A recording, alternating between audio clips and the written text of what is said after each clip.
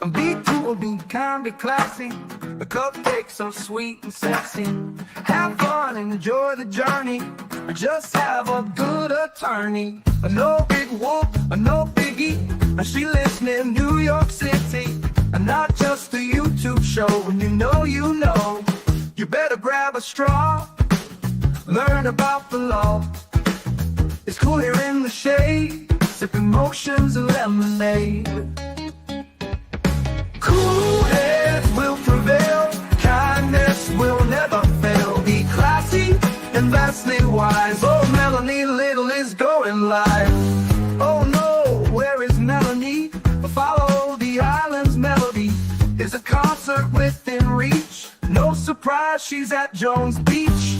She heard some music far away. Captain Jack Stack Harbor Bay. He sings and his piano plays. Not all sounds are waterways. Speaking Yiddish and Latin, it's not just for Manhattan. It's for Goethe and Machegas. Ridiculous that insanus. Oy vey, Marcus. Proset, that's for schmucks. Be cool, be kind, be classy. My cupcakes sweet and sassy. And not just a YouTube show. When you know. Cool heads will prevail. Kindness will never fail. Be classy and vastly wise. Melanie Little is going live.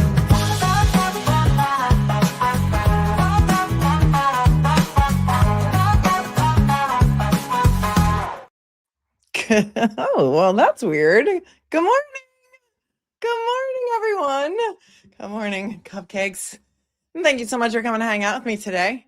Today is Monday, February 2nd, 2026. It is Groundhog Day. And Punxatawny Phil has seen his shadow, which means 6 more weeks of winter. Thank you, Gigi, for starting us off with gifting 5 memberships. You're amazing. Gigi's got my back. She's got your back, too. So welcome to the 5 new members today. What a great day for a distraction. I'm thinking all night, what am I going to talk about tomorrow? What should we talk about tomorrow? And I had some things. I was going to show you Punxatawny Phil seeing his shadow and stuff like that. And it's pretty, yeah, it's a myth, but whatever. It doesn't make me feel any better because I woke up this morning with no heat because my oil burner decided to, not stop working in the middle of the night. But luckily, it's only 14 degrees today here, and they were able to come quickly. And it's all fixed. I have heat again, so it's that. It is what it is. It is what it is. So this morning I thought, what better way to do a distraction than to jump into a new trial, because I saw that Law and Crime is covering this new trial, and I'm very excited about it. So I hope you're going to be excited about it too. Let me just get back to my my notes on this. This is a wild case out of Georgia.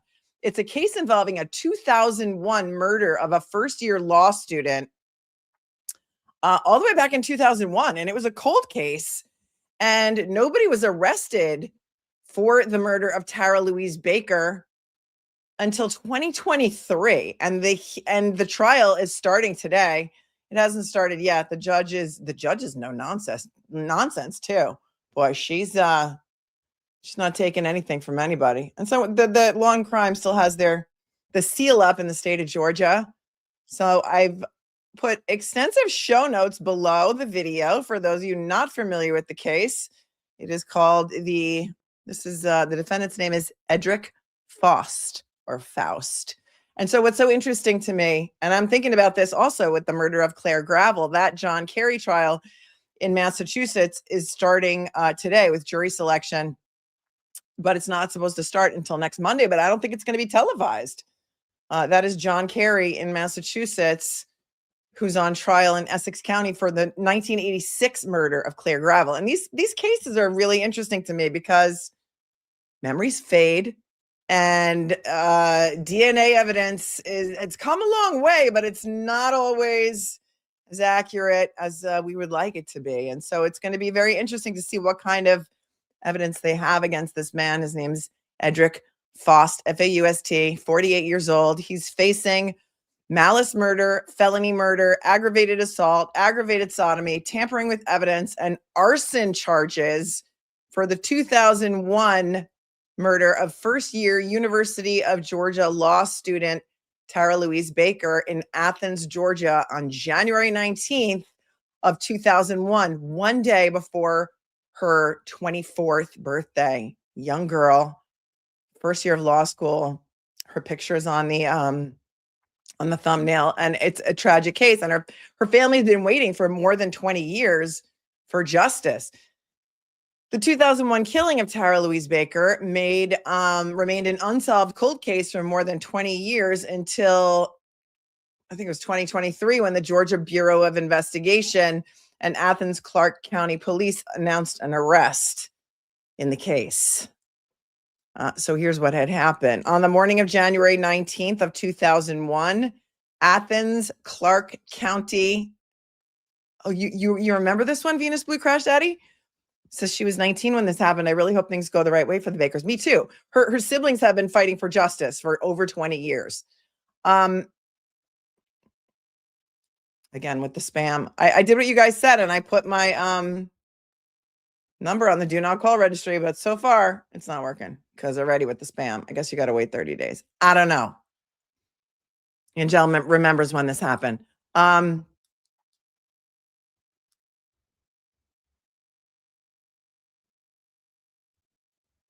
Please.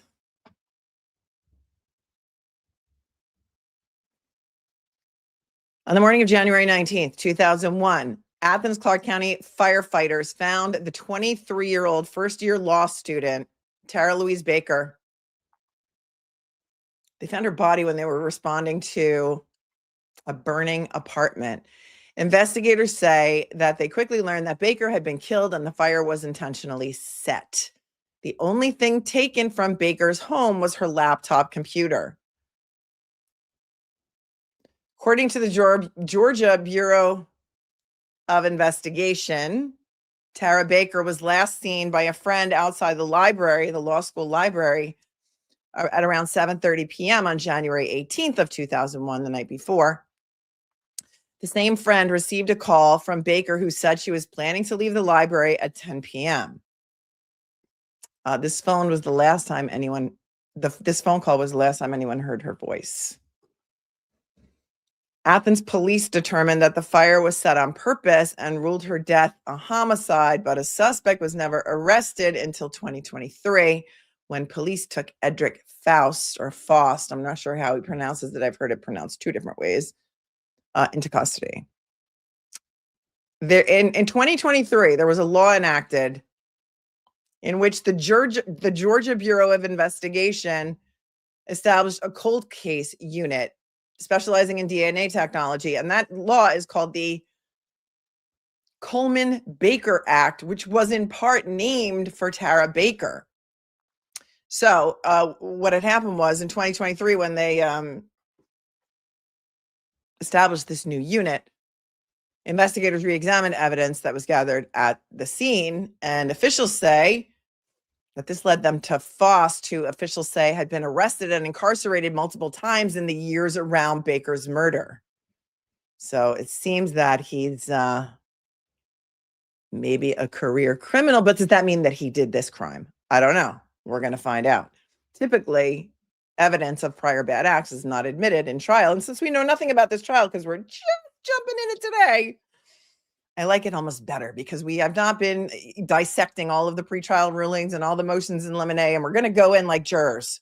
And I imagine that everything that I just told you is they're going to tell us in openings, in addition to some other gory details that have just been released to the public about this case that I'm not going to get into right now because let the attorneys tell you about it in their openings.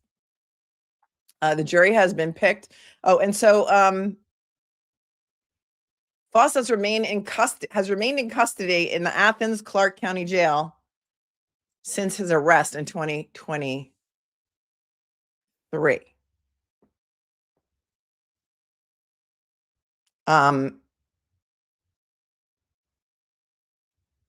The jury is comprised of 8 men and 4 women. Well, I don't know how that we know that, because shouldn't there be alternates too? I don't know. Maybe the alternates know that they're alternates in this state the way we do in New York. Hang on one second.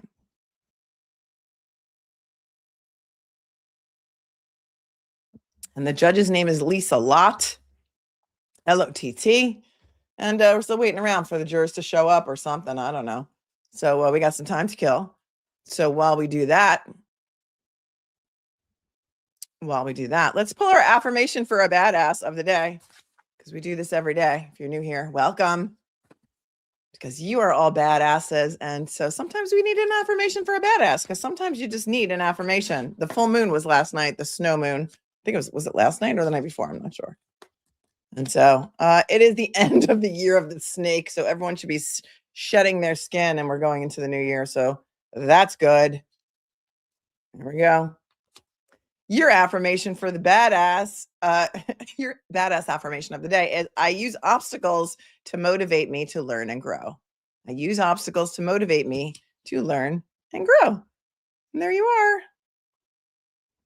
In case you needed to hear that today, in case you feel like there's any obstacles in your way, there it is. Yes, Savannah Guthrie's mom is missing. I saw that too. I don't know much about it other than it's been in the headlines. And also, I fell into kind of a rabbit hole of a lot of the Jeffrey Epstein stuff. But the thing is, the problem with that stuff is I don't know what's real, what's not real. And so I feel like it's hard to report on that when you don't know if the stuff that's being published on the internet is even real. I do know that Nicki Minaj is blowing things up because she's been going like off the rails on Twitter. And did anybody see Cardi B on Saturday Night Live?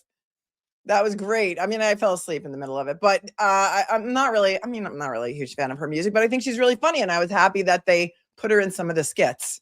And so I thought that would be perfect because she's funny. We've seen her. She's funny. Right? And so we're just waiting. We're just waiting here in the courtroom. Tell me about your weekend, folks. Life is a never-ending obstacle course. Yep. Yes, it is. Scott McGinnis, good morning. Thank you on top for your super sticker this morning. I appreciate you so much. Yeah, I have been following the au pair, the Brendan Banfield trial, but I didn't cover it on my channel because I knew I was going to be away for a week. And so I didn't want to get you involved in a trial and then split on you for a week. So yeah, I know that there's verdict watch. So we'll see what happens with that. I don't know how long it's going to take for that jury to come back. And so that's it. Yeah, Cardi B was on SNL. You can catch some clips of it on YouTube, on the tubes of you. Venus Blue says, I'm from Athens. I graduated the year before. A pod classic city crime started and it was solved. My mom's bestie is the court reporter, Charlene. Oh yeah, Charlene, the court reporter. She's going to be here for the trial. All right, so that's awesome. I love that we know the court reporter's name. That's amazing. And thank you so much for your super chat. See what else I was going to catch up on you guys about.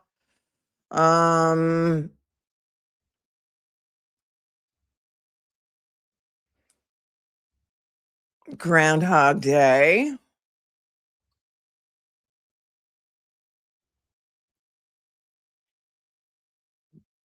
Hold, please. Let me see if I can. Do you guys want to watch what happened this morning with Punxatawny Phil? Why not? Let's watch it, right? We're starting a case right now. We're starting a case today. I think I changed the title and everything on YouTube, didn't I? And I put on a new thumbnail. Today we are going to start a new trial from a 2001 case involving the murder of first-year law student Tara Baker. They finally arrested somebody over 20 years later, and it's going to be interesting to watch. So we're waiting for the court to come back, but let's take a look at Punxatawny Phil, shall we? Let's see. This is why, I mean, they do like this whole crazy like ceremony in Pennsylvania every year. And just, if you've never seen it before, it's kind of wild. I mean, I guess I've seen it before, but here it is. This is just from this morning. I mean, there was a band playing and everything, and they played a Grateful Dead song, the band. They played Going Down the Road Feeling Bad. It was wild. All right, here you go. This is from just this morning. Swinks and purrs. What we're going to do is, according to 140 years of tradition, I will take this cane and I will knock 3 times on the borough door. Then his handler, A.J. DeRoom, will gently lift Phil high in the air for all to see. He will then place Phil upon the stump, where Phil and I will have a little talk about whether he sees his shadow or not.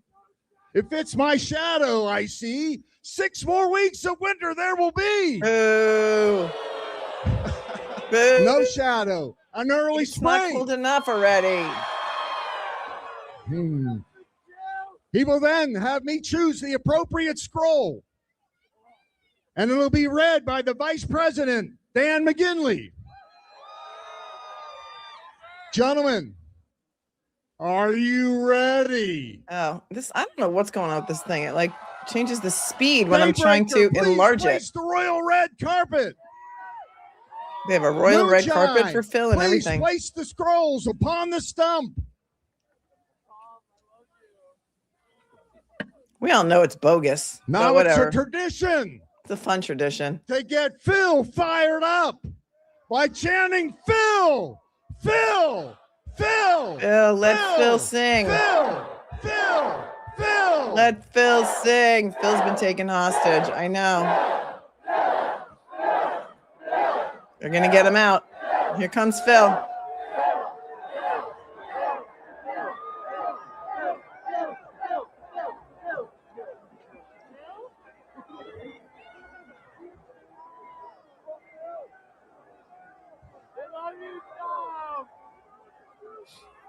I see you, Iceman. I see you, Iceman, somebody said.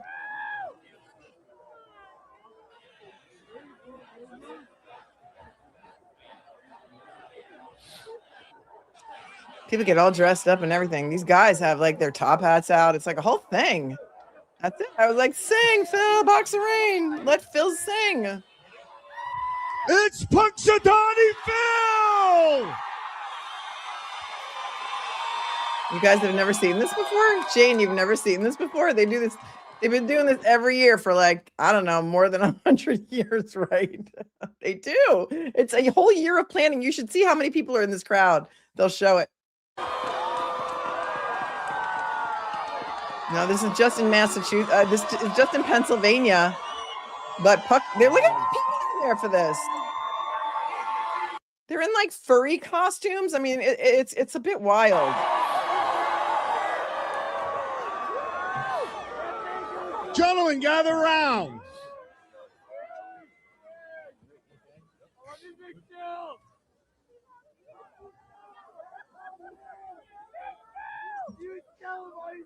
All right, so they've got Phil up on the thing. I don't know how they know if he sees his shadow or not. People plan vacations around this. We have a scroll.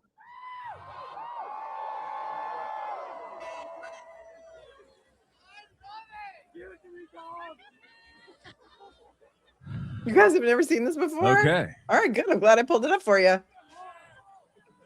Everybody in? It's kind of like the Coney Island hot dog eating contest on the 4th of July. Have you guys watched that? I mean, that's something we watch every year too, right? Well, we do anyway. There was one guy who's been winning it for like 100 years. The Coney Island hot dog eating contest. It's disgusting.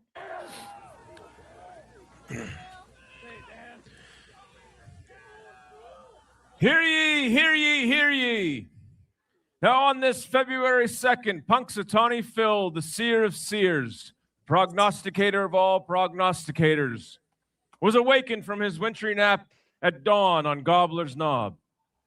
Phil's kind of cute, actually. Come and look at Phil. If you can look at your screen. looked to the skies and then, speaking in groundhogese, directed President Dunkel to the proper scroll, which reads, Joey Chestnut. It's my great honor to answer your annual call. So I rise again this morning to greet you all. But today I wake thinking of numbers and time. America turns 250 and I'm at least 139.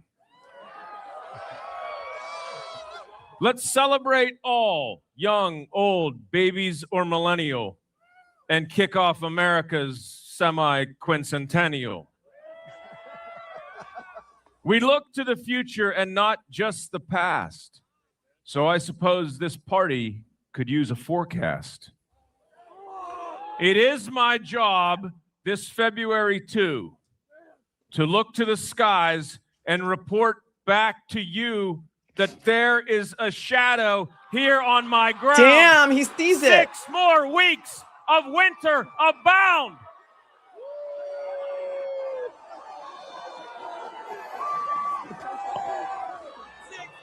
The people are not happy. 6 more weeks of summer.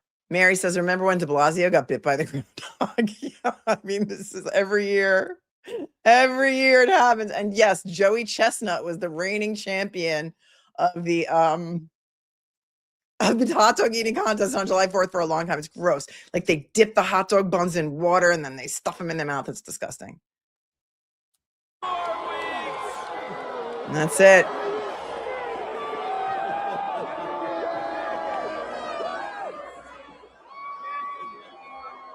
There you go. The Farmer's Almanac. You think the Farmer's Almanac got it right? Break out the spring clothes, y'all. So that's that. That's Punxatawny Phil. I can't believe a lot of you guys have never seen that before. And Lucy says groundhogs probably have a annual meeting to talk about how stupid humans are. I think that would be right. could be true. Could be true. I know that it's disgusting. The hot dog eating contests are gross. I agree. Totally would agree. But it's a thing. Oh, thank you, Nancy, for your $100 super chat. Says thanks for all you do. Thank you, Nancy S. I appreciate you so much. You love winter. You got it's as cold as it is here by you because it's cold. It's cold. What are we doing here? I don't know. I mean, Long Crime has their feet up, so somebody in their chat is saying it was on. It was over 2 hours ago. Yeah, I don't know about that. So we're just gonna see what happened. You know what? I'll go see what they're tweeting over there. At if Kathy Russin has anything to say. But thank you to Long Crime for picking up this trial to give us something new to do. Because I don't think that the Claire Gravel, the murder of the 1986 murder of Claire Gravel in Salem, Massachusetts, is going to be televised, much to my dismay. I think somebody should get in there and try and televise it. That would be great. I mean, yeah, how is it possible that people don't know about this? I don't know. I have a sad story for you out of Long Island. There's a young boy, a 15-year-old boy that is missing. I want to talk about that too, in case anyone knows anything about it. Hopefully he will be found soon. He's been missing for over 3 weeks. And law enforcement was originally saying that there was a connection to Roblox, that he was going into New York City to meet somebody that he met on the app Roblox. Chris Hansen did a whole thing about it. But Chris Hansen also has lawsuits, or is starting a lot of lawsuits against Roblox. So I don't know. Well, this is interesting because 1 hour ago, Kathy Russin of Law and Crime, she's like their head mofo in charge. She's the managing editor, said that 4 jurors did not show up today at this Edrick Faust trial, and deputies have been sent to find them. And then it says 3 of the 4 missing jurors have arrived 28 minutes ago. There was a storm coming into that part of Georgia over the weekend. When jurors were chosen late Friday, they were told to call the hotline on Sunday night to see if the court would be in session today. I'm assuming that's where some of the confusion came in. And so, I mean, don't they choose alternates in Georgia? And with regard to Brendan Banfield, the jury has resumed its deliberations. But while we're waiting to see what's going to happen with Edrick Faust trial and whether or not we will see justice for Tara Louise Baker. Thank you again, Nancy. Oops. And Diana Miller, welcome. Thanks for becoming a new member. And Diana Miller and Danielle York, thank you so much for becoming new members. I think you're going to like it here. We do have a lot of fun. Our chat is the most amazing on YouTube. We have amazing mods. And you guys are called the Snark Tank for a reason. Well, let me show you what's happening with this very sad case involving a 15-year-old boy by the name of Thomas Medlin from St. James, New York, from Long Island. He was last seen on January 9th.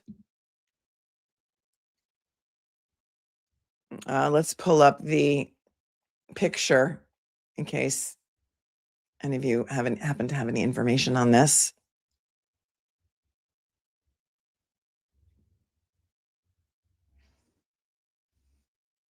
And here's a picture of what he was last wearing when he was last seen on January 9th. So sad. This is the Suffolk County, New York Police Department update. The original release said incident St. James teen missing from Friday, January 9th of 2026. Thomas Medlin, Medlin, 15, of St. James, left the Stony Brook School on Friday, January 9th at approximately 3:30 p.m. and ran to the Stony Brook train station. He was last seen at Grand Central Station in Manhattan at approximately 5:30 p.m. the same day. Thomas Medlin is white, 5'4" tall, and 130 pounds. He was last seen wearing a black jacket with red stripes, dark sweatpants with white stripes, a black backpack, and glasses. Anyone with information on the whereabouts of Medlin is asked to call 4th Squad detectives at 631-854-8452. I'm going to put that number on the screen. And if I can just copy and paste it, let me just say something here. And this is very sad. Here's the picture of the young boy and what he was last wearing. Let me see. Call Suffolk.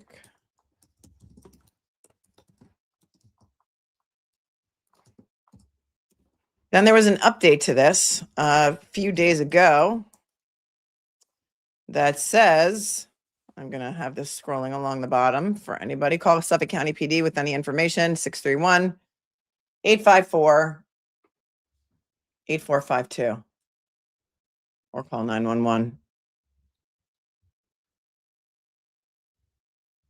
Here we go. Hold, please. All right, let's get this on here for you. The update. Following an investigation, including extensive video canvassing and review of digital evidence, detectives determined that Thomas Medlin's last known location was on the pedestrian walkway on the Manhattan Bridge on January 9th at 7:06 p.m. The Manhattan Bridge, for those of you who are not from the New York area, goes from Lower Manhattan to Brooklyn. The last activity on his cell phone was on January 9th at 7:09 p.m. and a nearby surveillance camera captured a splash in the water on January 9th at 7:10 p.m. Medlin was never seen leaving the bridge via path exits. Under the issuance of subpoenas and search warrants, an examination so far of multiple social media / online gaming profiles and forensic examination of electronic devices associated with Medlin was conducted. This examination has determined these platforms are not connected to his disappearance. There's no indication of criminal activity. Detectives have continuously communicated the department's findings to Medlin's family. The department is continuing to work with its law enforcement partners to bring closure to the family. The mother has been very vocal. She's been on a lot of news channels. And I will say something about the Manhattan Bridge. The Manhattan Bridge is caged. So the pedestrian walkway on the Manhattan Bridge has a huge fence that you would really have to scale and jump over if you were going to jump over it. And so this is very scary. I will also say this. Stony Brook School is a very she private school. It is about $40,000 a year for day students. It's about $70,000 a year for boarding students because part of it is a boarding school.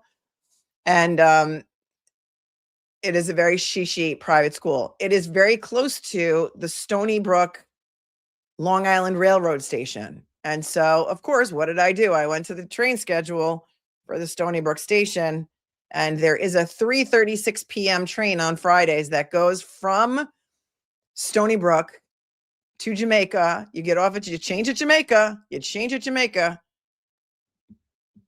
and you get into Grand Central around 5:15 p.m. Was that your hometown, Shannon? So you know Stony Brook School. And you know, what does ICE have to do with anything? I mean, really? We're not going there.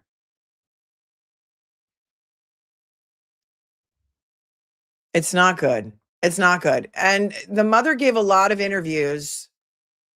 And she said that one of the friends told her that he was going into the city to meet somebody that he met on the game Roblox.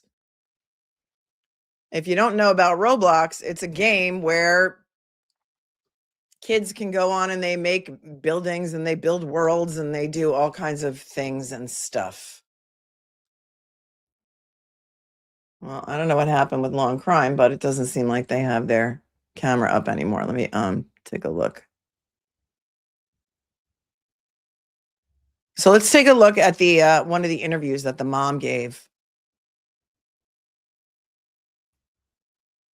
Because we may not be starting this trial today, but we're here for it anyway. Whatever happens, we're here.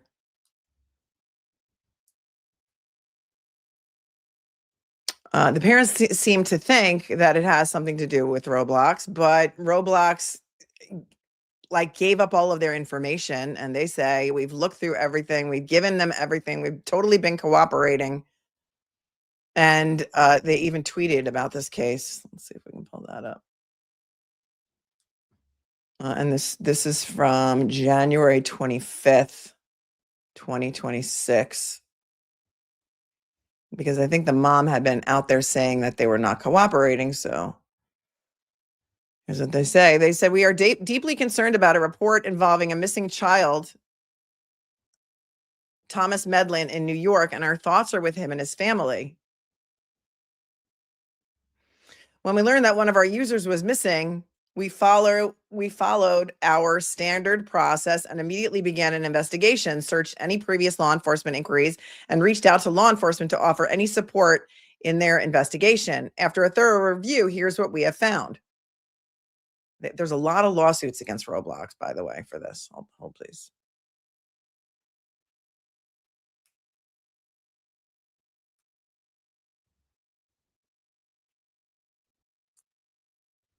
Here's what we have found.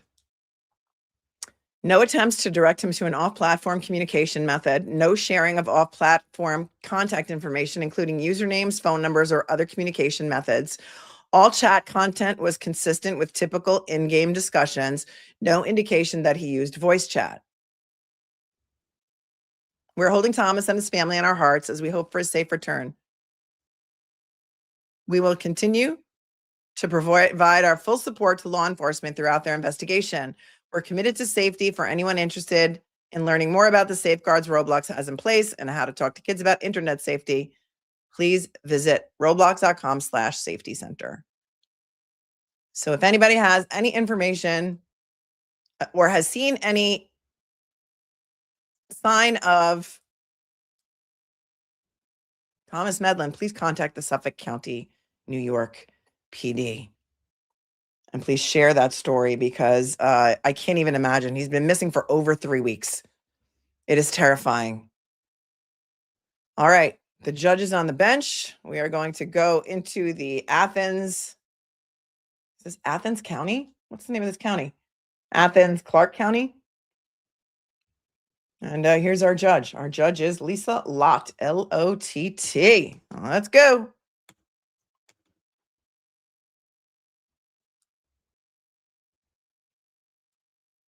Let me know that you can hear it, okay? It's Clarke County. I don't know why they said, oh, so Athens and Clarke share a fire department. Is that it? Okay. Because it was the Athens-Clarke Fire Department that found her. So we're in Clarke County. Thank you very much. Appreciate you. And here we go. And I want to make sure that everyone who is here in the audience knows that there is to be no recording, no photographing or anything unless you've been granted permission by the court for Rule 22. Those of you who have know who you are. Is that better? And I appreciate your cooperation. It's been great. But everybody else who is here who has not been granted a Rule 22 permission, you have to put your cell phones away. I just want to make that very clear. All right. Now, if there's nothing else, counsel, I'm going to bring the jury up. All right. Thank you. You can bring them all up.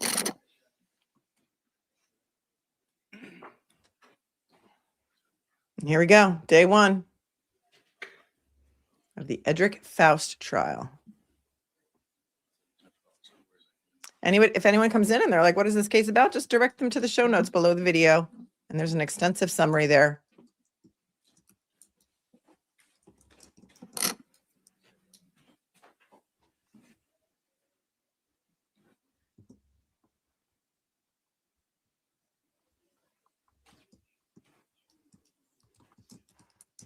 You all may be seated. Everyone is standing for you, but you all may be seated. Thank you.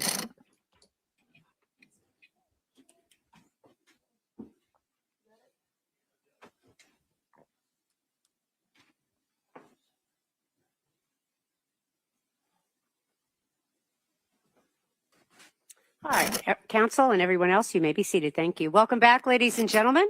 We are about ready to begin the trial of the state of Georgia versus Edrick Faust, SU 24 CR 0547. I'm going to administer that oath that I told you about on Friday. So I am actually going to ask you all to rise, please, and raise your right hands. And when I'm finished with the oath, if you would please respond by saying I do. If you'll all please rise. Thank you. You shall well and truly try each case submitted to you during the present term, and a true verdict give, according to the law is given you in charge, and the opinion you entertain of the evidence produced to you, to the best of your skill and knowledge, without favor or affection to either party, provided you are not discharged from the consideration of the case submitted. You shall well and truly try the issue formed upon this bill of indictment between the state of Georgia and Edrick Lamont Faust, who is charged with malice murder, felony murder, felony murder, felony murder, felony murder, burglary, aggravated sodomy, rape, aggravated assault, aggravated sodomy, arson in the first degree, and possession of a knife during commission of a felony. And a true verdict give according to the evidence. So help you God, or upon your affirmation, please respond by saying I do. I do. Thank you. You all may be seated. And ladies and gentlemen, everybody tends to sit in the same seat when they come back out from the jury room, but you all can sit wherever you choose so that you don't have assigned seats. If anybody is having difficulty hearing, please raise your hand, let us know. If anyone needs a break for any reason, please raise your hand and let us know. That's weird that the jurors don't have assigned seats. I've never heard of that before. And she's also not wearing a robe, in case you're not looking at your screen. And that's wild to me too. Somebody said it's like a nun without her habit. I feel that way. I don't know. Okay. Interesting. State ready with regard to state of Georgia versus Edrick Lamont Faust, SU 24 CR 0547. State's ready, Judge. Is the defense ready? Yes, ma'am. All right, thank you. Ladies and gentlemen, you are now going to hear opening statements. And opening statements are exactly what they sound like. They are the opening remarks of the attorneys, where it is their opportunity to tell you what they believe the evidence is going to show you. I'm going to caution you now, and I'm going to caution you at the end of the trial, that anything said by the attorneys, whether it's the opening statements or the closing statements or arguments by the attorneys, are not to be considered as evidence. Mr. Yelenchili, you have the floor. Or Mr. Bolden. Thank you, Your Honor.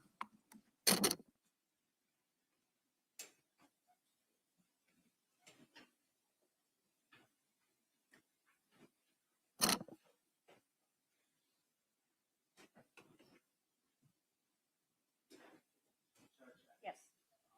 We tested this earlier. My screen should be showing. I don't know. Dude, you're going to have to find the mic, please. I may need to boost it even more.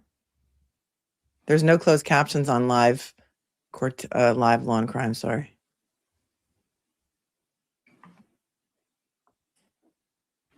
Is that what you're looking for? Very good. You may proceed, sir. Honor. Just going to start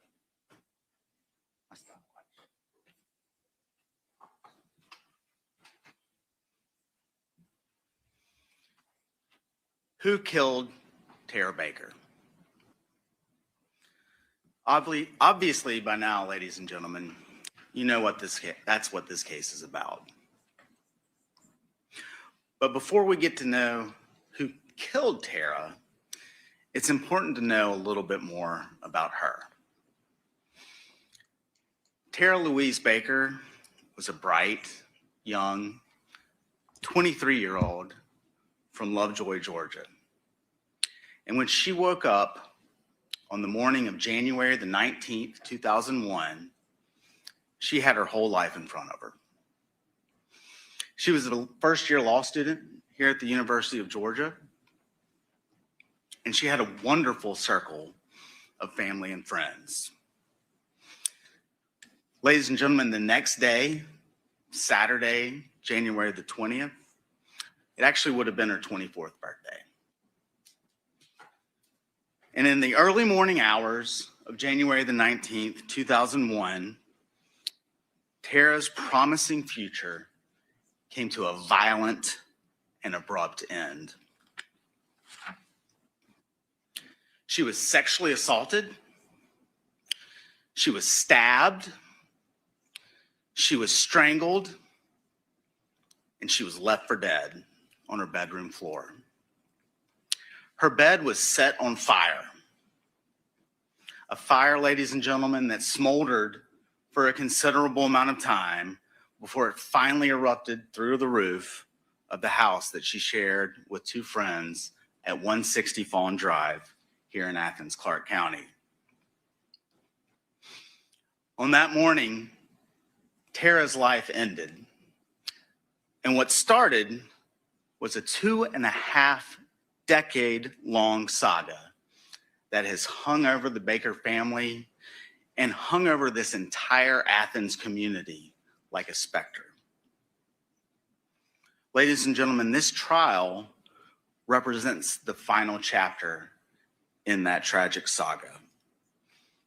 The chapter where the state will prove to you beyond a reasonable doubt that the defendant, Edrick Faust, is guilty of extinguishing the bright light that was Tara Louise Baker 25 years ago, where the state will show that he is guilty as charged of the crimes in this indictment. So you've heard the indictment a few times by now. Judge Lott read it in its entirety at the beginning of jury selection. The judge also just went briefly over what the charges are again here this morning. I'm not going to spend too much time going through the indictment itself right now. There will be a time and a place for that at the end of the trial. But again, ladies and gentlemen, you know now that the defendant, Mr. Faust, is charged with 12 counts. Count 1, malice murder. Counts 2 through 5, felony murder. Count 6, burglary. Count 7, aggravated sodomy. Count 8, rape. Count 9, aggravated assault. Count 10, aggravated sodomy.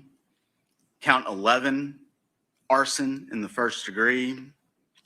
And count 12, possession of a knife during the commission of a felony.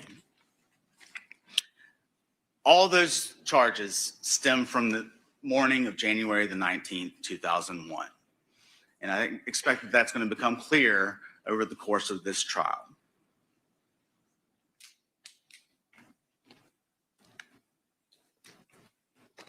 Ladies and gentlemen, these are obviously heinous crimes. And in order to prove them, and to prove that the defendant is the person who committed them, the state is going to have to present some very grisly evidence. And that's going to come in the form of both. It just jumped ahead, so we need to just take it back a second because we missed a piece of that. She was strangled right now. There will be a time and a place for that at the end of the trial. I'm just But saying. again, charged with and count 12. All those charges stem from the morning of January the 19th, 2001. And I expect that that's going to become clear over the course of this trial.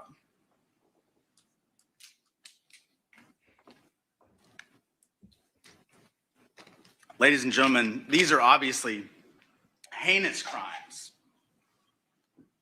And in order to prove them, and to prove that the defendant is the person who committed them, the state is going to have to present some very grisly evidence. And that's going to come in the form of both testimony and photos. Ladies and gentlemen, some of this trial is going to be difficult. But it's unfortunate, but it's necessary. I just wanted to give you a heads up.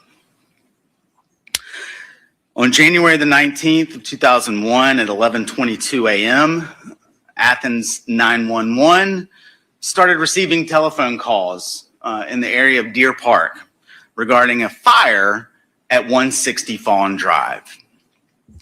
Now, if you're not familiar with Deer Park, just to give you a little bit of reference, if we head, make sure I've got my orientation right, down Lexington Road, away from downtown, heading out towards Oglethorpe County.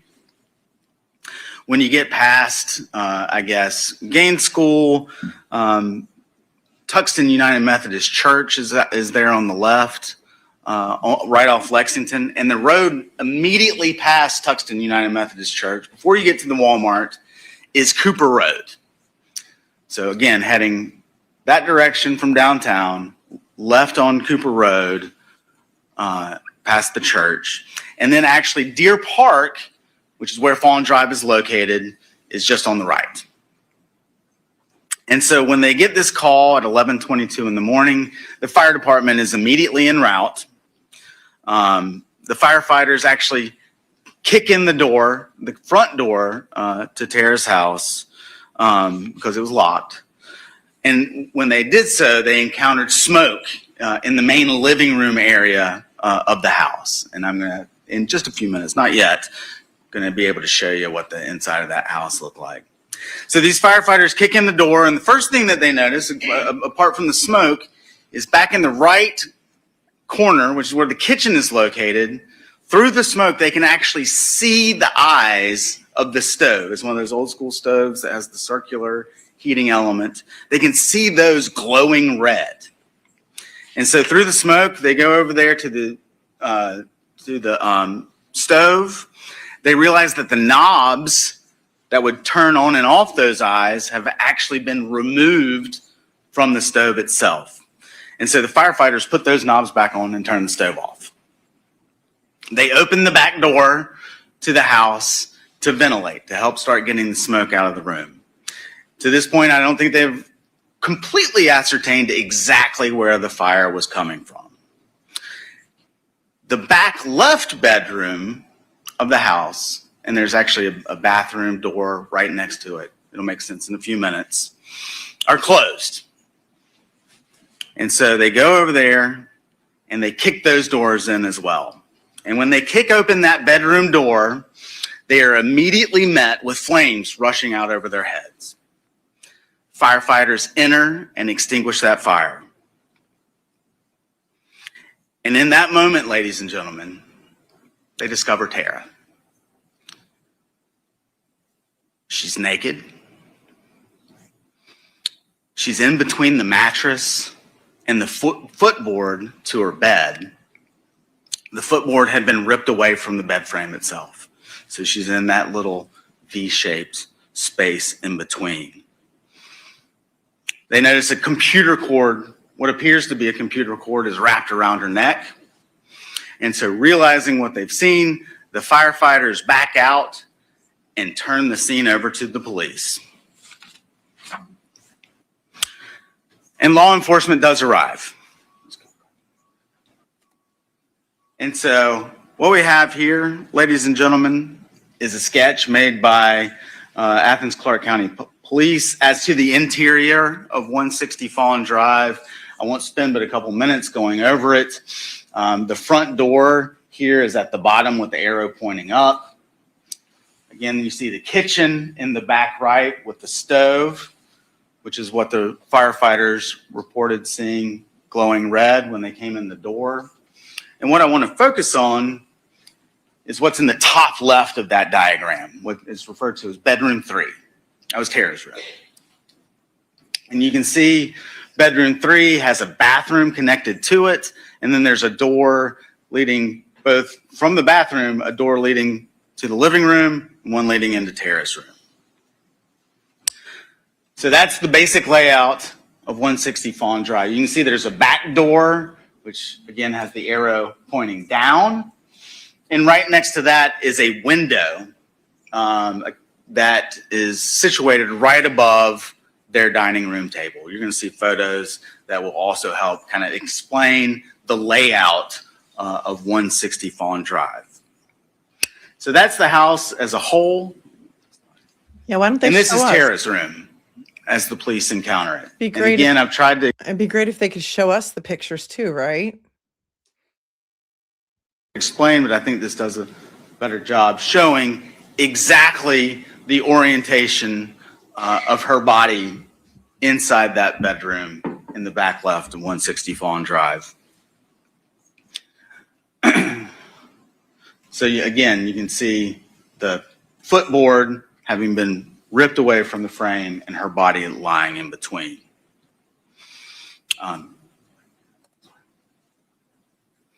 So upon arrival, Athens-Clarke County Police starts processing the scene.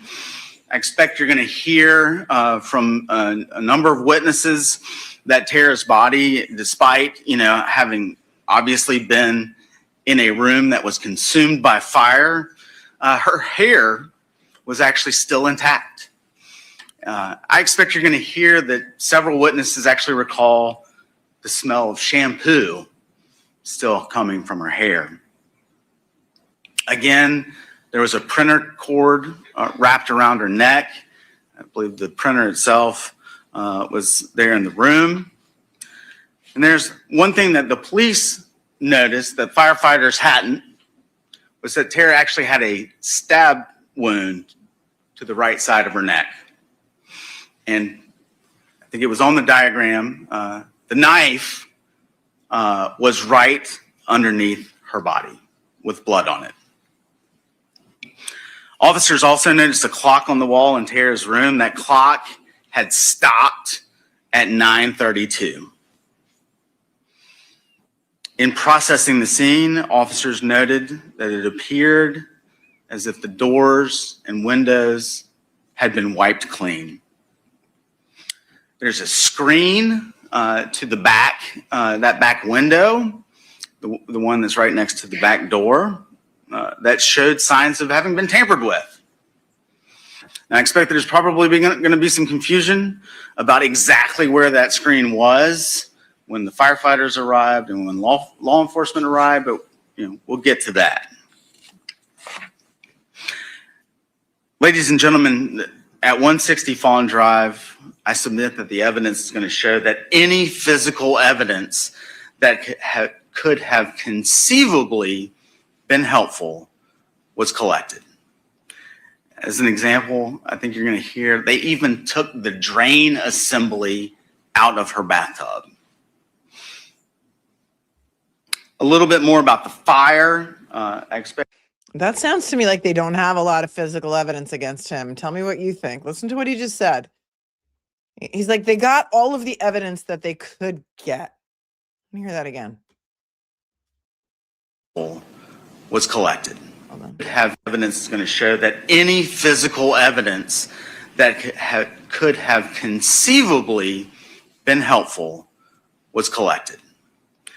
As an example, I think you're going to hear they even took the drain assembly out of her bathtub.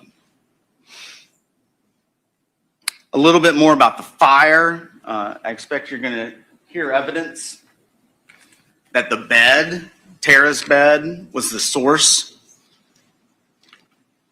of that fire. And a little bit more, actually, I expect you're going to hear that there was a blanket that had been in the living room on the back of a recliner. That blanket had been removed from the recliner, taken over to the stove, set on fire, and then thrown on Tara's bed. I expect you're going to hear that there are actually still some remnants of that blanket on the stove itself. In learning about the processing of the scene, I expect you're also going to hear that there were no fingerprints of any evidentiary value that were taken in the house or off of Tara's body. I expect you're going to hear that hairs were collected from her body and from her room. And I also expect you're going to hear that her laptop was missing. The next thing I want to talk a little bit about, ladies and gentlemen, is the canvas of the neighborhood. By canvas, I mean police getting out and he's not instilling confidence in me with regard to this is the state's opening, right? He's not instilling confidence in me with regard to the evidence. I expect you're going to hear about hairs. I expect you're going to hear that her laptop was missing. Dude, if you don't know your case by now, why are we here? I don't know. knocking on doors and seeing what if anything, people had seen that morning. That was obviously done in this case to a significant degree. I expect you'll hear one witness recalled seeing a white male running in the area, open area behind Tara's house and near Tara's house around 7:45 that morning. I expect you're going to hear multiple witnesses talk about describing a black male with an orange shirt or sweatshirt at various places in Deer Park around 8 o'clock to 8:15 that morning. I expect you're going to hear one witness who described smelling a faint odor of smoke as he was leaving for work around 8:40, 8:45 that morning. At the time, ladies and gentlemen, there's just not much to go on as it related to that canvas. The next thing I'd like to talk about is the autopsy. Tara's body was taken over to Atlanta to the Georgia Bureau of Investigation's Department of Forensic Sciences the next day, Saturday the 20th, her birthday. Okay. Didn't he say that the fire happened, that the clock stopped at 9 p.m.? And then he said there's a black man in an orange shirt walking around at 8 a.m.? I don't know what's going on. Okay. And an autopsy was conducted by a medical examiner named Dr. Andrew Falzon. And here's where the evidence I submit maybe get kind of difficult. There are photos that were taken at that autopsy. And you're going to see some of those photos when Dr. Falzon testifies. It's going to be hard.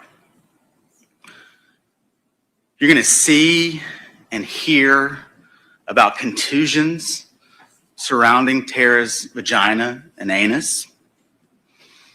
You're going to hear that stab wound that the officers noted when they got in to her bedroom had actually severed her jugular vein. You're going to hear about the ligature mark that was encircling her neck, and that her hyoid bone, which is a bone in your neck, had been broken. You'll hear about a subarachnoid hemorrhage to her head, which is indicative of blunt force trauma. You're going to hear about defensive wounds, defensive type wounds to her hands. Dr. Falzon, after conducting the autopsy of Tara Baker, listed her cause of death as ligature strangulation and a stab wound, with another significant condition being blunt force trauma to the head. He ruled the manner of death, obviously, a homicide. As part of the autopsy, a sexual assault kit was taken based on the way Tara's body was found, based on Dr. Falzon's observations. So a sexual assault kit involved oral, vaginal, and rectal swabs of Tara and smears that were created based on those swabs. And I expect over the course of this trial, there's going to be a great deal made about how one of those swabs was mislabeled. I expect that the state's going to be able to clear that up as this trial unfolds. All right. We got mislabeled swabs from a rape kit so far. Did he say there was a roommate who got out? I got distracted by something. Okay. And you didn't arrest anybody until 22 years later. And now you're telling us that there was mislabeled DNA. And I saw Venus in the chat who's from Athens. And she said something like there's a rumor for years. There's been a rumor that it was a judge's son. Okay. Take that back a second so we can hear again about the mislabeled swabs. Sexual assault kit involved oral, vaginal, and rectal swabs of Tara and smears that were created based on those swabs. And I expect over the course of this trial, there's going to be a great deal made about how one of those swabs was mislabeled. I expect that the state's going to be able to clear that up as this trial unfolds. As part of the autopsy, head hair and pubic hair was retained, and fingernail and toenail clippings were taken. The next thing of significance that I'd like to talk about is some of the early forensics that were done in connection with this case. You're going to hear from Jennifer Corsi. At the time, back in 2001, Ms. Corsi was a forensic biologist at the GBI Crime Lab.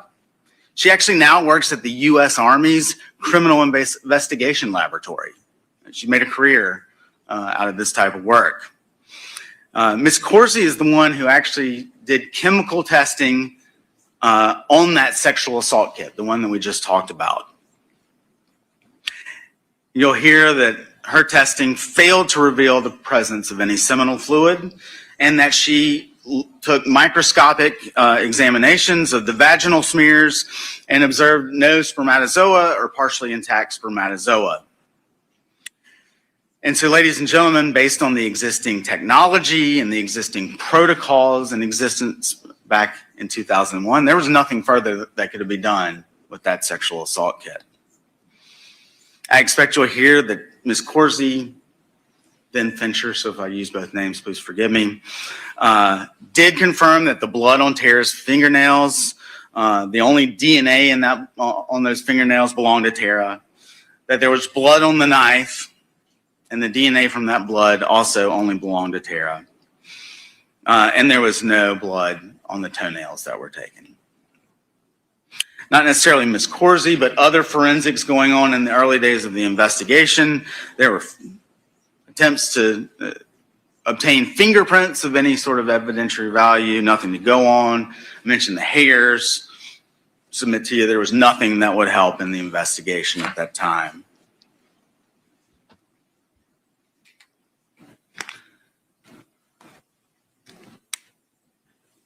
He's telling us everything that happened to I'm her. going to shift gears a little bit and talk a little bit evidence. more about Tara.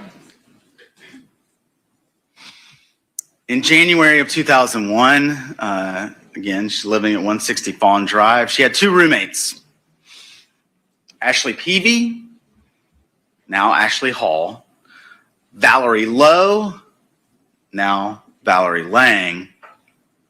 And I say that because, again, I might refer to them as both.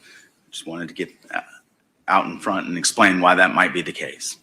So why not just be consistent? I'm already confused. I wrote extensive show notes, so I've done a bit of investigation on this. I've done a bit of research on this. I fell into a little tiny rabbit hole this morning because that's when I first heard about this case.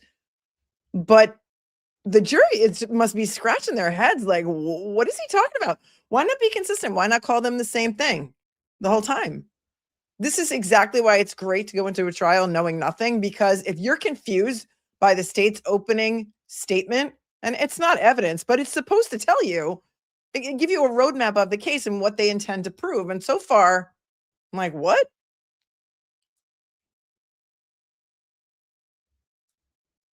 Okay, let's keep listening. The three of them, Tara, Ashley, and Valerie, had moved into 160 Fawn Drive in August of 2000. All three of them were in grad school at UGA, but pursuing different programs. You know, Tara obviously was studying law. I expect you're going to hear evidence about Tara's morning routine. If she had a 9:30 class, which I expect you're going to hear she did that Friday, property law class on the 19th, then she's a pretty early riser. Up around 6:30 in the morning. First thing she'd do is take a shower. Expect you'll hear she'd come out and eat her breakfast. Every morning, same thing, cheese grits. And she'd come out and eat those cheese grits, her hair's still wet. And then she'd go back into her room and sit on the floor in front of her bed to blow dry her hair. And that took a while, ladies and gentlemen, because I expect you're going to hear Tara had a lot of hair. I expect you're also going to hear about how Tara was trying to buckle down in January of 2001. As that new semester at the law school had gotten underway, she was spending less time at home and more time at the law library. He just looked at his watch like he has somewhere to be. I mean, I think we don't see a big clock, digital clock there like we do in a lot of places where they're timed. I don't know if this judge gave them a limit for their closing, but like he literally just looked at his watch. Look, there he is. Like, okay, I got somewhere to be. I'm talking about cheese grits right now. She loved cheesy grits. Cheesy grits are delicious. They are the shiz with baby doll says with some garlic too. Okay, go on with your bad self. He doesn't seem like he's very confident in his case, and that's just me. Spending less time at home and more time at the law library. But Saturday was her birthday. And on Friday night, she was going to go out and have some fun with some friends. They were going to go to the Winery, which is a bar downtown on Broad Street. I don't know if it's still there, but it was in 2001. But talk about Tara's last hours. Go through what we know about Tara on Thursday, January the 18th. We know that both Ashley and Valerie were leaving for the weekend. They were both leaving that Thursday. Ashley left late that afternoon. She and Tara had been at home together before Ashley left. We know that from approximately 7:30 to approximately 9:30, Tara was at the law library here on North Campus, not too far from the Arch. She's there with a friend named Katie Lonstein.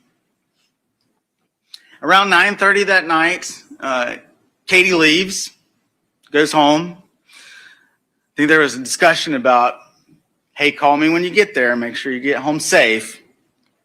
And Katie indicated that she would do that, but she forgot. Why is that significant? Because Tara called her.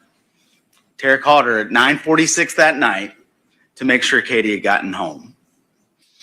And ladies and gentlemen, that is the last time that anyone is known to have spoken to Tara.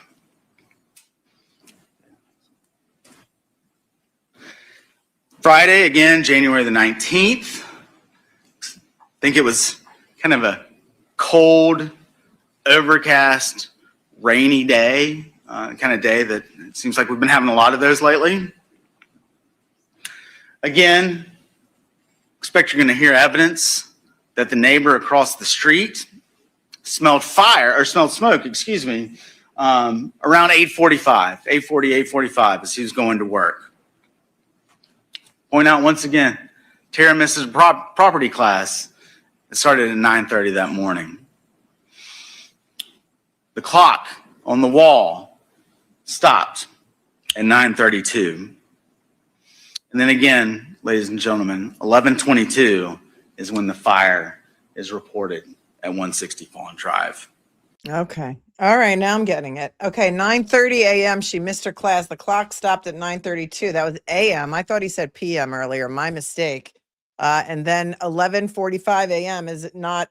So 3 hours after the neighbor smelled smoke, that's when the fire was called in. Maybe the clock caught on fire and that's why it stopped. Let's just hear that again. This opening is so disorganized, right? Am I spoiled from listening to really good storytellers, Mary Moynihan? Am I? I might be. This is just a mess. It's a mishigas. Hold on. 32. It started at 9:30 that morning. Once again, Tara misses property class. It started at 9:30 that morning. The clock on the wall stopped at 9:32. And then again, ladies and gentlemen, 11:22 is when the fire is reported at 160 Fawn Drive. I'm going to talk a little bit now about Chris Melton. Some of you have heard his name already in jury selection. Chris Melton was Tara's boyfriend. You're going to hear a lot about the relationship between Tara and Chris leading up to January the 19th of 2001. What I expect that you're going to hear is this was a relatively typical relationship between two very busy people in their early 20s. Tara and Chris met when they both attended college at Georgia College in Milledgeville. It's now Georgia College and State University in the late 90s. Tara and Chris were introduced through mutual acquaintances and hit it off, and they began to date. When Tara graduated from Georgia College, she went back home to the Lovejoy area. And for those of you who don't know, Lovejoy is off of I-75 south of Atlanta. And she got a job at a law firm there. Chris didn't finish school. He also moved back home in with his parents as well. That's in Covington. When Chris moved home, his mom told him he had to get a job. And so he got one. Chris became a plumber. And so at this time, Tara and Chris are in a long distance relationship because Covington, Lovejoy, about an hour and a half apart, maybe a little bit less. Tara moved to Athens, I believe in 1999, when she got a job at a law firm here in town. So at that time, Tara's in Athens, Chris is still in Covington, and so they're still kind of doing the long distance thing, right? Maybe not quite as long, but certainly not in the same town. And they found it hard to find time to get together. And so Chris moved to Athens. He got an apartment with a roommate at a place off of Millage Avenue. And he was commuting back and forth to work. Most of his work was in the Loganville, Gwinnett County area. But I expect what you're going to hear is that Chris and Tara were trying to figure out how to have an adult relationship when they both had a work life and other things going on that they had to manage. As I mentioned before, Tara started law school in August of 2000. I expect you're going to hear that during that fall semester, that first semester, Ashley and Valerie are going to mention to you that Tara was spending a lot of time at Chris's apartment. Now, that doesn't mean Chris wouldn't come over to her house too. He did, maybe just not as often. But when they did, they'd spend the night at each other's house, both at Millage Avenue and at Fawn Drive. This is normal relationship stuff. Moving into the spring semester, January 2001. Now remember, Tara was trying to buckle down. More time in the library. Well, at that time, Chris also had good things going on. I mentioned that he had taken up plumbing. He was working for a company, but around this time, he started maybe thinking about going out and doing work on his own. You know, his business was mainly in the Loganville, Gwinnett area. And so at this time, you know, he's using his truck not a company one. It's his gas, his time spent commuting, and if he's traveling back and forth from Athens to Loganville every day, he's not making money. And the reason why I point all that out, ladies and gentlemen, because I expect the evidence is going to show that at that time, Chris moved back in with his parents in Covington. So he could spend more time working and less time traveling to and from. Now, ladies and gentlemen, I expect that others might have thought that the relationship between Chris and Tara was starting to fizzle. Again, I think the evidence is going to show that this was just a relationship between two young people whose presents and whose futures were still being figured out, with some highs and some lows, but nothing out of the ordinary. I think. In fact, I expect you're going to hear that Chris had gotten Tara a very sentimental Christmas present just a few weeks prior to her death, and it made her really happy. He was going to come to Athens Saturday to celebrate Tara's birthday with her. Chris saw the potential for a future between them. Others may have made assumptions otherwise. But the bottom line, ladies and gentlemen, is the evidence will show you that there is nothing to suggest their relationship was in a bad place. Let's talk about what Chris was doing on January the 19th of 2001. As I just got done explaining. Law Mama 4, thank you so much for your super sticker, for gifting a membership, or I mean for becoming a new member. And you seem to know a lot about this case. So is Chris the judge's son that you were referring to before? Because he seems to be like this. All of a sudden, this trial is in defense of Chris. Reminds me of another trial that we watched that was in defense of some other people, the Haas defendants. Thank you, Gigi, for getting another 5 memberships. You're awesome. And I'm so sorry that you are feeling bad today and that you popped your neck and you're in a neck brace. And I hope you feel better. Thank you for your 5. Dolly gifted a membership, so thank you so much. I had to interrupt him because he was boring me. It was a snooze fest. And Nurse Jones wants to know, was it snowing? If you didn't have misophonia before, you might have it now. He's going to now defend Chris, the boyfriend at the time of Tara Louise Baker. He spent the night before, Thursday night into Friday, at his parents' house in Covington. And from 7:15 that morning until long after Tara's body is discovered, his whereabouts are accounted for. Oh, he's got an alibi. At 7:15 or thereabouts, a coworker named Josh McCurdy came over to Chris's house, or Chris's parents' house, to be clear. And Josh was with Chris all day.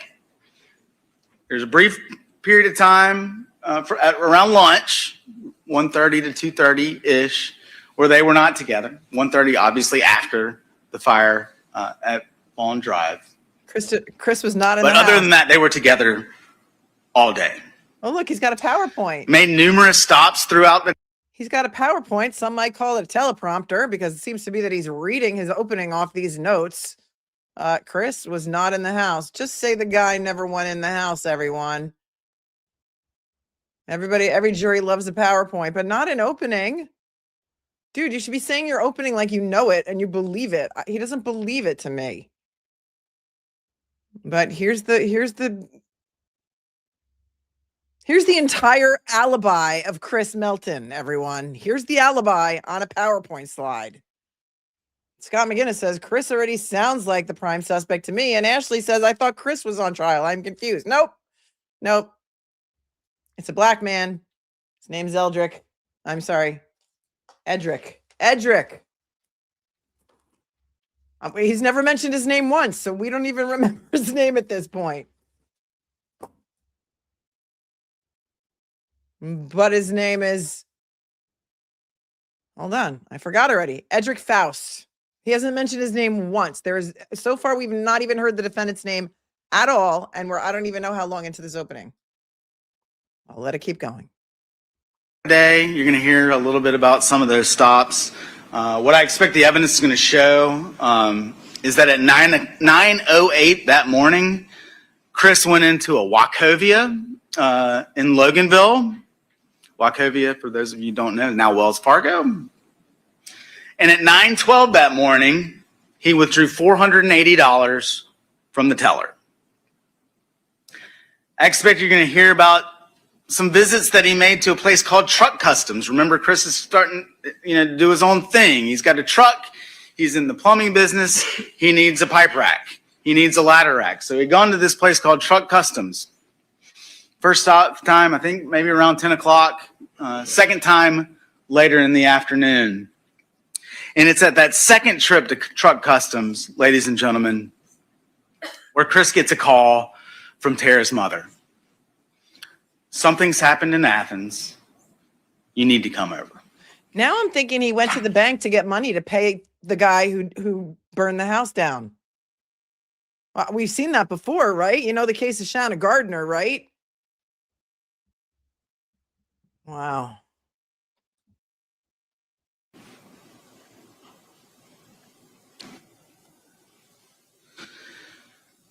Oh, now Edrick Faust's name comes up on the PowerPoint. State v. Edrick Faust, if you're not looking at your Ladies and gentlemen, all those facts were established fairly early in the investigation. Now, you're going to hear about Chris's reaction when he got the call from Tara's mom about something happening in Athens, how Josh actually had to drive him in his own truck to Athens. And even with all of this, ladies and gentlemen, with those facts being established early in the investigation, Chris was always under the microscope as it related to Tara's murder. He was asked to give blood. He was asked to give a sample of his head hair. He was asked to give a sample of his pubic hair. Chris was subjected to repeated interviews by law enforcement. Every time anything's ever been asked of him, his answer's always been the same. Whatever you need. The evidence will show that Chris has been fully cooperative for over 25 years. I'm going to try and move a little bit quicker now because I think I'm taking longer than I intended. You know who else has been super cooperative? Not really, though. Ellen Greenberg's boyfriend, Sam. And here for the tea says, Chris Melton's father served as a judge on the Georgia Supreme Court. Is it making sense now?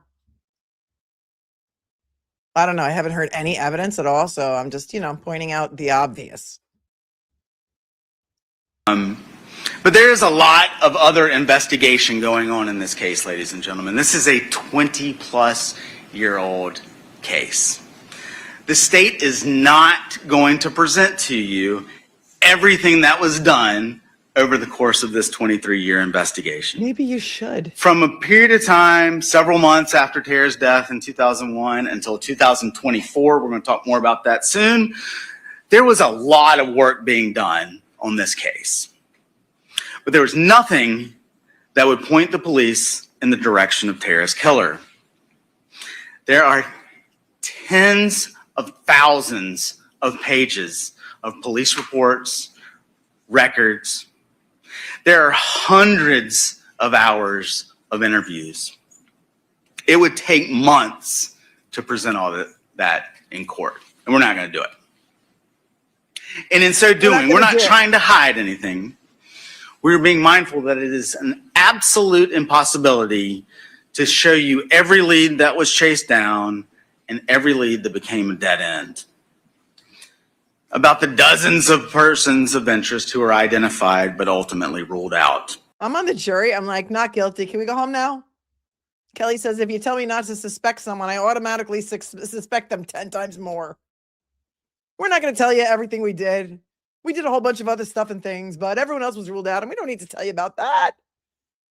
You haven't said one thing yet that points to the defendant sitting in that chair, Edrick Faust. You haven't said one thing about him. You put his name up on a PowerPoint. So weird. Hard work, frankly, just didn't result in any relevant evidence.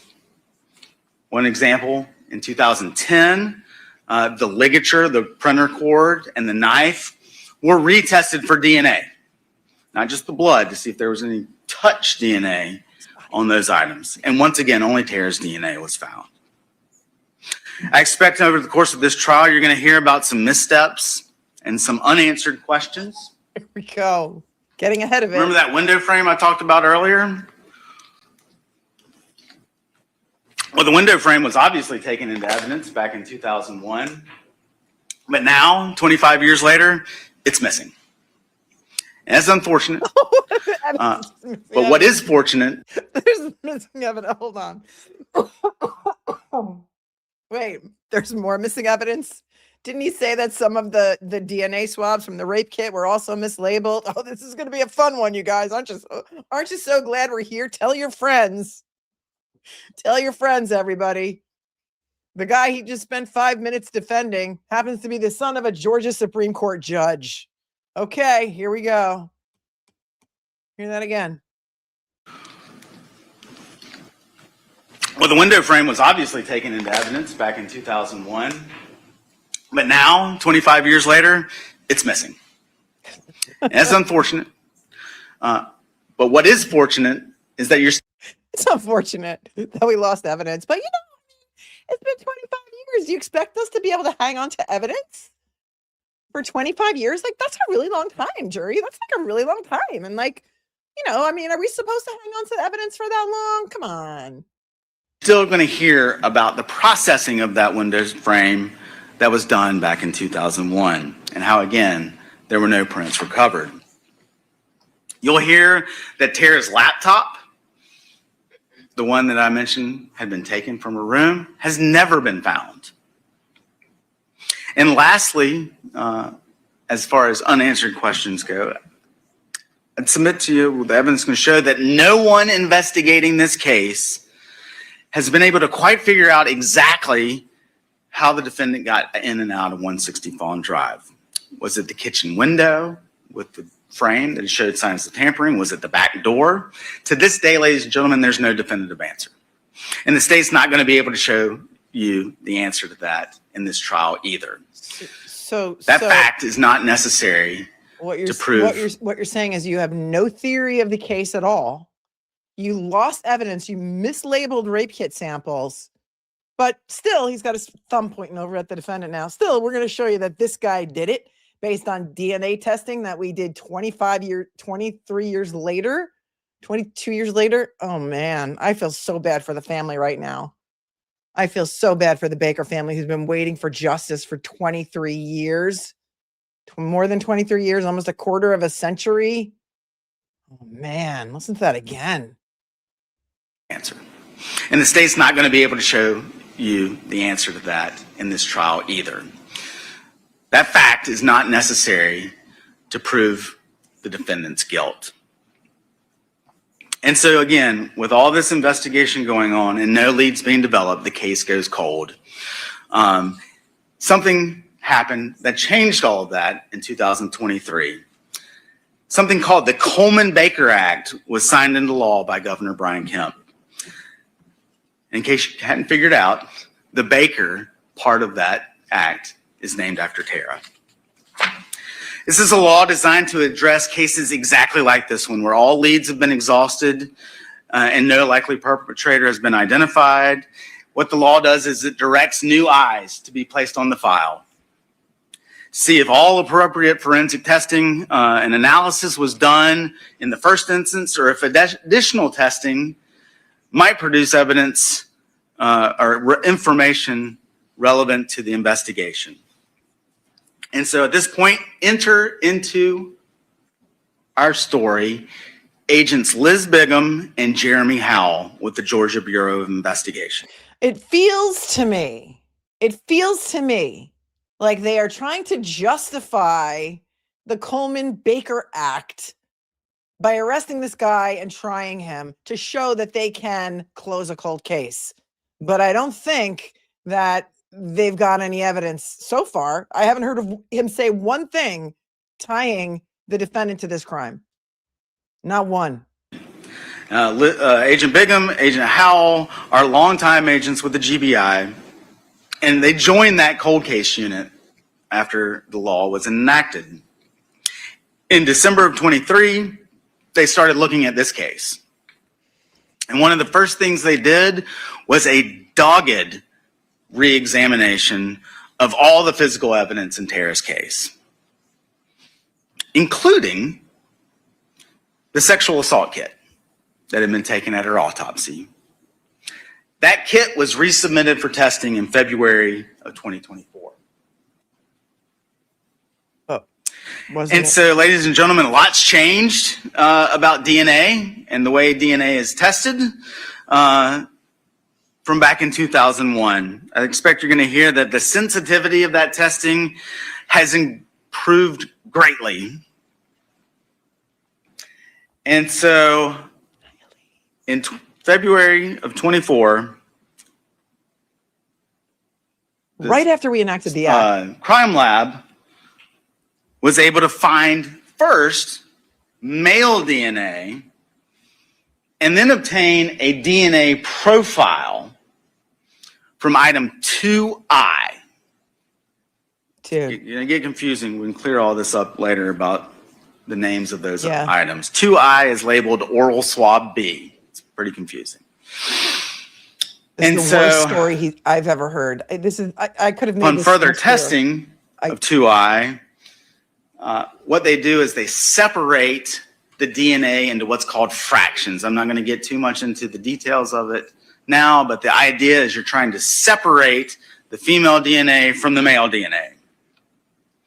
2I, the oral swab B, the first fraction is a match to Tara Baker. In the second fraction, there's a partial major profile of male DNA. And that DNA is not Tara Baker and is not Chris Melton. In case I haven't been clear when I... Back to the PowerPoint. Sometimes, Haas long until he stops talking, Tiff wants to know, sometimes we got to put Chaka up in the corner because of the 1970s TV show Land of the Lost. And sometimes we feel like we're in the Land of the Lost. And what I was going to say, if you're not looking at your screen, I'm just going to rewind this back a second so I can make a joke. There's nothing funny about this at all, except for there's a man on trial for murder and for like 6 counts of murder. He's got 12 counts against him, and there doesn't seem to be any evidence. But wouldn't it be wild if the picture on the wall of male DNA right here, and that wouldn't it be wild if that was Chris Melton's father, the judge of the Georgia Supreme Court? That would be wild. But that only happened in the Murdoch case, as far as I know. They had to take the poster down, or the painting down of Murdoch's grandfather, or whoever it was in the courthouse. All right, let's see what it says on his fancy PowerPoint. DNA is not Tara Baker. It says swabs are separated into fractions to separate male and female and male DNA. Item 2I, oral swabs B, first fraction matched to Tara Baker. Second fraction was at least 2 individuals. And a major contributor is not Tara Baker or... and is not Chris Melton. Okay. Oh, boy. This is where they're going to get into like IGG and the fact that Mr. Faust was a criminal. So his DNA was already in CODIS. And so, you know, I can see where this is going already. Here we go. In case I haven't been clear, when I refer to a profile, what I'm, for lack of a better term, talking about is a DNA fingerprint. You better find a better term. So when I talk about profiles, that's what I mean. But that profile, that partial major profile from item 2I, was eligible to be submitted into something called CODIS, C-O-D-I-S. That stands for the Combined DNA Index System. CODIS is a national database of known DNA profiles. I think that as of November last year, there are about 26 million known profiles in CODIS. Mm-hmm.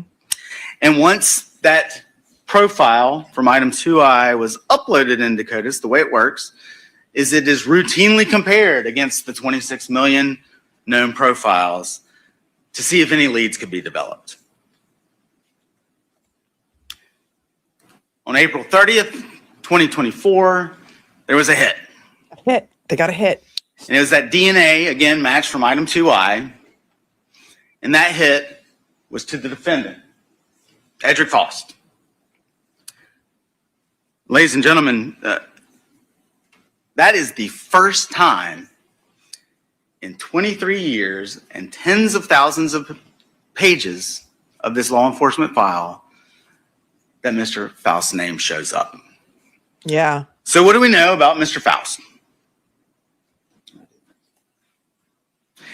He lived at 350 Cooper Road, and we talked about Cooper Road earlier. You can see it there. It's actually at the... Did anybody watch Pluribus? This looks like the neighborhood in Pluribus. This is like Levittown on steroids. It's a drone shot, because I know many of you listen and don't watch because you're rage cleaning, rage crocheting, or driving an 18-wheeler. It's a drone shot of a neighborhood with a little yellow star on one of the homes where apparently Edrick lived. So he lived in the neighborhood Pluribus. Top. And we talk. So what do we know about Mr. Faust? Nothing. He lived at 350 Cooper Road, and we talked about Cooper Road earlier. You can see it there. It's actually at the top of this picture. The star represents 160 Fawn Drive. I'll get more into that in just a minute. Cooper Road, again, at the very top, going horizontally in the picture. If you were to go left on Cooper Road, that's where you're going to run into Lexington Road, just to give you some orientation. Mr. Faust is living at 350 Cooper Road. Some orientation would be great, but not with respect to the neighborhood that Edrick Faust lived in. Maybe you could give us some orientation with regard to your whole theory of the case, because his name didn't show up in your file until 2024, which is coincidentally right after you enacted the Coleman-Baker Act to solve cold cases. And you already told us that you mislabeled the rape kit DNA swabs, but that's the DNA that you're going to say matched to CODIS 20-something years later. Okay. No, he's for the state, you guys. I'm confused too. A lot of you are coming in like, wait, is he the defense attorney? No, he's the DA. He's the ADA trying this case. 350 Cooper Road, ladies and gentlemen, is literally 585 feet from 160 Fawn Drive.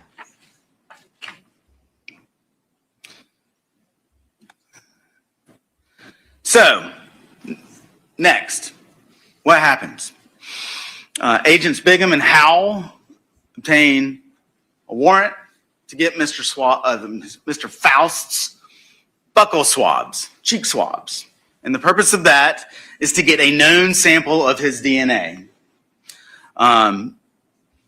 CODIS, only a lead, you got to confirm it. And again, the first fraction from oral swab B, Tara's profile, it's always Tara's profile, vaginal, oral A, oral B, we'll clear that up later. Always Tara's DNA in that first fraction. Oral B is a toothbrush. And in that second fraction, you're going to hear about there being two profiles, but the major profile, the partial major profile from item 2I was a match to Edrick Faust. And that match, I might mess up the wording of it, was 1 in 800 quadrillion. I have objection, Your Honor. Objection. And I have a motion. Oh, good. Good, defense attorney. We like to hear your voice. Praise be. How did they get the buccal All right, swab? ladies and gentlemen, I'm going to have you go back into the jury room. Don't discuss the case. Thank you. Wow, that never happens. They never stop the opening to hear a motion. Oh, this is fun. Oral B is a toothbrush. We have a lot of fun here. Tell your friends. Edrick is, no. The defense's name is not Chris. No, the defendant's name is Edrick Faust. How did they get the buccal swab? That's what I want to know. Did they have a warrant for the buccal swab? But if he voluntarily gave a buccal swab, which is, if you don't know, they take a little Q-tip inside your cheek to get a DNA sample. If he voluntarily gave up his DNA, do you think he's guilty? I have so many questions. We're a little bit behind, so we can scooch a little bit. They sent the jury out in the middle of the opening to hear a motion. This is going to be fascinating. I'm so glad I fell into this trial this morning. Thank you, Law and Crime. No, they needed a buccal swab from him because CODIS is only a lead. You have to confirm it. You need confirmation. Well, we're a little bit behind, so I don't know why they went dark on the screen. We could hear it. Oh, while the jury went out, probably. Somebody's kneeling behind the judge. Is that the clerk? He's got earbuds in. He's got a nice hairdo. Sometimes I have to narrate for you so that you know what's going on. They usually take the camera down while the jury's leaving the room, but it rarely happens. Oh, thanks, Aaron. Did you come over from Law and Crime? The chat can be a little harsh over there. I welcome, Aaron. One of these things is not like the other. And Chris Melton didn't do it, everyone. Chris Melton did not do it. We investigated him thoroughly. He's got a whole alibi. He's got a whole alibi. Oh, he did say they got a warrant for the buckle swab. Thank you, Elaine. I didn't hear that part. I thought he said that we got a buckle swab.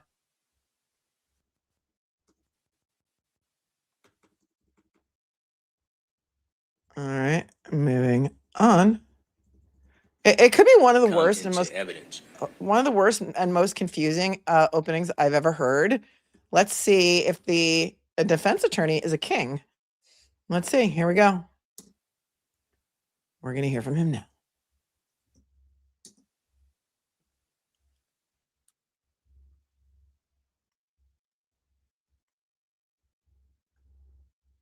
In a moment.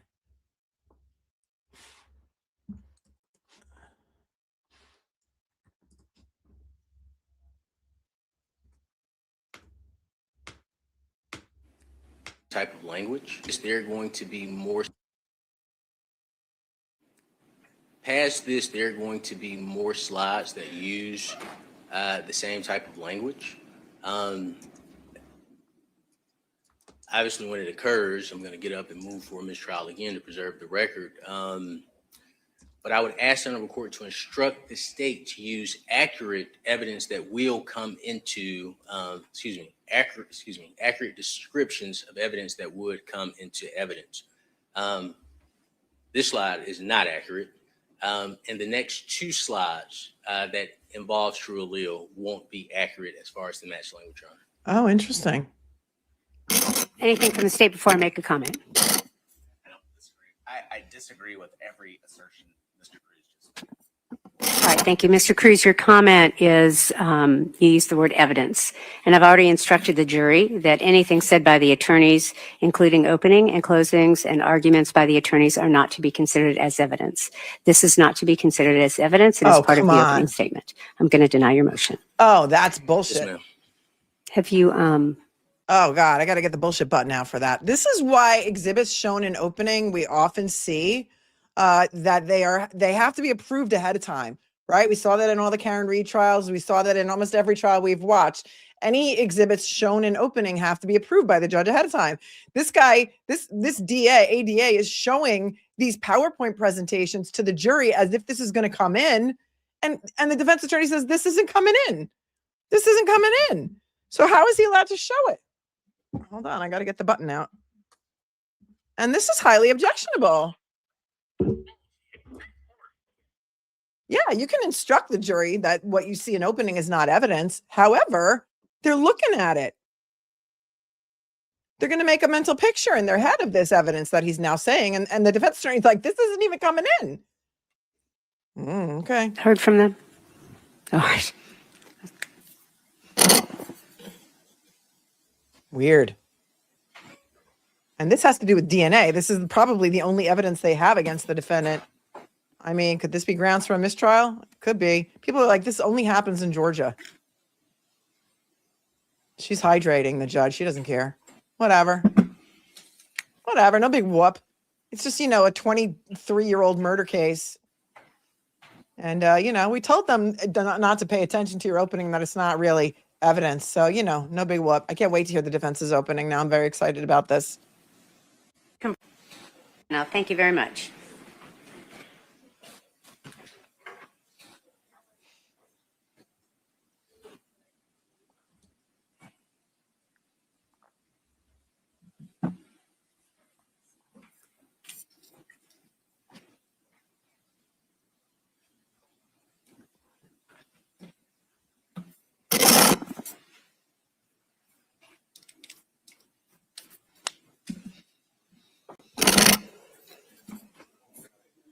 Misophones unite.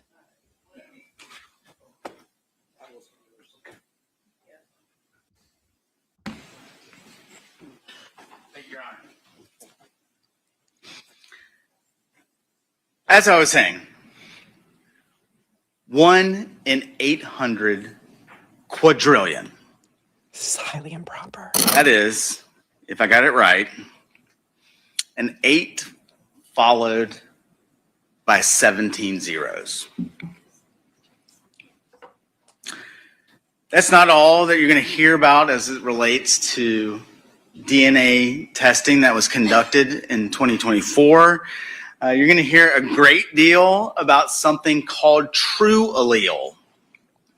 I am not going to go into it too in depth this afternoon, but basically, true allele is this high-tech software that uses something called probabilistic genotyping to decode.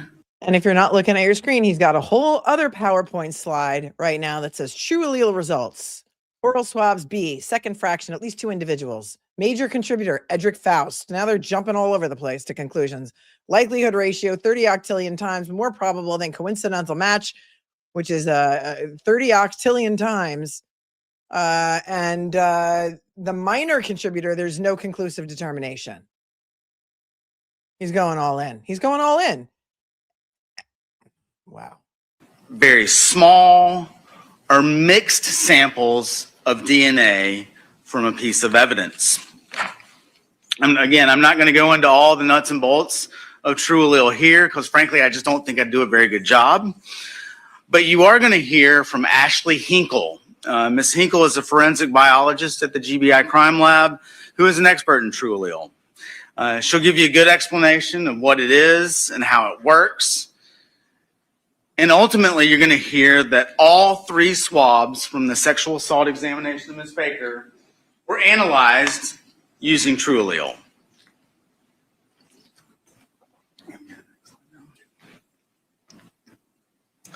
Again, that same swab 2I, this is oral swab B.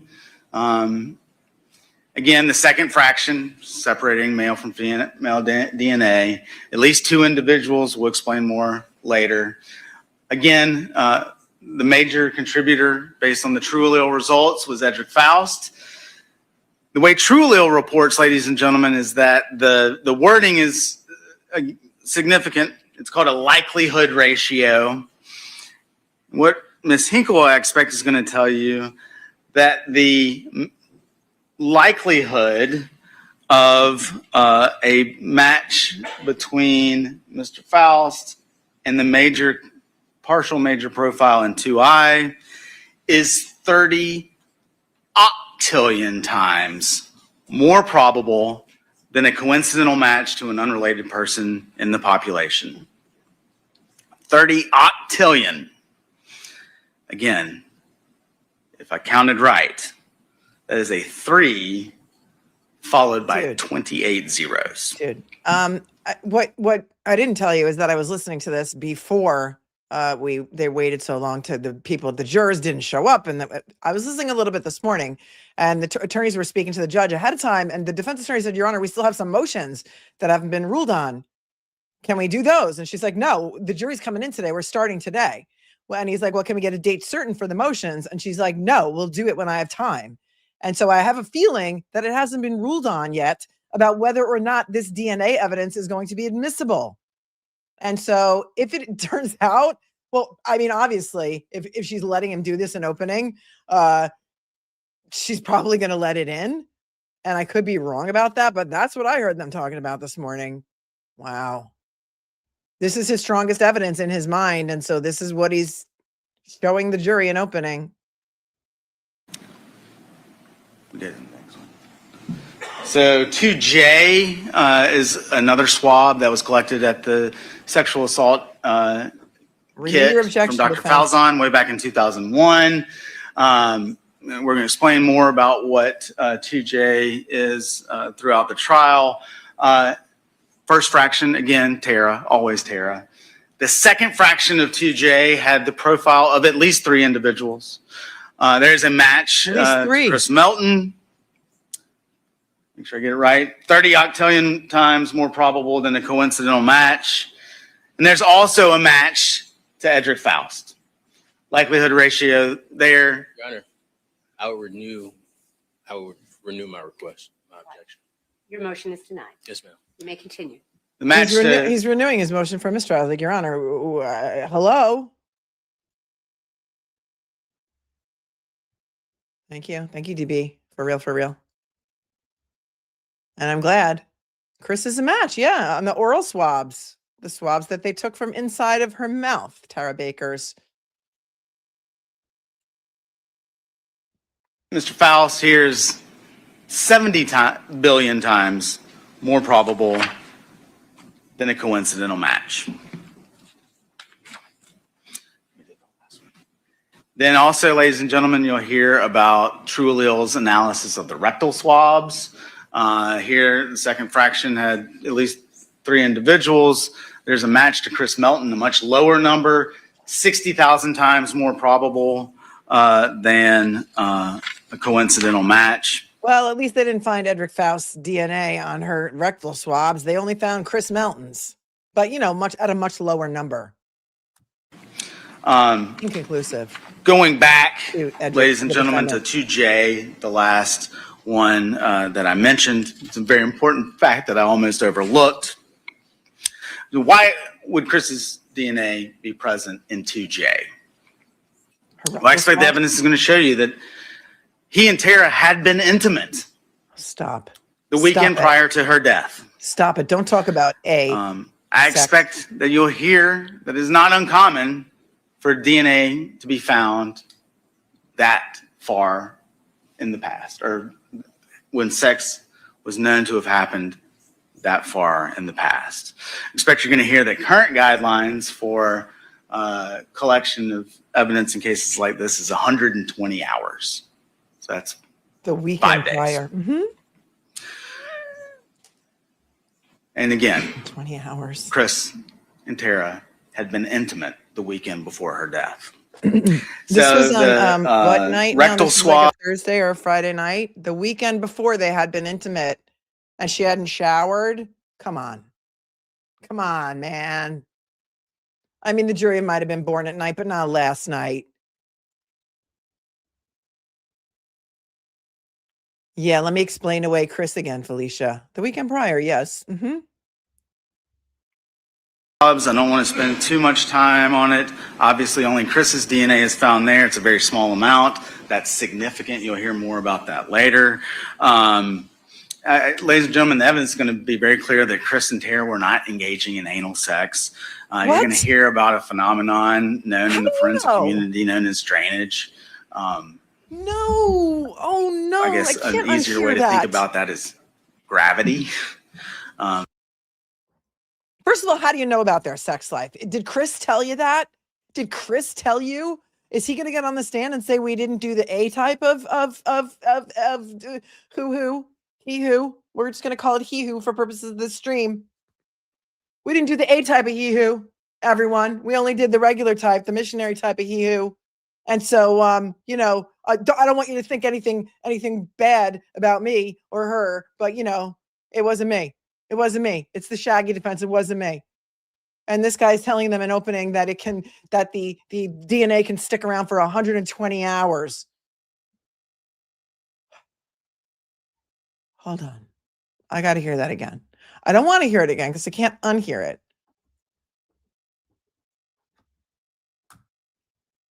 Obviously, only Chris's DNA is found there. It's a very small amount.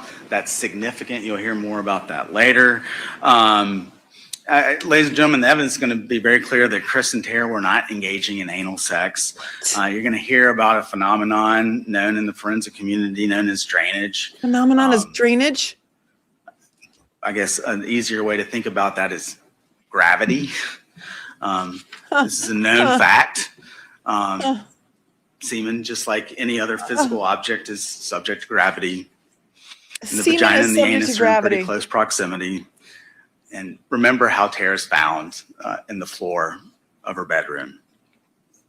All right. The jury has checked out, and All right, so I'm nearing the end. I don't know for sure, but is it a law on the books in Georgia that a type of he-who might be against the law? Maybe there's a really old law in Georgia that the a type of he-who is against the law.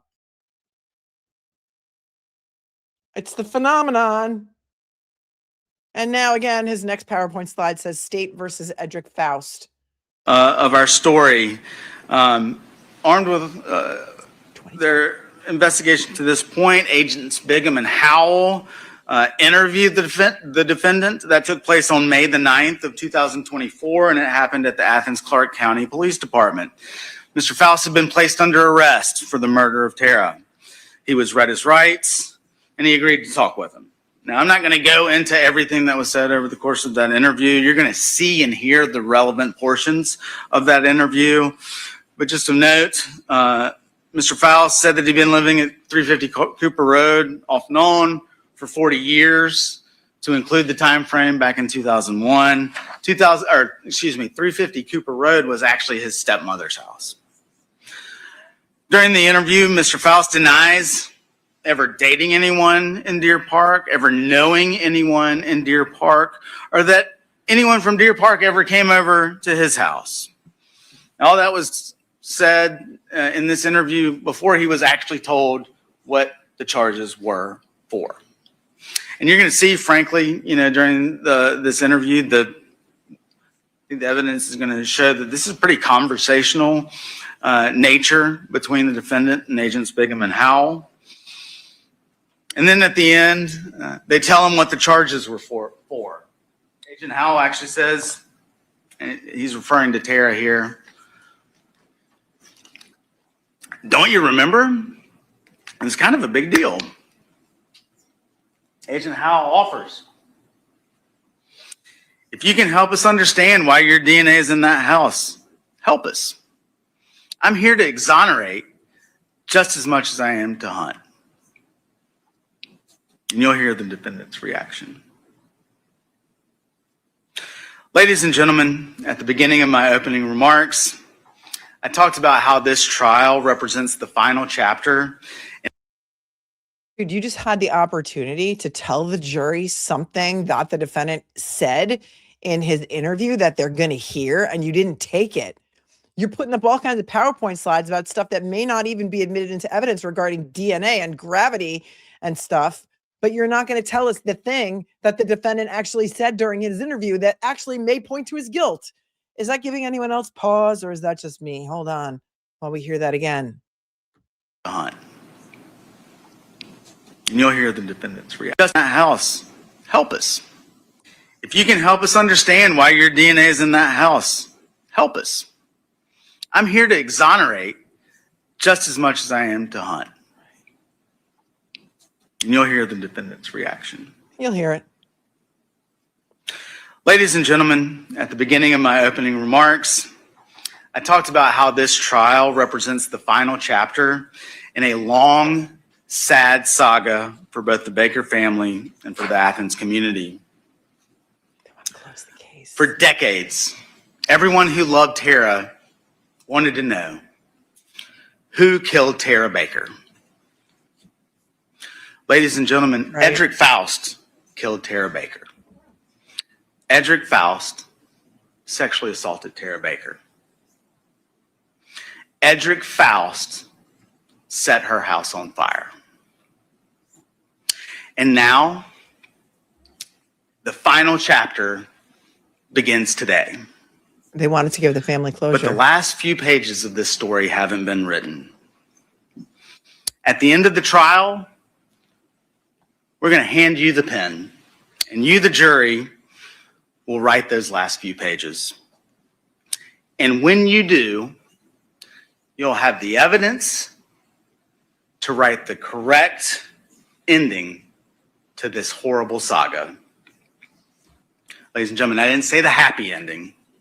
That's not possible. The correct one. You'll have everything you need to know to write the ending that the facts support and that justice demands. an ending that finds, beyond a reasonable doubt, the defendant, Edrick Faust, is guilty as charged. Thank you. Wow. Counsel for the defense, opening statement. May we use the monitors, please, Your Honor? All right, here's the defense's opening. That was a train wreck.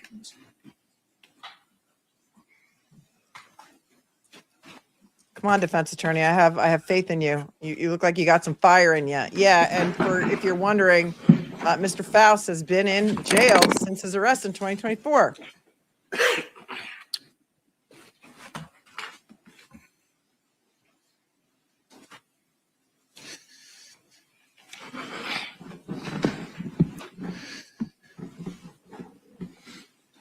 My name is Attorney Ahmad Cruz, and I have the privilege and the honor of standing beside Mr. Edrick Faust during this case. First and foremost, I want to thank you all for your sacrifice and taking time away from your families, your jobs, and your very important matters to sit and listen to the evidence the state presents in this case. We intend to get you all home as quickly as possible once you have all the evidence that you need to make a decision and not a moment before. First off, you can see on your screens, I'd like to tell you what happened.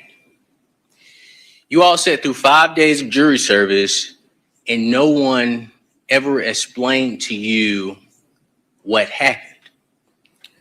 Then we're going to talk about how this is a crime of opportunity, the evidence that you were here supporting that this is not, let me put it this way.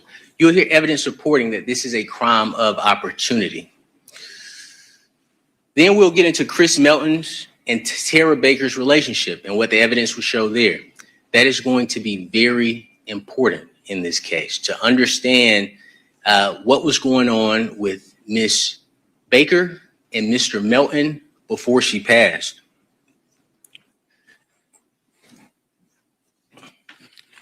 Then we're going to talk about then I'd like to talk about with you the initial investigation in this case. This investigation, when it came to Mr. Faust, that isn't the initial investigation, but this investigation, when it came to Mr. Faust, you may decide that this is one of the most thorough investigations in Georgia history. In fact, you will learn that this investigation reached a level of desperation. And at the end of this trial, you are going to have questions that the state is not going to be able to answer. And I believe during the state's opening, they admitted one, which is they cannot present evidence to you, or they cannot answer the question of how Mr. Faust would have gotten into Miss Baker's home. They also can't answer the question of when did Mr. Faust's DNA get in Miss Baker's body? They don't know. They won't be able to answer the question, how would Mr. Faust get away from Miss Baker's home unseen at the time of the morning that they said he committed this crime? The evidence will show that in Deer Park, Black people simply walking were reported. In fact, on January 19th, 2001, the day Miss Baker passed away, there were 3 individuals reported, two, but one person was reported twice. It was a Black male. He had a afro, and he was wearing a bright orange shirt. And the witnesses say, hey, he's just walking normally through the neighborhood. Is he looking around suspicious? No. Is there anything unique about him? No. Actually, when I pulled out my car to get out the driveway, he stopped for me. So the state won't be able to answer if they're reporting individuals walking through the neighborhood. How did Mr. Faust get away unseen in the middle of the morning? And the last question that the state won't be able to answer for you. If Mr. Faust killed Miss Baker, why was the hair that was found on her body, around her body, in her hand, and on the murder weapon of Caucasian origin? You will hear evidence in this case that there is not a shred. Oh, the hair in her hand was of Caucasian origin. Sorry, I'm trying to eat a breakfast bar. Okay, tell us more. And her body. Wait, taking it back a minute. If Mr. Faust killed Miss Baker, Faust. why was the hair that was found on her body, around her body, in her hand, and on the murder weapon of Caucasian origin? You will hear evidence in this case that there is not a shred of evidence that puts Mr. Faust, let alone a black person, in Miss Baker's home. All of the evidence, including the gift Miss Baker left in her hand for police. Hold on. First of all, my freeze game is on point. He's like this. And the judge is picking her teeth. She's like, oh, he's telling us everything. Yeah, prosecution's going to say the hair was there for 120 hours since they had their hee-hoo time, which was not a hee-hoo time. Look at the judge's face right here. Right. Prosecutor said they could still smell shampoo during the fire. So we know she took a shower. All of the evidence, including the gift Miss Baker left in her hand for police, it's Caucasian hair. Now, the state, these questions have to be answered with evidence, not speculation, not with sensationalized media coverage, and not with unsupported conclusions. These are questions the state must answer for you with evidence and proof. The state may spend a lot of time talking about Mr. Faust's DNA. That is not at issue in this case. DNA is not at issue in this case. But they may spend a lot of time talking about Mr. Faust's DNA being present among, as they presented to you, the multiple DNA profiles that were found and identified. But you may find yourself asking this question at the end of the state's presentation of evidence. How does Mr. Faust's DNA simply being in Miss Baker's body, along with someone else's DNA profile, establish that he is the person that killed Miss Baker?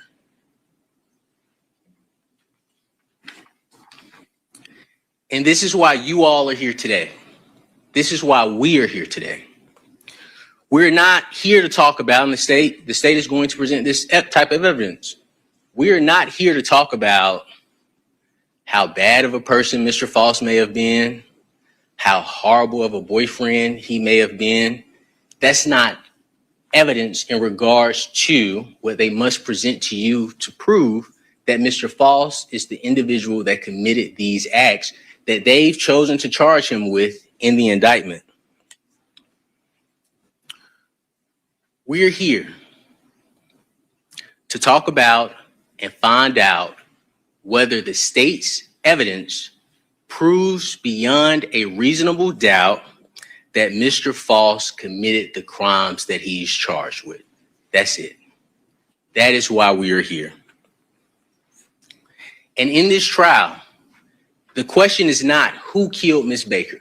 That is not the question that anyone is asking you to determine. But again, the question is simply, does the state's evidence that they present to you prove that Mr. Faust, proves beyond a reasonable doubt that Mr. Faust is the person responsible for burglarizing Miss Baker's home? He's charged with burglary in the indictment, sexually assaulting Miss Baker, and killing Miss Baker. That's the sole question you have to answer. Not who did it, just does the state's evidence support beyond a reasonable doubt that Mr. Faust is the person that committed this crime? And that's the key issue in this entire case. And you may get distracted by emotion in this case. You may get distracted by your dislike of Mr. Faust's life choices. But you cannot lose focus, and you cannot forget why we are here today. You are here on a murder, a rape, an aggravated sodomy, and a burglary case. You're going to learn that this is not a case of stranger on stranger violence, but rather a case of interpersonal violence. Interpersonal relationship violence. But you cannot be distracted. You can't be distracted. The reason we all chose you is because we thought you were the best jurors to sit on this case. You would not be distracted by emotion, and you would let the law guide you and come to a just decision. The death of a person is a horrible, horrible tragedy, and no one in this courtroom would tell you otherwise. We are not the media. We don't have the opportunity to speculate and draw in viewers. We don't have the opportunity to sensationalize this case of Ms. Baker's life. And that's what we're going to talk about during this trial, is Ms. Baker's life. We're going to show you what Mr. Faust looked like in the year 2000. If you would. Oh, let's see if they're going to show it. He's 48 now. This is Mr. Faust in the year 2000. He looks completely different than he looks now. There he is. What we put an emphasis on, and what you'll hear in evidence, is this is how Mr. Faust carried himself. He was a very well-dressed, clean-cut individual. He wore jewelry. He drove nice cars. We expect the evidence to we expect the evidence to show that. Maybe she had a relationship with him. He's a good-looking man. Maybe she had a relationship with him, and maybe he made some bad choices after that. I guess all his prior bad acts are coming in, according to what he said in his opening. Here's a picture of him on the screen if you're not looking. No afro. We're also going to show you a picture of Mr. Faust on February 8th, 2001, which is about 2 or 3 weeks after Ms. Baker's death. This is Mr. Faust about 3 weeks after Ms. Baker's death. A little bit. Without a haircut, obviously, without his jury in, but this is a picture of Mr. Faust. And the evidence will show this is how Mr. Faust looked after Ms. Baker's death. In 2001, the evidence will show that Mr. Faust was a 25-year-old bar-hopping playboy. You will hear from some of Mr. Faust's ex-girlfriends. Particularly, the state will call Miss Brenda Sweeney. You will learn in this case that the state, Brenda Sweeney has entered the chat, but not our Brenda Sweeney from Massachusetts. Another Brenda Sweeney. He was a bar hopping. You're going to hear that the defendant was a 25-year-old bar hopping playboy. I submit to you, my friends, he had enough hair that his hair might have been around her apartment. But all the hair they found apparently was of Caucasian origin. Hear that again. Particularly, the state will call Miss Brenda Sweeney. And you will learn in this case that the state, Miss Elizabeth Bigham, she will testify that she's reviewed every single document in this case file. And based on her review of that information, what you will learn is that Mr. Faust did not stay at 350 Cooper Road. Mr. Faust actually stayed in Knollwood Apartments with his girlfriend, Miss Brenda Sweeney, at the time. And this is information that the state has had before today and during the entire pendency of this case. So what happened? That's the question that we're here to figure out. What happened with Ms. Baker? This is Ms. Baker shortly before she passed. This is her law school photo that she Oh. took while she was a student at the University of Georgia. Come to your screen if you can. Beautiful girl. May she rest in peace. Tara Baker. And these are Chris Melton's hands after Miss Baker's death. Oh. So Miss Baker was killed on January 19th. Oh, these are Chris Melton's hands after her murder. Come on, what are we doing here? If you're not looking at your screen, it looks like a dog bit his hand. It looks like he got into a dog attack. There's a lot of bloody fingers on this picture. YouTube's probably going to hate it if it's blurred out later. That's why. Those are Chris Melton's hands after her murder. Oh, man. Somebody in the chat said his father was a judge. I can't confirm that because somebody in the chat who says they know her from law school, I think, says his father was not a judge. But here's Chris's hands, the white boy who's not on trial here because he has an alibi that was shown in the state's opening in their PowerPoint presentation. Here you go. These are Chris Melton's hands after Miss Baker's death. So Miss Baker was killed on January 19th, 2001. These photos were taken on January 21st, 2001. This is Mr. Melton's left hand. This photo, these are Mr. Melton's right hand. Wow. During this trial, you will learn the nature of Miss Baker's death. It was an overkill. And what we mean by that, it was terrible. That's the best word I could use. It was terrible. It was a horrible death.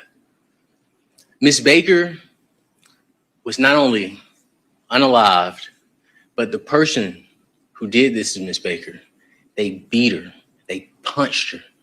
He said unalive. Do you think he watches true crime YouTube channels? Shout out to Ahmad Cruz, attorney Ahmad Cruz. Call me. Yeah, we might want you on the show. He said unalived during a trial. I've never heard that before. Listen, Scott says those are sounds. Those are marks. I think he meant from punching someone in the mouth. You could see the damage the teeth did. Was not only unalived, but the person who did this to Miss Baker, they beat her, they punched her over and over and over again. And you will hear from the medical examiner the injury she had to her face. Her eyes were swollen and blackened. And then this individual, and we don't know the order, but this individual, this sick individual, then took Miss Baker's printer cord and wrapped it around Miss Baker's neck. And he laid on top of Miss Baker as he pulled the opposite ends of that printer cord, strangling her. That individual, at some point, again, we don't know the order that this took place, but these are the things that took place. This individual at some point walked to Miss Baker's kitchen, pulled out a knife out of her knife block, and then stabbed Miss Baker in her neck. And you'll hear that Miss Baker was stabbed on the right side of her neck. This wasn't enough for this individual.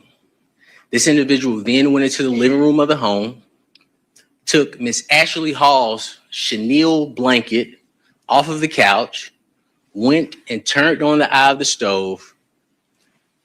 They put the blanket on the stove.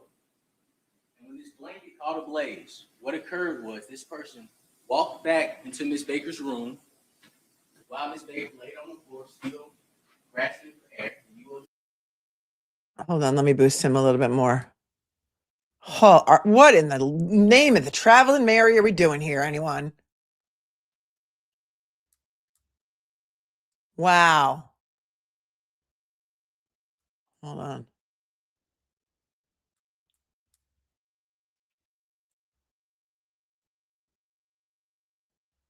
I'm gonna move this. I'm gonna just boost it for a minute.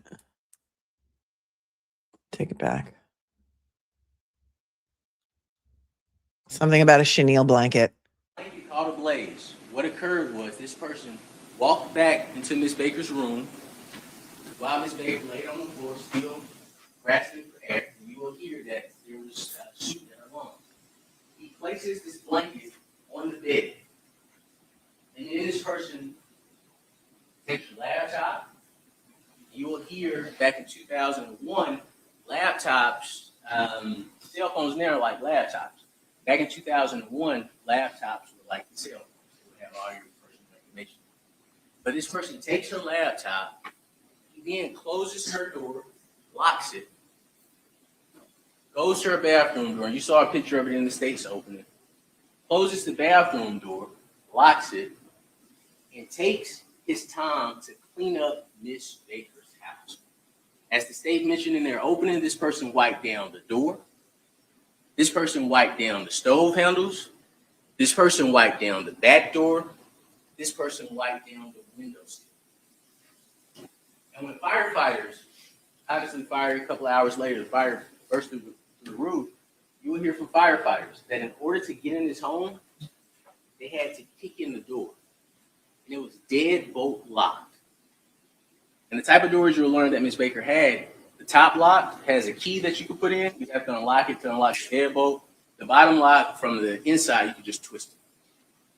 They have to kick in the front door. It's deadbolt locked.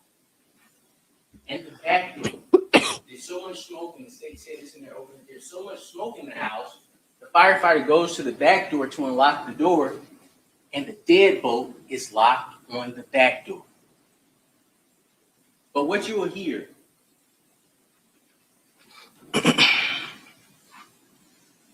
is that when firefighters found Miss Baker, the individual that did this to her, this was somebody she was comfortable being naked with. The state is not going to present any evidence that clothes were ripped off of her. The state is not going to present any evidence that clothes were found near her. The state is not going to present any evidence that a towel was around her. She was completely nude, no clothing around her body at all.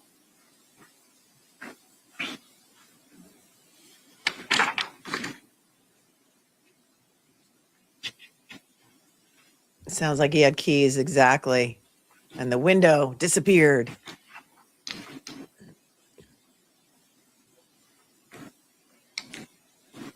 This is outrageous. Based on what I'm hearing right now, I'm outraged. And I had no idea it was going to go like this. Now, while this individual was strangling Miss Baker, you don't leave the right to or you bring your life to and that is we intend to present is that Miss Baker was scratching at this individual's hands while he was trying to strangle him. While he was choking him, Miss Baker was trying to get him off. While he was choking him, Miss Baker was grabbing his hair, trying to get him off of her. And the forensics evidence, and we'll get into the forensics, I won't go there now, but the forensics evidence will support that Miss Baker was fighting for her life.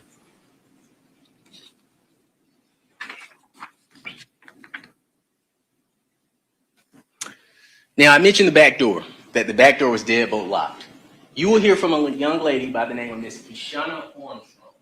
She's Miss Baker's niece. Okay, Miss Baker stayed at 160 Fund Drive. Miss Armstrong stayed at 140 Fund Drive. So if you're looking at this map, I'm sorry, he's wandering, you guys. Miss Armstrong's home is right here, 2 houses. And what Miss Armstrong could tell you, and this is the same thing she told law enforcement 20 plus years ago that they ignored, was that, hey, it was 7:45 in the morning.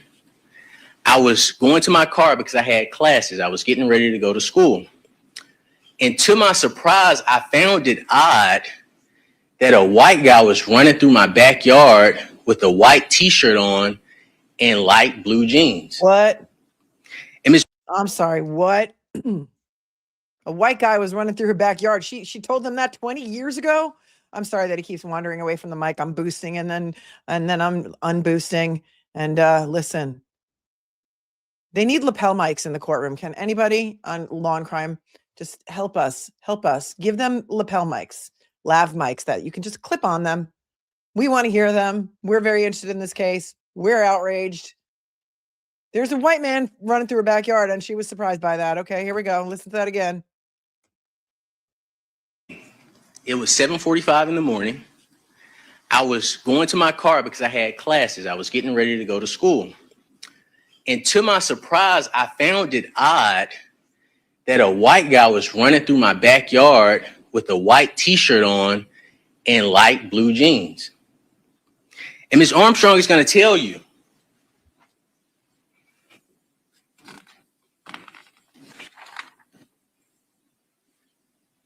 you'll see a photo of it, but Ms. Armstrong is going to tell you, she's going to testify. And what she'll tell you is this person, I can't remember the face because it's been 24 years ago. And you'll learn police never followed up with it.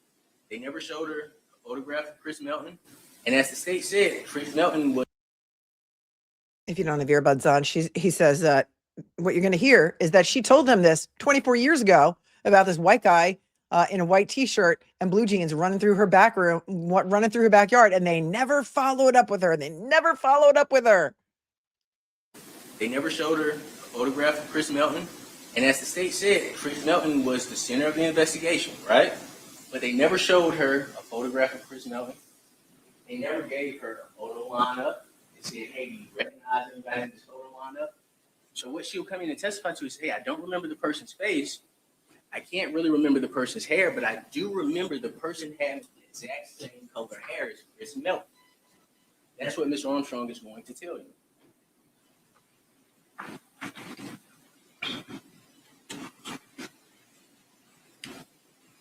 This is Chris Melton back in 2001. Ooh, let's see Chris Melton. Ms. Armstrong's going to tell you that she can't remember her hairstyle. So, I can't really remember her hairstyle. Oop, there he is. Vividly remember. Looks like every frat boy I ever knew in college. There he is. There's Chris Melton all the way back in 2001.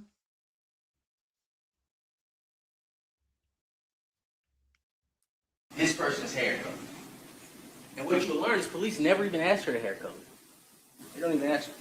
When they interviewed her 20 years ago, they don't ask her about the hair color. Only thing they ask her, how tall is the person? What age group does he look like he was in? And she'll say he looks like he was in his 20s. He had kind of like a medium athletic type of build. And they're aware that Miss Baker is dating Chris Melton. They never show her a photo of Chris Melton. You will learn in this case that law enforcement ignored Ms. Armstrong for 25 years. We had to reach out to Ms. Armstrong. Once Mr. Faust was arrested, Ms. Armstrong was no longer needed. She was buried in the file. Crime of opportunity. I told you that I would talk about how this crime is a crime of opportunity. During this trial, one of the most important facts that you all will learn is that Miss Baker did indeed have two roommates. One of her roommates is Dr. Galloway Lowe. I believe you heard about her from the state. Then she went by Miss Galloway like she was in school. And also Mrs. Ashley Peavy Hall. At the time of this case in 2001, she went by Miss Hall. You will learn that each girl had a boyfriend, and we are counting Miss Baker and Mr. Melton. So at any given time, you will learn that there were 6 people in the house.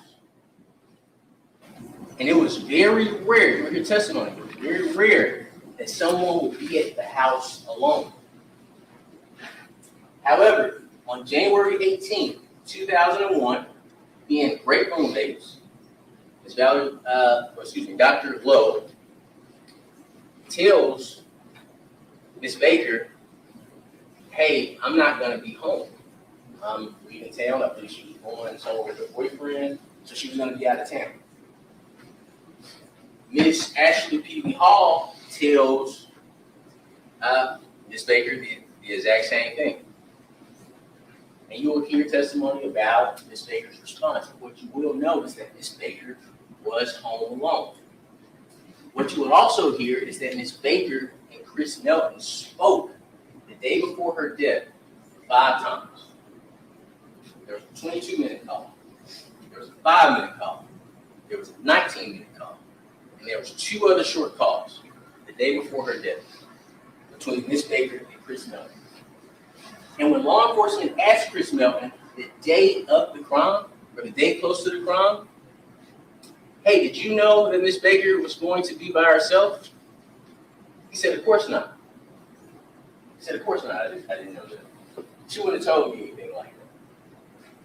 But I do remember me telling her that I wouldn't be able to come down to Athens and spend the night with her. A couple of years go by. And police do this. This is a part of their investigation tactics. Police asked him again, hey, do you remember if Miss Baker told you that she was going to be home alone by herself the day before she died?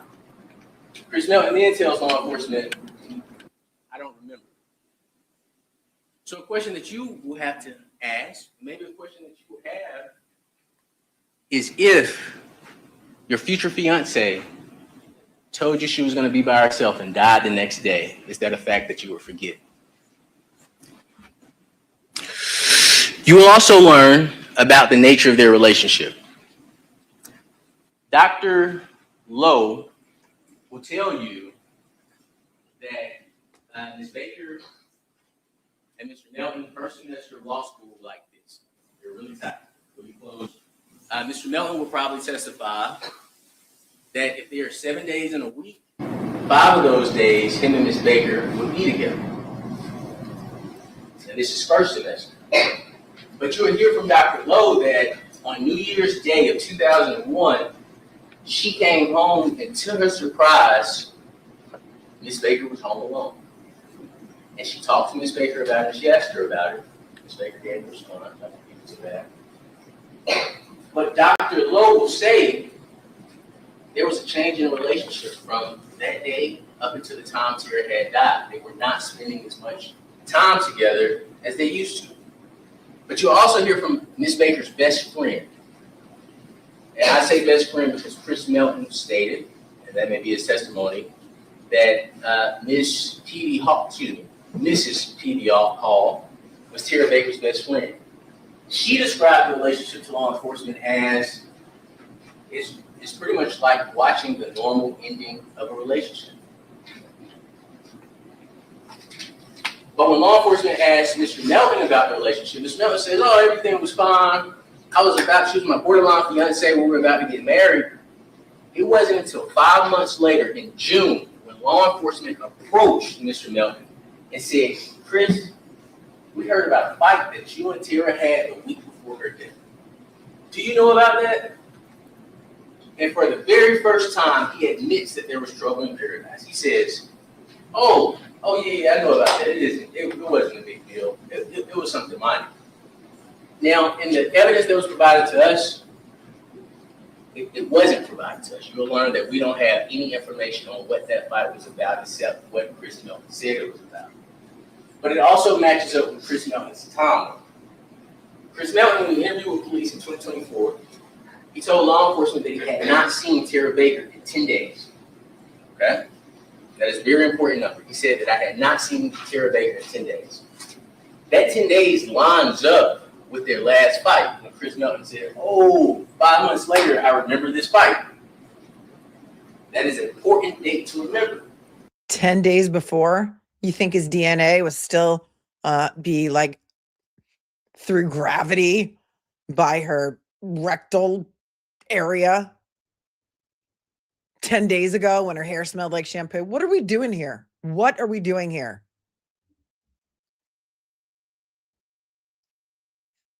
Because in 2001, when Chris Melton was asked, or matter of fact, he wasn't asked, Chris Melton was told that there was DNA evidence in this case in 2001. When they told him it was DNA evidence, Chris Melton volunteered, I was just with her 6 days ago. She was at my parents' house, and we had sex 6 days ago. And then he asked, did y'all find semen or anything on her like that? But this is the issue. Law enforcement failed to follow up.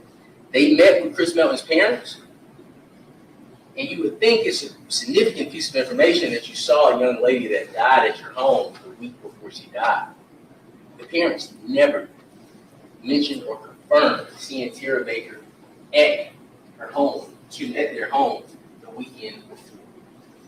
What's verified based on Chris Melton's own words, twice, 2024 and 2001. He saw her 10 days before she died, and they had a fight the week before, which was lined up with that 10 days.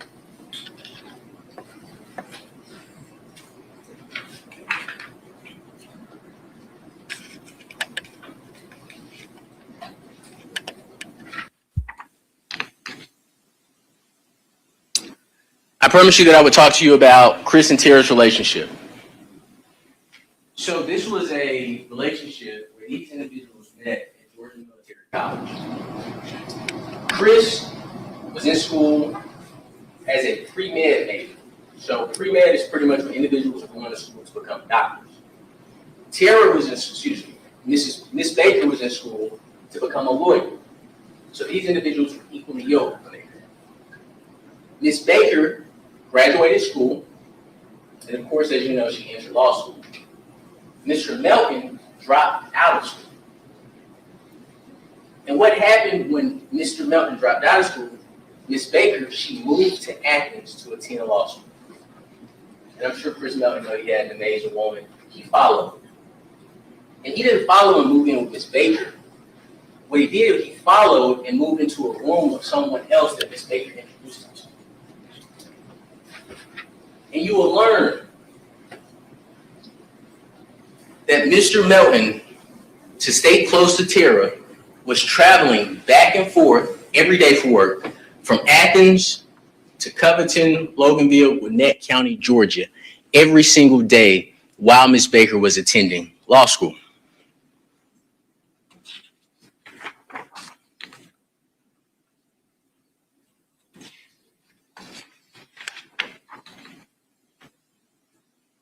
You will hear that towards the end of 2000, as I mentioned, that Miss Baker was distancing herself from Mr. Melton, and she was developing a friendship with another individual, an individual that was in her profession. Her roommates will also tell you that the relationship with Mr. Melton was coming to an end.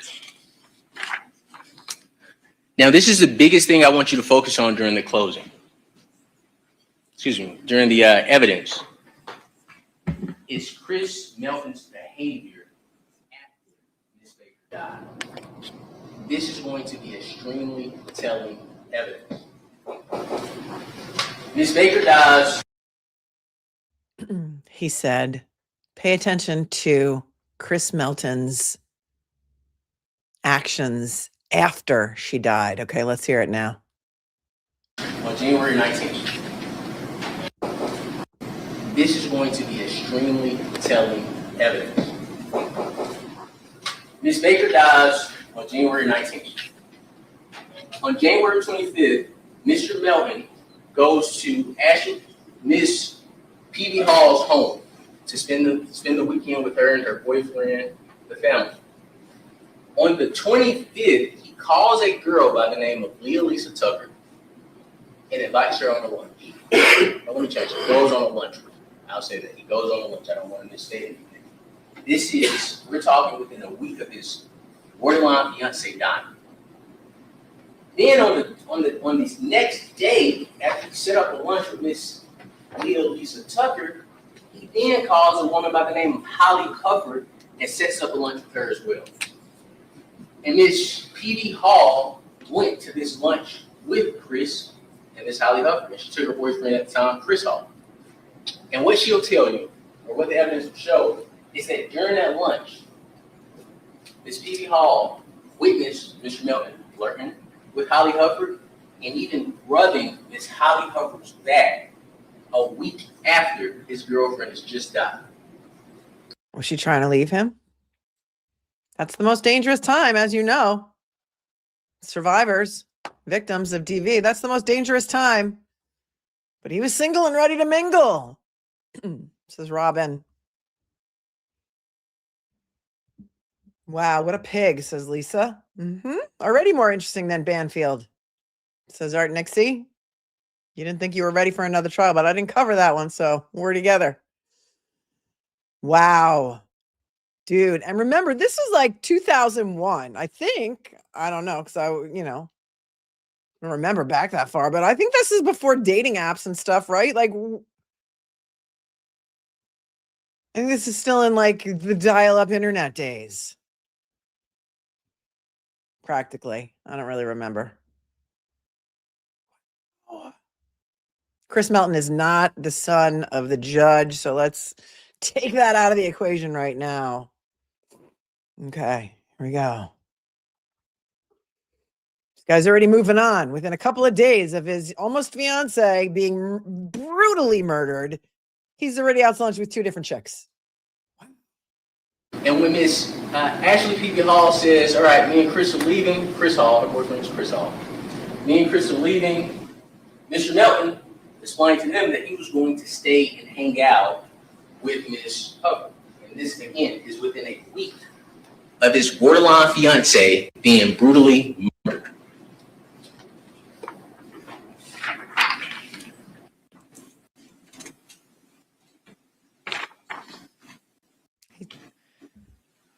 Doing great. No notes so far. He just went back. You'll learn on January 27th, after hanging out with Miss Hufford, he called her around 10 o'clock that night and told her if she was out on the town to give him a call.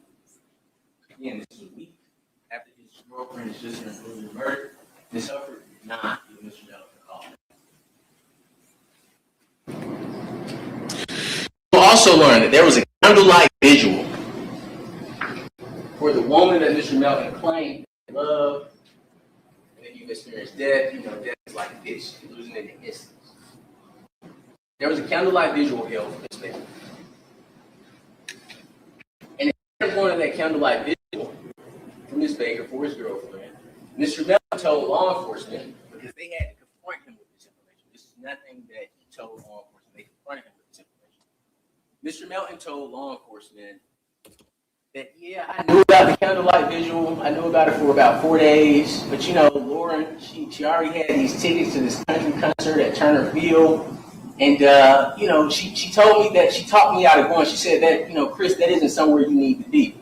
He didn't go to the candlelight visual. So instead visual. of going to his girlfriend's, if they were still together, his girlfriend's candlelight visual, he went to a country concert at Turner Field with 2 other couples. Wow. It was him and Laura Sherling. It was Laura Sherling's mom and dad, and it was also another guy and gal couple. What are we doing here? He didn't go to his own birthday. You, the jurors, will have to decide if Chris Melton's actions after Miss Baker's death were consistent with someone who had suddenly lost their future wife. Next, I'd like to talk to you about law enforcement's failures. And there was a lot of failures in this case. During the trial, you will learn this case is not simply about my client, Mr. Faust. This case is not simply about Mr. Melton, nor is this case simply about Tara Baker. You will learn that this is a case of law enforcement neglect and failure. The evidence will show while this entire community was in dread and fear, law enforcement had enough evidence supporting that the person that killed Miss Baker was right in front of them. But because of the cameras, because of the media attention, and because of the sensationalism, they have Mr. Faust sitting in that chair. The evidence will show that law enforcement knew, this is information they're aware of, law enforcement knew and ignored, as I mentioned, that all the human hair found on her body that did not belong to Miss Baker was of Caucasian origin. You will not hear a shred of evidence that there's an African-American man's hair on Miss, African-American's hair on Miss Baker's body. And the reason we showed you the photo of Mr. Faust with the afro is because he had a lot of hair. Not one hair of African-American origin. The evidence will show that law enforcement conducted a DNA test. A DNA test was done. This isn't the first DNA test. A DNA test was conducted on a pubic hair found on Miss Baker's butt. Now, in this case, and the state has already told you this, so I'll follow up with it. In this case, it is undisputed that Miss Baker was sexually assaulted anally. Oh boy. Uh-oh. But you know, the prosecutor said in his opening, oh, but you know, the Chris Melton and Tara Baker didn't do the he-who up the butt. Hold on a second, listen to this again. The state has already told you this, so I'll follow up with it. In this case, it is undisputed that Miss Baker was sexually. A DNA test was conducted on a pubic hair found on Miss Baker's butt.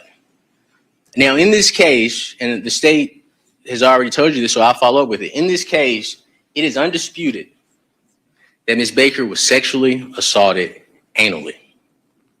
A piece of evidence that law enforcement had was a pubic hair was found on her buttocks.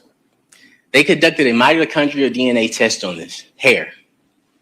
And the results of the test was that Mr. Melton could not be excluded as the contributor of the hair. This is information law enforcement had.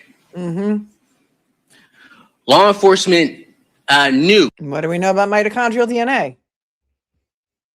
It goes on the mother's side, right? He couldn't be excluded, but it could have been his brother or someone else on his mother's side. Wow, the state already opened that back door. Well done, Scott McGinnis. Sometimes we have to, or otherwise we're just going to cry.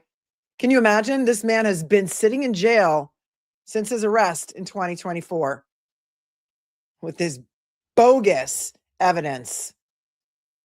Welcome to Georgia. Welcome to Athens-Clarke County, Georgia.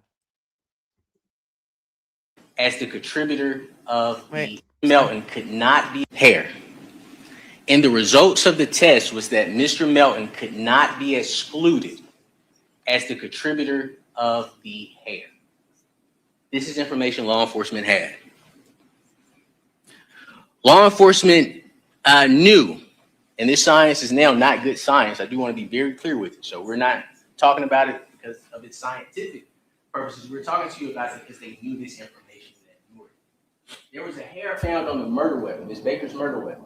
So on the cord that was used to strangle her, the cord block was next to Ms. Baker's head. And I'm sure you'll see photographs of how Ms. Baker was found.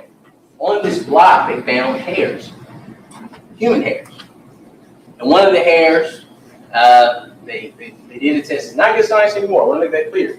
But at the time in 2001, law enforcement knew that that the scientists had determined that this hair was similar to Chris Melton's hair. The law enforcement ignored it.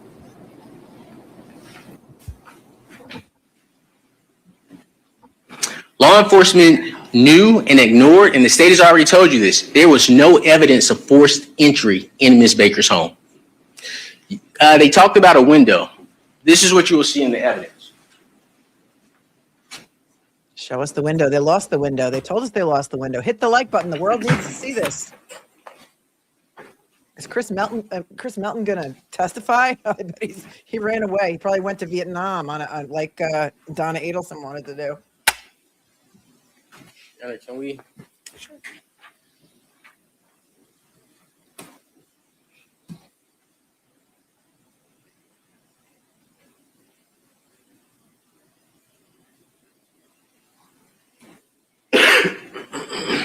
This is the window that the state talked to you about. It's not the best picture, but what you will see is there's a screen in this window. Because they could not figure out how the person got into the home, they started going around the house and they saw a bent screen. You will hear they saw a bent screen. And because the screen is bent and in the window, they assumed, hey, maybe this person broke in the house by taking the screen down, lifting up the window, lifting up the blinds, climbing into the window, committing this crime. Then because the doors are locked, they climb back out the window, let the blinds down, close the window, then put the screen back in place. And I'll show you a closer picture of what you'll receive in evidence of that screen. That's a closer image of it. And this is one more image of that screen as well. And it's just showing the shape it was in when law enforcement saw this screen window. That's the outside. Now we're going to show you the inside, and this is what you'll see in evidence as well.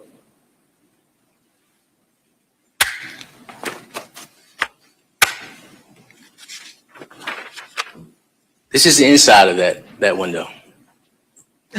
Chair in front of the window, blinds down, unruffled. But this is how they are alleging Mr. Faust entered into Ms. Baker's home and exited Ms. Baker's home to commit this crime.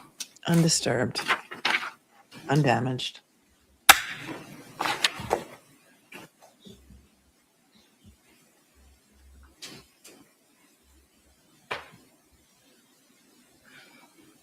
The law enforcement ignored that there was no signs of forced entry into her home. They ignored that both the front doors were deadbolt locked and the back doors were deadbolt locked. Law enforcement knew and ignored, and this is very important too, because Mr. Faust is charged with a burglary. Dr.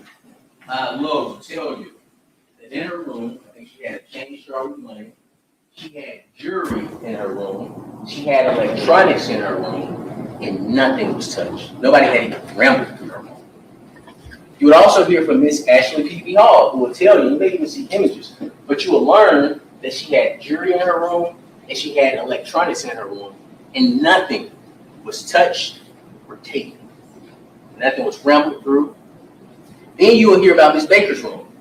Miss Baker had heirloom jewelry in her room. Heirloom jewelry. She had diamond earrings in her ears. And the only thing that was taken is a personal item, which was her laptop. Police ignored that fact.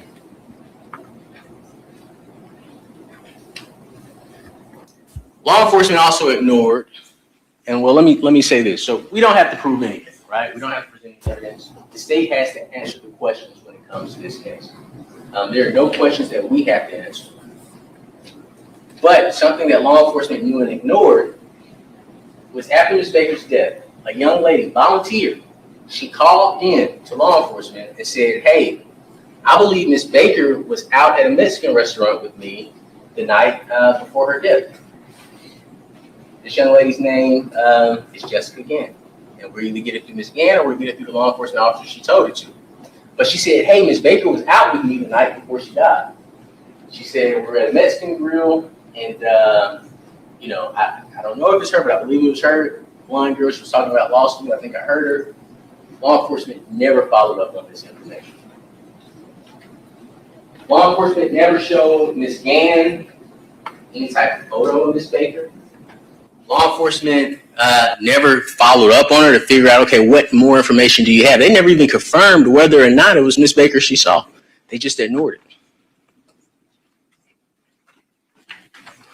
So the state cannot present evidence to you supporting that Ms. Baker, after she left the law library the night before she died, that she did not go out. They don't know. They don't know if Ms. Baker went out.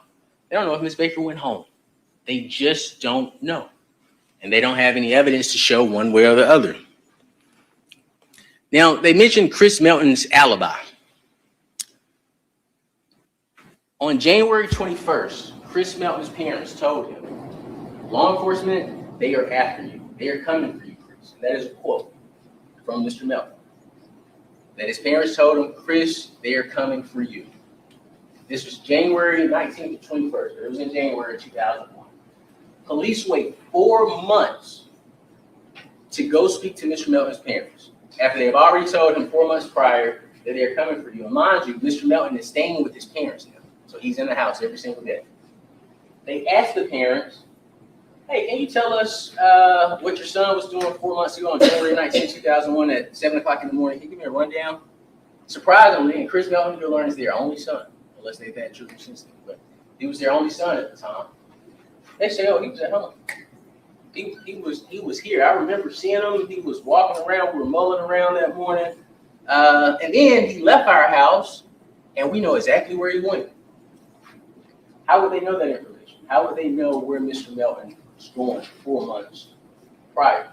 But this is law enforcement confirming Mr. Melton's alibi, speaking to his parents 4 months. 4 months after Ms. Baker's death. Law enforcement failed to verify Chris Melton's alibi thoroughly. They just started taking words for, oh, he was here. Okay, perfect. He was with you. Okay, perfect. And this is the important thing in this case. The most important time in this case is 7 a.m. to 9 a.m. Whatever happens after 9 a.m., it doesn't matter because the murder is taking place. So 7 a.m. to 9 a.m. Remember, Ms. Kashana Armstrong at 7:45 said she saw this guy running. 7 a.m. to 9 a.m. is the most important window in this case.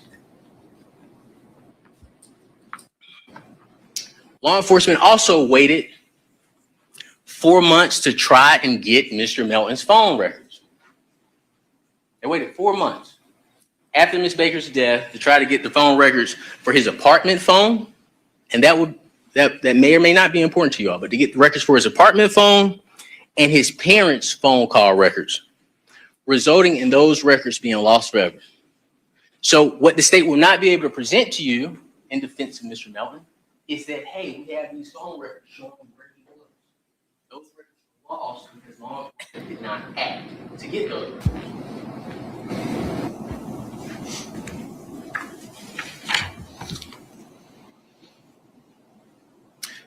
This is the most important thing. So they showed you all a map of Miss Baker's home at Cooper Road, and they showed you where Mr. Faust's home is located. Y'all remember that? Seeing the box? Okay. This is what law enforcement, this is what you want here. They did a neighborhood canvas.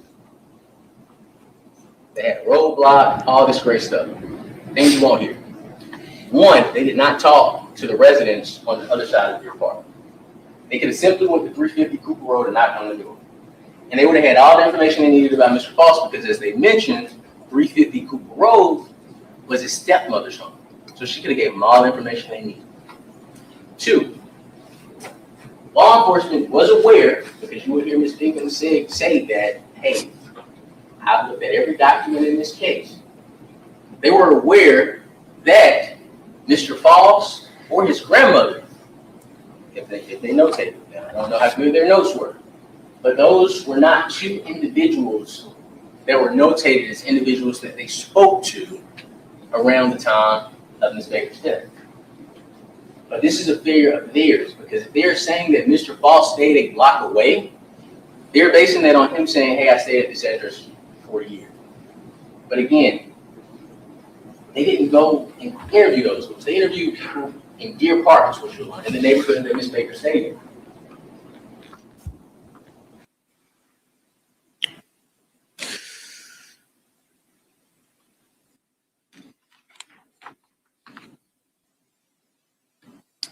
Chris Melton, another important fact.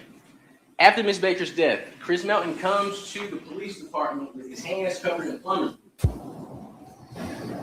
You will hear from law enforcement that there was a shirt that Miss Ashley P.B. Hall, she's an amazing friend, she did everything she could to try to figure out what was going on with Ms. Baker. When Chris Melton came to her house, there was a shirt that she washed, and it was a substance. She called police and said, hey, we believe there's an issue with the shirt. And what law enforcement determined was the substance on the shirt was the exact same substance Chris Melton showed up to the police department with his hands covered in the day of her death. Now, you may hear the audio is grainy. I'm going to try to play it for you all. But you may hear law enforcement. I'm going to play it. I have to play it a couple of times. But you'll hear law enforcement ask him, and this is a quote, do you want to wash them things? And Chris Melton says, no, this is neat right here.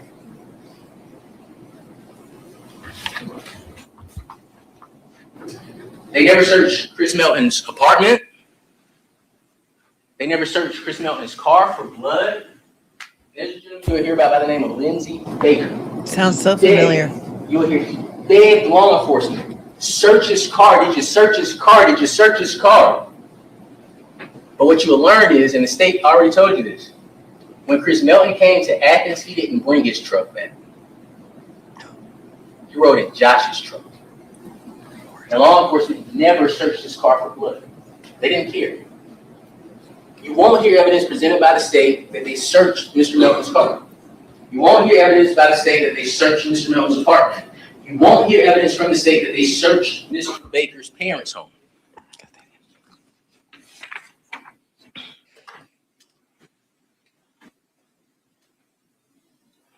In regards to the claim that Mr. Melton made that he saw Miss Baker 6 days before her death, law enforcement never attempted to confirm that. They just took his word for it.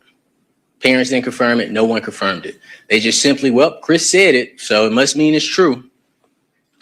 It's the trust me, bro. Trust me, bro. Let's talk about the forensics. I've already talked to you about the hair. There's no, and I'm gonna talk about this twice. When law enforcement met with, and the state told you this, when law enforcement met with Mr. Faust in the interview, what they told Mr. Faust was that your DNA was found in a house in Deer Park. you will hear no evidence that Mr. Faust's DNA was found in any place other than Ms. Baker's body. His DNA was not in the house, unless you're saying in the house because it's in Ms. Baker's body. But there's no DNA of Mr. Faust ever being present in that house.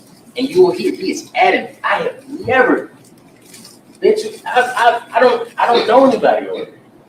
He's going to say that. What law enforcement did not do. Matter of fact, before I get into that, there are no handprints belonging to Mr. Faust. There are no fingerprints that the state will present to you belonging to Mr. Faust. There is nothing inside of the house that the state will be able to present to you to connect Mr. Faust with Miss Baker's house. The state wants you to believe that Mr. Faust is smart enough to enter Miss Baker's home, fight with Miss Baker, kill Miss Baker without leaving a trace of evidence behind, sexually assault her, right? Because they're charging him with aggravated sodomy based on the allegation that he sexually assaulted Miss Baker anally, but sexually assaulted her without leaving any identifiable DNA behind, then escaped Deer Park just unseen. But he is dumb enough to leave his DNA in her body and commit the charged crimes at the busiest time of the morning. And I don't think the state ever told you what time they're alleging that Mr. Faust committed this crime. Their window is between 8 a.m. and probably around 8:45. And you don't leave your common sense at home. You know what's going on at 8 in the morning and 8:45 outside your neighborhoods. But you have to decide as the jurors, does that make sense? That's the question you have to answer. The DNA. I think this is the most important part of this case that I would like to talk about. We talked about the DNA test conducted on the pubic hair found on Miss Baker's butt. But I would like to talk about the sexual assault kit that the state talked to you about. Tell us everything. Tell us everything. So the sexual assault kit, as the state explained to you, came back with multiple DNA profiles. Mr. Faust was one of the identifiable profiles. Mr. Melton was one of the identifiable profiles. Mr. Faust's DNA. If I understand the DNA correctly, and I may not, the testimony would be much clearer to me, was found in her vagina and her mouth. Chris Melton will tell you that Ms. Baker engaged in vaginal and oral sex. That is a very important fact in this case. However, as you know from the charges read in the indictment, Mr. Faust is charged with aggravated sodomy for anal sexual assault. Chris Melton told law enforcement when they asked him, do you all engage in anal sex? No, never. She doesn't do anything like that. You know, we just have normal sex. Well, lo and behold, when they get the DNA results back, the only identifiable profile in Miss Baker's anus is Chris Melton's profile. Now, something the state mentioned, they told you in opening that gravity could make the DNA go into that area. Well, what the state says isn't evidence, but what Dr. Falzone says will be evidence. He is the medical examiner. He's the person that did the autopsy. And what he's going to tell you is that it is clear that Ms. Baker was sexually assaulted anally based on the injuries. Well, let me use the right language. He's going to say it's consistent. That's the proper language. That her injuries to her anus are consistent with sexual assault anally. And the only identifiable DNA profile is Chris Melton.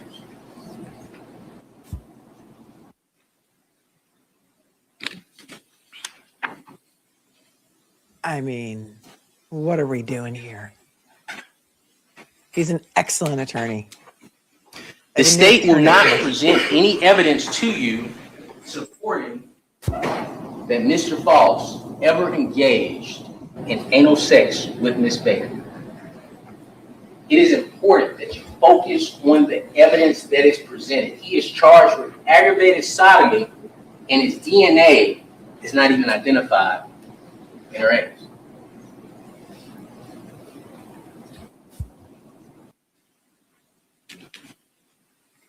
There's no evidence supporting that Mr. Faust had anal sex with Ms. Baker anytime or anywhere. the state will not be able to present evidence supporting that Mr. Faust and Ms. Baker engaged in that act. Now I would like to talk to you about what I call directing the investigation. You will learn that once law enforcement became aware of Mr. Melton's DNA in Ms. Baker's body, they learned that information that Chris Melton had previously told them was false. Okay? You heard the state tell you that DNA typically in certain places only lasts about 5 days. I left out a place. Mr. Melton's DNA was also found in her vagina as well. So his DNA was found in her vagina, anus. Mr. Faust's DNA was found in vagina and mouth. Okay. But you will learn that this DNA of Chris Melton, as the state said, only lasts about 5 days. When law enforcement interviewed Chris Melton, they asked him when was the last time you saw her. He said 10 days, which I said was in line with their fight that he was approached about in June of 2001, the week before. That's right. Or death. Law enforcement says, well, look, and I want to make sure I say this correctly. Instead of interrogating Chris Melton and confronting him and saying, hey, you've been dishonest with us, something's not right here, we've seen the picture of your hands, what law enforcement tells Mr. Melton is they sit down and meet with him. And you're going to hear from the lead detective in this case, Elizabeth Bigham, that she asked Chris, and this is a quote, so was there ever a time in those 10 days, whatever up, leading up into her death, that y'all just had a quick booty call or met up real fast or anything like that? Quick booty call. Chris Melton responded, no. She knew what the DNA evidence was telling her.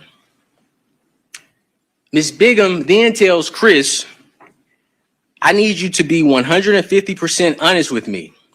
And I know that what I'm about to ask you, and I emphasize this language, is not what has been said for 23 years. And that may hinder you from wanting to be honest with me. But you've got to be honest with me.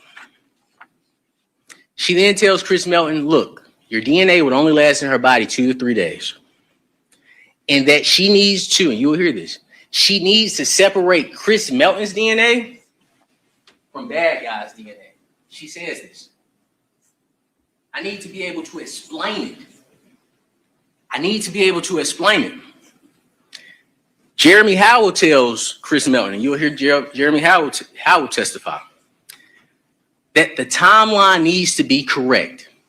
Everything needs to make sense. And if we know that this window is here and you're over here, I can't explain this gap. You need to be here. But Chris Melton, and you have to decide if he sticks to his story because he knows he's lied before, continuously denies being with Miss Baker the week of her death.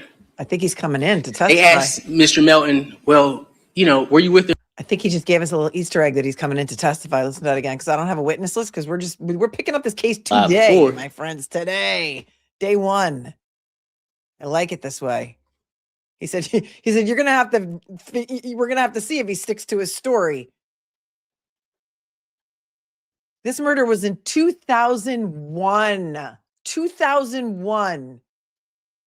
Edrick Faust was not arrested until 2024. Coincidentally, right after the Coleman-Baker Act was enacted to close cases, which was named for this poor victim, law student Tara Baker. Wow. And you're over here, I can't explain this gap. You need to be here. But Chris Melton, and you have to decide if he sticks to his story because he knows he's lied before, continuously denies being with Miss Baker the week of her death. They asked Mr. Melton, well, you know, were you with her the night before? You had a booty call with her at 12 o'clock? He says no. They said, well, how about 2 days before? No. Well, how about 3 days, Mr. Melton? Were you with her 3 days before? No. And eventually they get Mr. Melton for the first time to say in this interview, For 23 years, he changes his story to, you know what? Well, we maybe did it on Sunday. We might have did it on Sunday. And then Elizabeth Bigham tells Chris Melton in this interview, not an interrogation, in an interview, I think we just have to be able to explain it. I think we just have to be able to explain it. And that is our job, is to explain it. So we can then go after the one that we think did this. Laughs, she laughs. I mean, you know, and evidence will show Mr. Faust is the individual that she was referring to. Pause. Robin, can you send me some evidence that his dad was a judge? Because there's other people in the chat who live in the area and know the family and know the town who says that Chris Melton's father was not a judge. So if you have any receipts that he was, please send them to me. My email is below this video. And default name says no results when you search for Chris Melton and Tara Baker. How is it that he was scrubbed from the internet? How is it that his name was scrubbed from the internet when he was, I mean, he should have been a suspect all the way back in 2001, according to the roommates and everyone else. He didn't even go to her candlelight vigil. He was double dating with 2 different women within a week of her death. Oh, it's Milton. Thank you.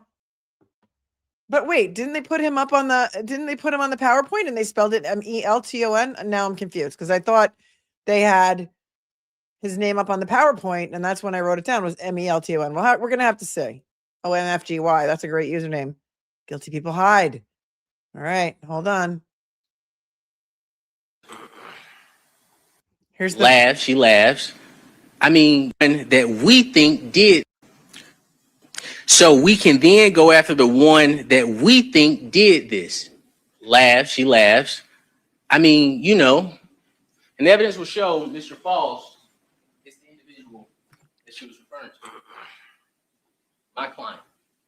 Oh, confirmation bias. This is the defendant, I believe, in the checkered shirt. He's now 48, but at the time, he was a looker. They showed him in 2001. He was a looker. His own attorney said he was a playboy. He was a bar hopping playboy.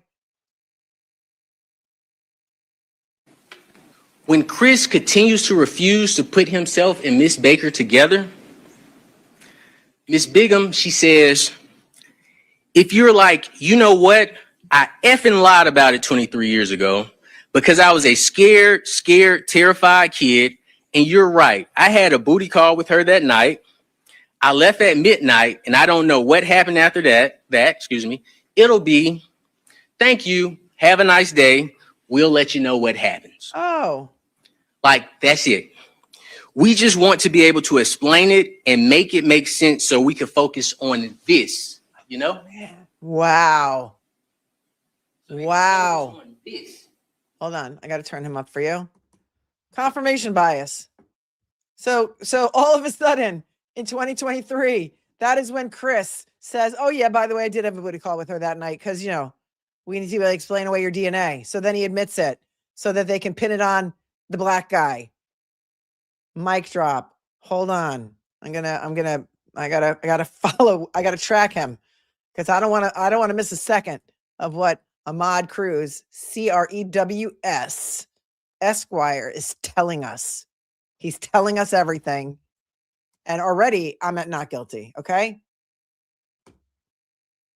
With her that night, her terrified kid, she says, Miss Baker together.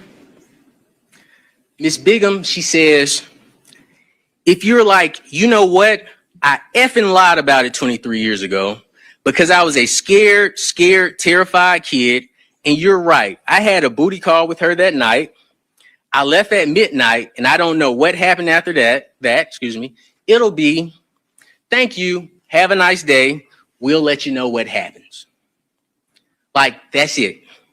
We just want to be able to explain it and make it make sense so we can focus on this, you know? So they can focus on this. So they can focus on this. Pointing at the defendant, smacking the table in front of the defendant. You'll learn the lead investigator in this case, Elizabeth Bigham, told Chris Melton it was okay if he changed his story or changed his timeline of when he was with Miss Baker. And if he admitted to lying to police for 23 years so that she could explain away his DNA and put the focus on Mr. Faust and the responsibility for Miss Baker's murder on Mr. Faust, everything would be okay. She would explain it away. Bigham. But Mr. Melton would not help Miss Bigham explain away his DNA. Despite the 23 years of conflicting statements from Mr. Melton, and evidence, and you have to decide, but evidence pointing away from Mr. Faust's involvement in this case, the allure of being a hero, the allure of being on TV, being the officer to solve the 23-year-old Tara Baker case became too strong. And we ended up in the courtroom before 12 jurors to decide Mr. Faust's fate. The allure of being on TV became more powerful than following the evidence. And on May 9th, 2024, while Mr. Faust had just finished working, he's at Walmart buying a Simply Lemonade, police cars swoop in on him and put him in handcuffs and arrest him. Solely because, and this is very important, and follow the state's timeline, solely because his DNA was present in this Baker's life. At the time of Mr. Faust's arrest, which you will learn, it's not, and this is, we told you, this is not a DNA case. We didn't come here to fight with DNA. You will learn Chris Melton's DNA is present, unidentified DNA is present, Mr. Faust's DNA is present. And based on his DNA being identified, he was arrested and charged with burglary based on DNA alone. He was arrested and charged with aggravated sodomy in the anus, even though his DNA isn't present. He was charged with 4 counts of felony murder. He was charged with malice murder, and every other count in this indictment solely based on his DNA being present, along with Chris Melton's DNA.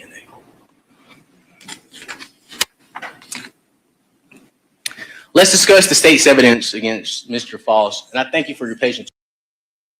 Let's just pause for 1 minute, right? Because you can't use it as a shield and a sword, Mr. Prosecutor. This is not Mr. Prosecutor. But you can't say that the seminal DNA could stick around for 120 hours for Mr. Melton, and that's why his DNA is there and his pubes are there, and not say the same for the defendant, because the defendant had relations with her, maybe not even in her house, because they didn't find any DNA in her house of his. They only found DNA on her body. I think he's going to say, yeah, I had relations with her, met her in a bar, whatever, within 120 hours of when her body was found. You can't use it as a shield and a sword, right? And yet this guy's arrested, they say, in the Walmart parking lot, based on DNA only. And Chris Melton could change his story 23 years later. And the lead investigator, Elizabeth Bighams, said, don't worry, no big whoop. We just need to, you can change your story now. It's not a big deal. We just need to know. And he's like, yeah, I had a booty call with her the night before, but I left at midnight. I wonder if her roommates are going to come in and say, yeah, we knew that she met Edrick in a bar. She said, I met this really hot guy. Maybe they're going to say that. And maybe they had relations a couple days before. I don't know, but you can't use it as a shield and a sword, because he already told you it sticks around for 120 hours. Wow. I really like this lawyer a lot. I think he might be my new favorite. I don't know. He must be, is he a public defender?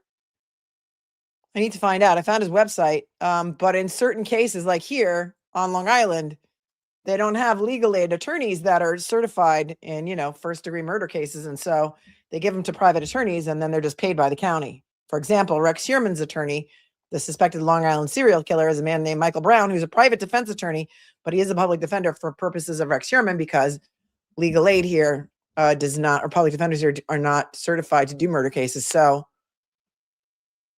here we go.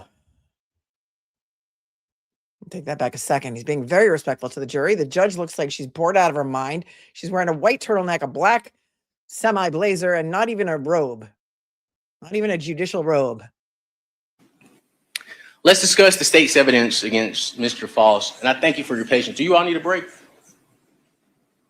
It's like 2:20. Are you? Let's gonna give me discuss the lunch? state's evidence against Mr. Faust. To meet its burden of proof to establish beyond a reasonable doubt that Mr. Faust killed Ms. Baker, the state is going to rely on, they're going to present evidence of Mr. Faust's DNA being present.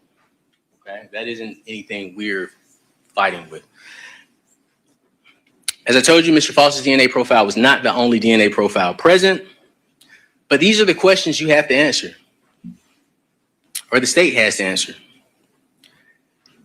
Mr. Faust's DNA profile being present does not tell you why this crime occurred or how this crime occurred. And you have to ask for that evidence. It does not tell you when the contact happened. And we don't know. It's been 24 years, 25 years. They've charged him with rape. They have to present the evidence that it was rape. The only thing that we could possibly say that you're here in the testimony in this case is that maybe when she was out at the Mexican restaurant, we don't know because they never followed up on it. They came into contact. We don't know. But that's a question the state has to answer. If you're saying it's rape, explain to us why his DNA is there. If you're saying it's rape, prove it. It does not tell us how the contact between Mr. Baker and Miss Baker and Mr. Faust took place. I am going to object. If we can approach. Objecting to what? I'm going to hear what he just said again. Hold on.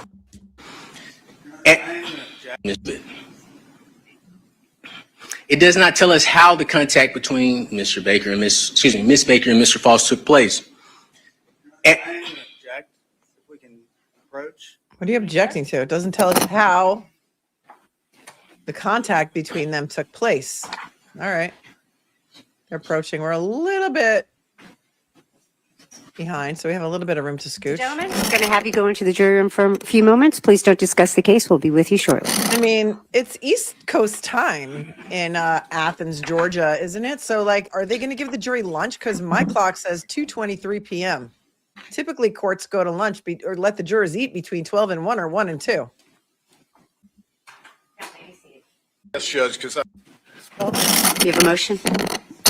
Mr. Almachill. yes, Judge, because I think this relates to our ruling as to 412 evidence, which I just think Mr. Cruz violated in a manner that borders on placing him in contempt, quite frankly.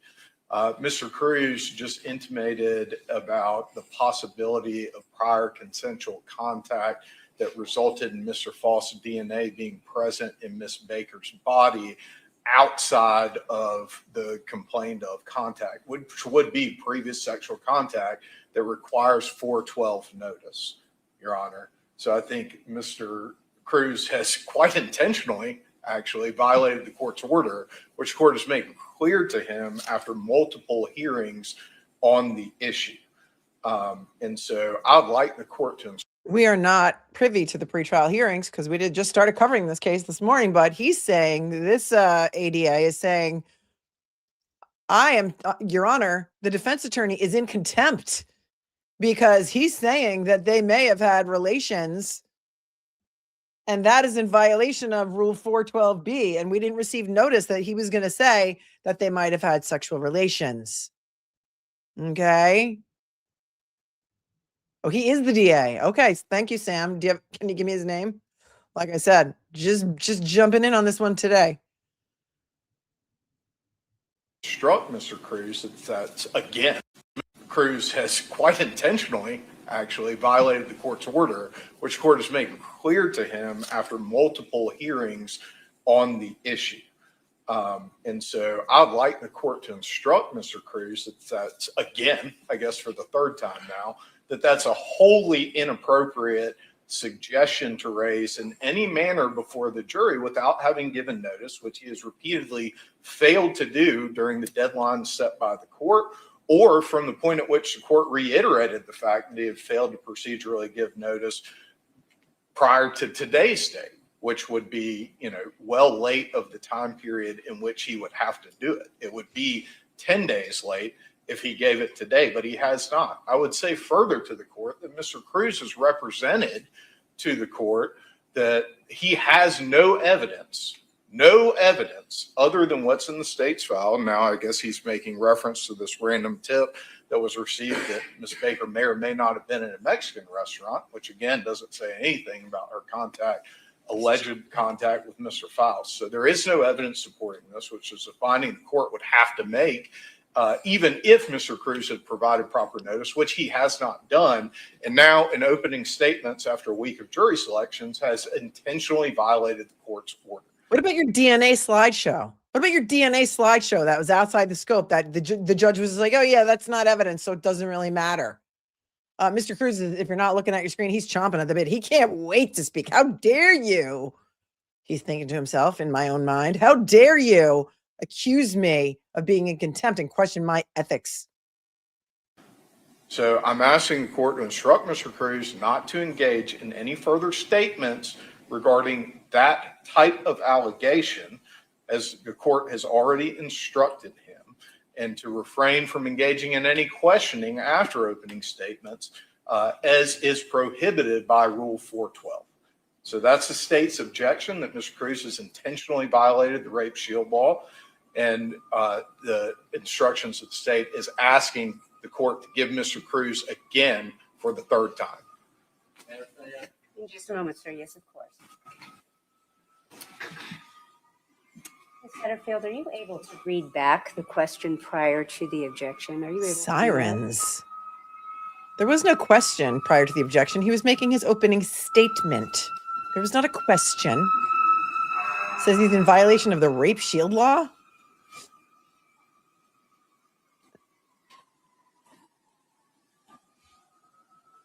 Sirens are out there. We have PTSD from sirens from Norfolk County. He's mad because he's losing, Amanda says. I think you're right. Can't use it as a shield and a sword. You can't say, well, this is the opening, so it's not evidence. So the DNA can come in, even though I haven't ruled whether or not it can come in. But he can't say, you know, maybe they had relations. I get that a lot, KBD. I get that a lot.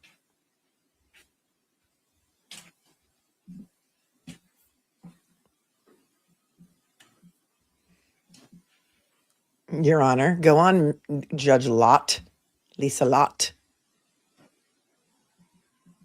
I don't know if I like you a lot yet. If you would you mind reading that to the court? Thank you.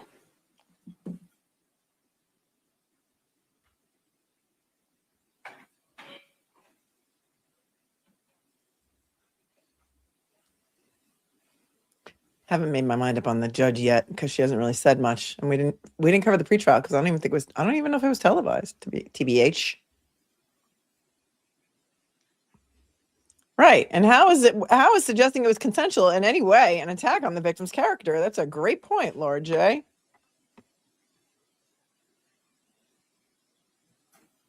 Of course. Judge is like a mannequin.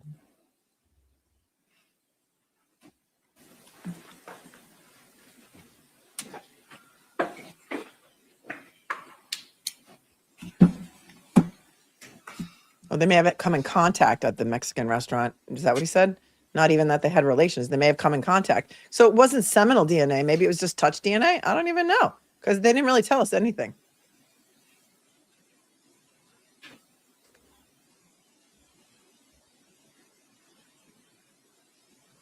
Hello.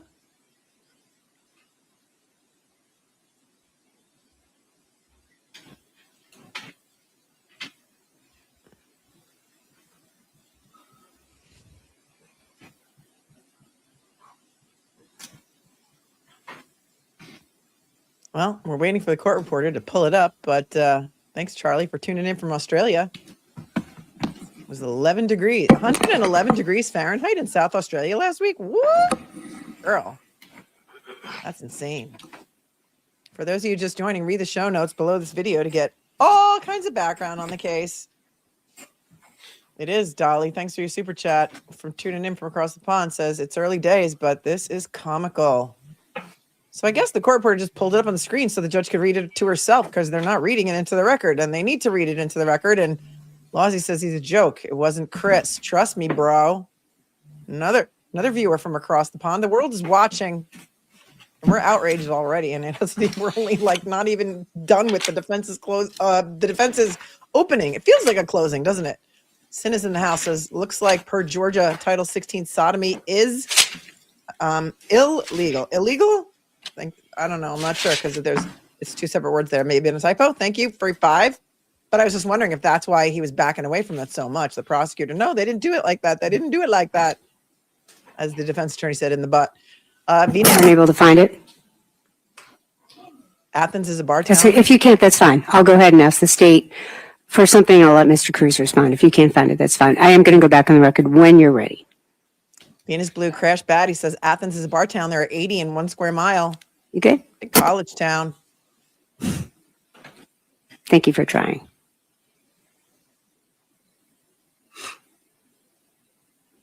Okay, thank you. Mr. Yalmanchili, please tell the court exactly what you feel, the words that you feel Mr. Cruz deliberately said to violate the order that the court gave. Yes, Your Honor. So Mr. Cruz initially said the state can't prove when it is that Mr. Faust's DNA entered Miss Baker's body. Mr. Cruz then said the police didn't follow up on this tip about the Mexican restaurant. Mr. Cruz then said it's the state's burden to prove that, and then said something to the effect of it could have gotten there when they had contact at that Mexican restaurant the night before the incident, essentially. Now that's paraphrasing, but Mr. Cruz stated that there was a separate time when Mr. Faust could have had contact with Miss Baker in a manner in which DNA would have been found in her mouth and in her vagina that is a match to Mr. Faust, which they are not contesting, Your Honor. So I think that is pretty clearly a violation of 24-4-412 when no prior notice has been made and no showing of competent evidence showing that would pass 403 examination has been presented to the court as required by 412. This man is the district attorney, the head mofo in charge, apparently. So that's the actions that I think that Mr. Cruz has taken in order to intentionally violate the court's previous instructions. All right, thank you. Mr. Cruz. So part of the state's case, Your Honor, is that Mr. Faust and Ms. Baker doesn't know each other at all. Only I was telling them that the only time they could have had contact with each other at this restaurant. The court explicitly told me, or explained to me, and ordered me, that I could not make an argument about consent. So I'm not making an argument about consent, but a big part of their case is just no way possible that these people ran and teaching.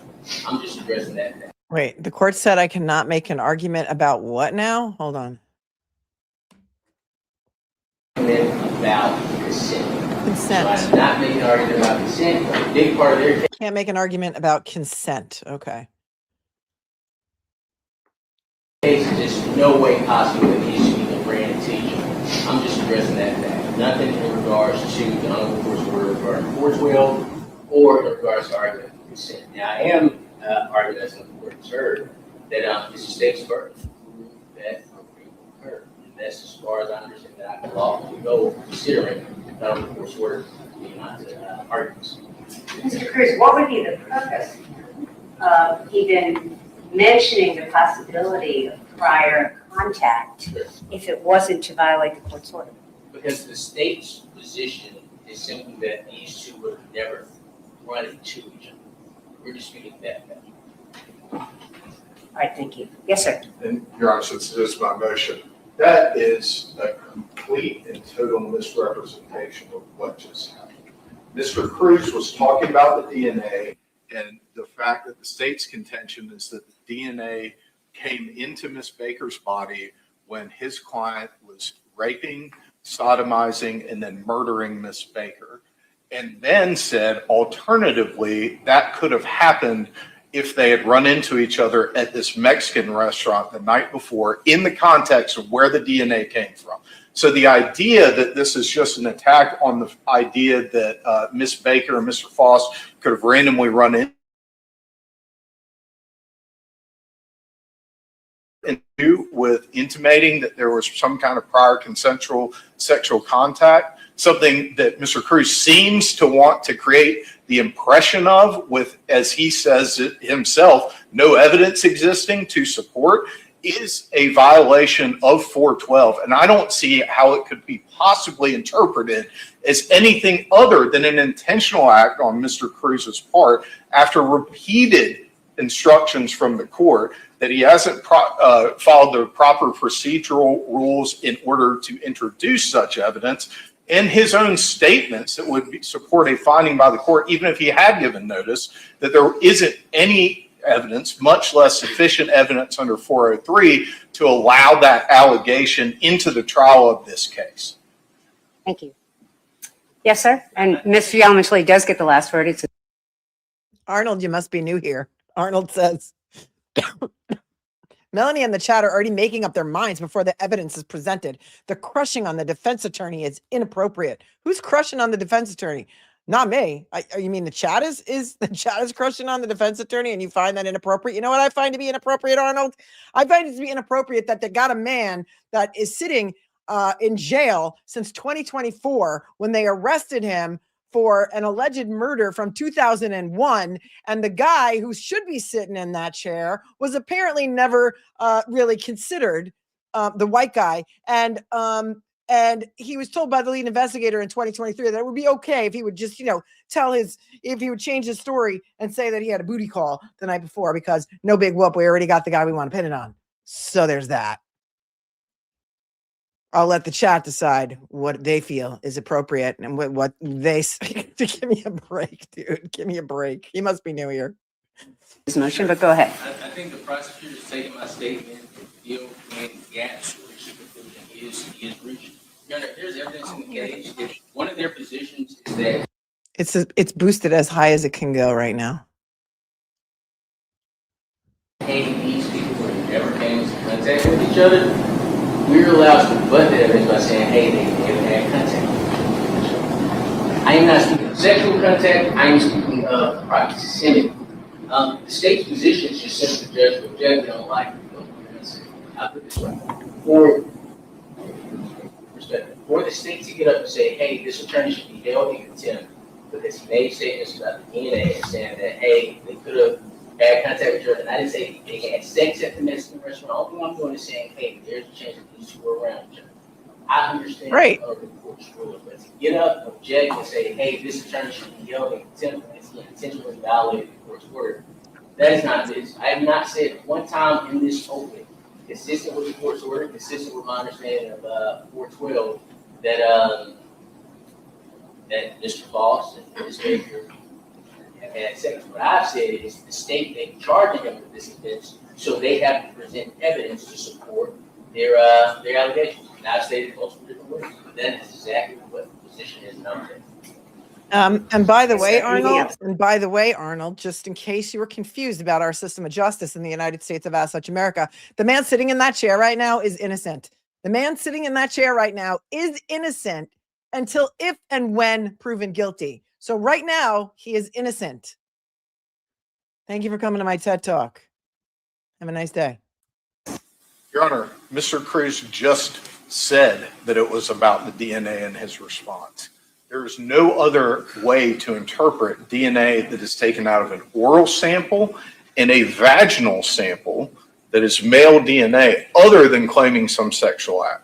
So I think not only is Mr. Cruz intentionally violating the court's previous orders, he's also being disingenuous in his representation of what just occurred in the courtroom, which the court saw for itself.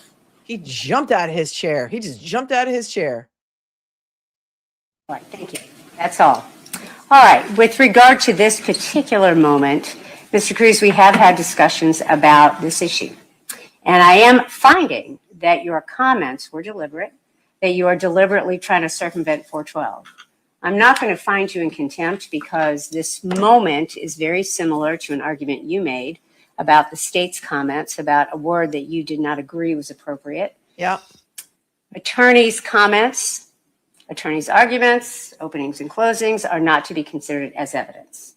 But I am offering this to you, Mr. Cruz, as a warning that it is imperative that you follow the court's order. I've made several rulings with regard to this case. You are not allowed to talk about any issues of consent. You are not allowed to circumvent 412 without a proper motion. You have not filed a proper motion with regard to 412. If you do, the court will hear it. The state is correct. Even if we do hear a 412 motion, you have to have evidence supporting your motion. It can't just be something that you throw out there and assume that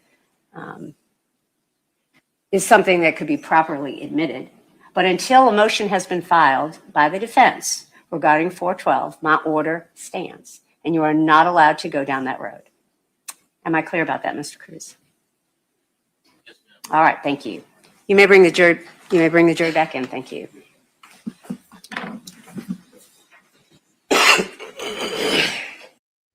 We are a little bit behind, so we have a little bit of room to scooch. Jackie Zidell coming in telling us that Judge Lott was elected and became a judge in January 2019. She previously served as a public defender in Athens for 18 years. She also worked as a prosecutor in Gwinnett County DA's office. My question is, when is the jury going to get lunch? It's 2:45. It is past tea time, my friends.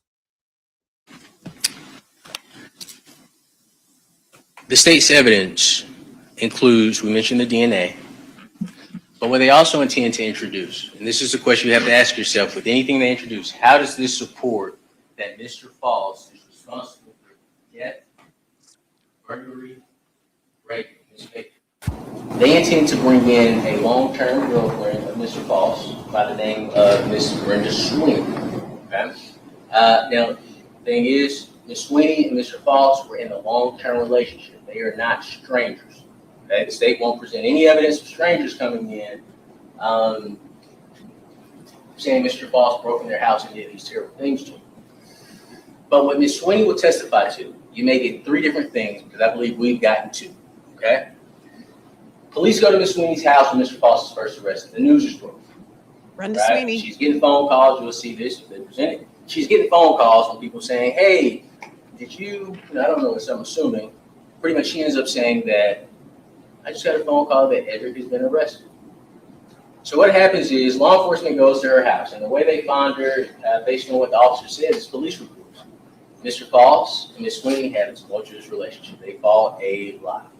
Okay, their police report of Miss Sweeney calling the police on Mr. Faust and saying he beat her up, and she gets arrested because there's witnesses saying no, it's the other way around. She was jumping on him. You're going to hear testimony from Miss Sweeney where she says, hey, Edrick hit me, and I beat him so bad I threw him into a DJ booth one time. Edrick took my car without permission. I went to his grandmother's house, and I beat him so bad he was trying to get me off of him, so he was scratching me, and other people had to come. Wait. Brenda Sweeney is going to come in and say that she was beating up the defendant? Hold on. I got to hear that again. Around, she was jumping on him. They fought a lot. They fought a lot. Mr. Faust and Miss Sweeney had a tumultuous relationship. They fought a lot. Okay, their police report of Miss Sweeney calling the police on Mr. Faust and saying he beat her up, and she gets arrested because there's witnesses saying no, it's the other way around. She was jumping on him. You're going to hear testimony from Miss Sweeney where she says, hey, Edrick hit me, and I beat him so bad I threw him into a DJ booth one time. Edrick took my car without permission. I went to his grandmother's house, and I beat him so bad he was trying to get me off of him, so he was scratching me, and other people had to come take me off of him. And she's going to give you multiple stories like that. But during this interview, it gets to a point where you'll see that this interview stops. And she says, hey, the worst thing I can say that Mr. Faust has done to me, he's hit me, and when the relationship is over and I'm with somebody else, he'll stop. Won't leave me alone. Police don't take that as true. When they didn't get this scandalous story from Miss Sweeney about how terrible of a person Mr. Faust is, and it's terrible to fight with your significant other. What they say is, Brenda, a young lady has been killed, and we want to get justice for this young lady. And we know, he's a terrible guy, and he's done terrible things to you. And just like we want to get justice for this young lady, we also want to get justice for you too. And she says, wait, guys, I don't know anything about a cold case. I don't know anything about a girl dying. All right, are you saying Edrick did it? Yes, we believe he did it. And Brenda, you were involved. You were with him at the time. And you'll see her, she misinterprets and she says, what? How am I involved? And he says, well, Brenda, you were with them, so forth and so on. We've seen police reports with you too. And then she pauses for a second and she says, Edrick used to force himself on me. And the officer says, oh, tell me more about it. Tell me more about it. Oh, Edrick used to force himself on me. Okay, when did they interview her? Like 2023, 2024? Because that's the first time his name is ever mentioned in this file. Edrick used to force himself on me. Okay, tell us more, because we really need to pin it on that guy. Listen. Of course, with you too. And then she pauses for a second and she says, Edrick used to force himself on me. And the officer says, oh, tell me more about that. Tell me more about it. And he says, did he punch you? She says, yeah, he punched me. Was he violent? Yeah, he was violent. When he would do this to you, was it vaginally, orally, anally? She said, or you'll hear, she says, I don't know, for me, vaginally. Right? And they continue talking to Miss Sweeney. And it gets to a point, and they may present it, they may not present it. But I want you to know this is evidence that may come in this case. It gets to a point that Miss Sweeney is under so much pressure. And forgive me, I forgot the piece. Miss Sweeney tells law enforcement that she's had multiple strokes, by the way. So she's physically suffering, and she also says it affects her memory. Miss Sweeney has had multiple strokes that affect her memory. Yes, in 2023. That's the first time. That is the first time that she's ever questioned, because it's the first time that Edrick ever became a suspect. Because CODIS.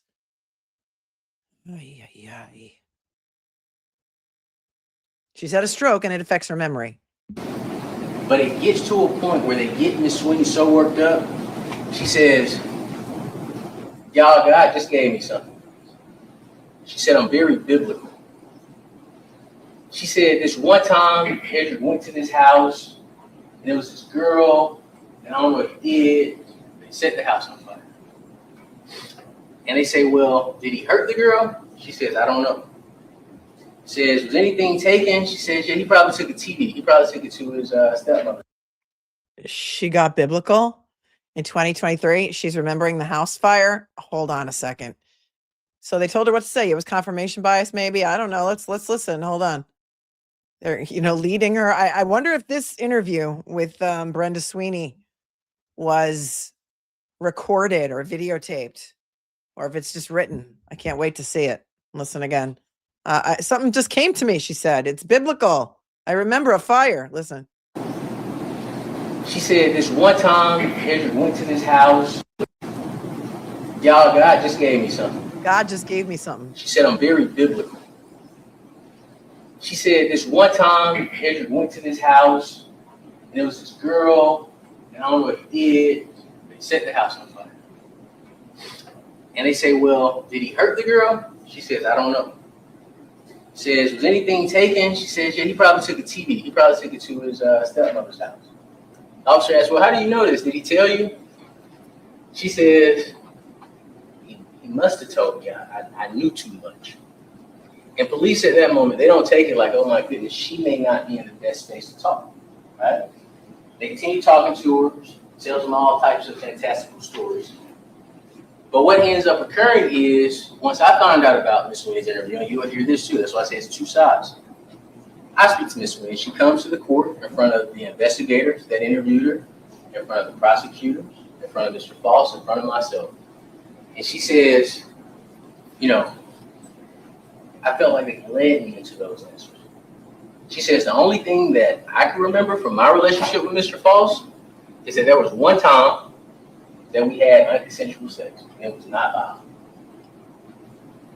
The state will introduce Ms. Sweeney not as evidence supporting that Mr. Faust committed these crimes against Ms. Baker, but to get you emotionally riled up. And that's why we chose you as jurors, because we believe that you will focus on the evidence.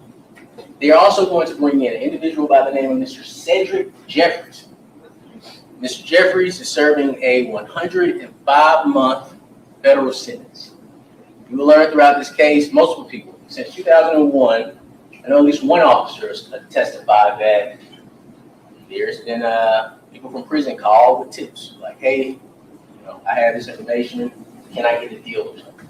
Now, what you'll learn in this case, Mr. Jeffries is going to testify that I don't have a deal. I don't have a deal. But what he will have to admit is that after he testifies in this case, he doesn't have a deal now, because it'd be terrible for him to have a deal now, because of course we're talking about his deal. What happens after this case, after he testifies and says Mr. Faust told him in 2003 that he committed this crime, I'm gonna get into the details for you. Prosecutors, federal prosecutors are gonna meet with him. They're gonna review the transcript. And if they determine that Mr. Jeffries assisted the state in this case, he is going to receive an interview. Okay? And you have to consider that information in determining his credibility. But this is what he says. He speaks with, he sees the news. The news breaks of Mr. Faust's arrest. He's in jail. He says this, so you'll hear this. He admitted or they're recording this. He's sitting there watching the TV. He sees Mr. Faust get arrested. Okay? He doesn't call police. He doesn't say, hey, correctional officer, come here. I know something about a crime. He calls his lawyer. You'll hear that he reaches out to his lawyer. And of course, we don't know what the conversation is with his lawyer, but he ends up meeting with the lead investigator in this case, Miss Elizabeth Bigham. When he meets with Miss Bigham, she says, hey, tell me what you know about this case. He says, well, when I was 14 years old, Mr. Faust came to my house, and he was saying, oh my goodness, I'm about to get into it with police because they know that I killed this girl in Deer Park. Okay? That is what he's going to testify to. So police asked him, why did you wait 20-something years to say that? And Mr. Jeffries says the most important thing, and the reason why he's testifying in his trial. Mr. Jeffries tells him, jail helps me remember things. But you will hear from Mr. Jeffries. Jail helps me remember things. Oops. Jailhouse snitch. Jail helps me remember things. Not a single shred of evidence will place Mr. Faust in Miss Baker's home. And the state has told you themselves, they've admitted it. We don't know how he got into the house. The evidence will show that Chris Melton admitted that Miss Baker had a key to his house. You have to decide if it's reasonable that Miss Baker. I'm going to sustain that. Yes, ma'am. If it's reasonable, if he had a key, well, it's out. But the state will rely on Cedric Jeffries, who, when he walks in this courtroom, he is serving a federal sentence right now, 104 months. And this isn't the first case Mr. Jeffries has testified on. Now, he may admit it, he may not admit it. But Mr. Jeffries at this time has testified on 2 other cases. He is a witness that gets in on cases and comes and testifies for the state. That's fantastic. He's a jailhouse snitch. He just wants to get out of jail. Hypes aren't enabled for lives, but can replay viewers hype it? I have questions. I think you can on replay. All right, cool. Something that's important, you're going to hear the interview of Mr. Jeffries, or he may admit it, so he may not get into the interview. But you're going to hear that Mr. Jeffries, one of the things he says is that I've never heard of this case before. Okay, and the state brought it to your attention that Mr. Faust stated that, in his interview, he made statements about Ms. Baker, and we're going to get into those statements.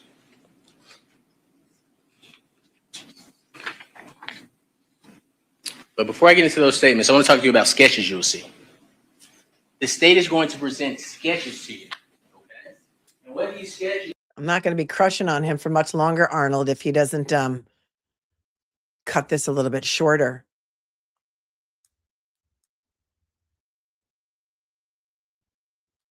I got to make it louder now. Hang on. He's a wanderer.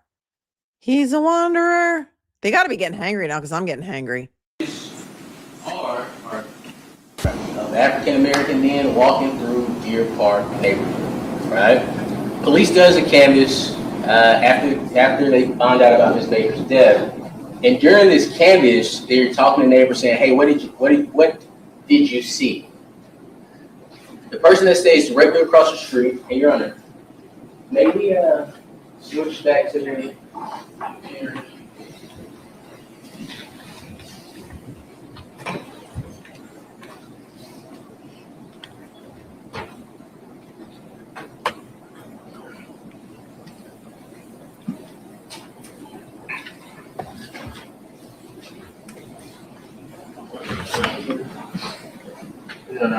Honor. I thought I did, I'm sorry. Clear, right.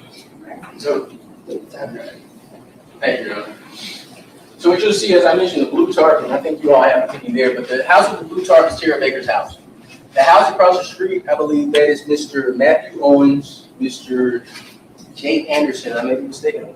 I think Matthew Owens. I don't see a house with a blue tarp. I see Pluribus, which is Albuquerque, New Mexico. That's what I'm seeing. Owens definitely stays there, Mr. Jay Anderson, and another individual. And when police come and talk to them, what they're going to tell you is that we see a guy in a bright orange shirt. And as you know, in UGA country, you don't wear orange if you're trying to be here. But we see a guy in a bright orange shirt. He's either wearing khakis or jeans, and he was walking in front of, down the street in front of Miss Baker's house. And the officer asked, can you describe him? He says, yeah, he has like small afro hair, black male, orange shirt, jeans. They said, well, how is he walking? He said, he's just walking regular, just walking. But he says, I leave to go away. I walk away from the window for a second. He said it's maybe 5 or 10 seconds he walks away from the window.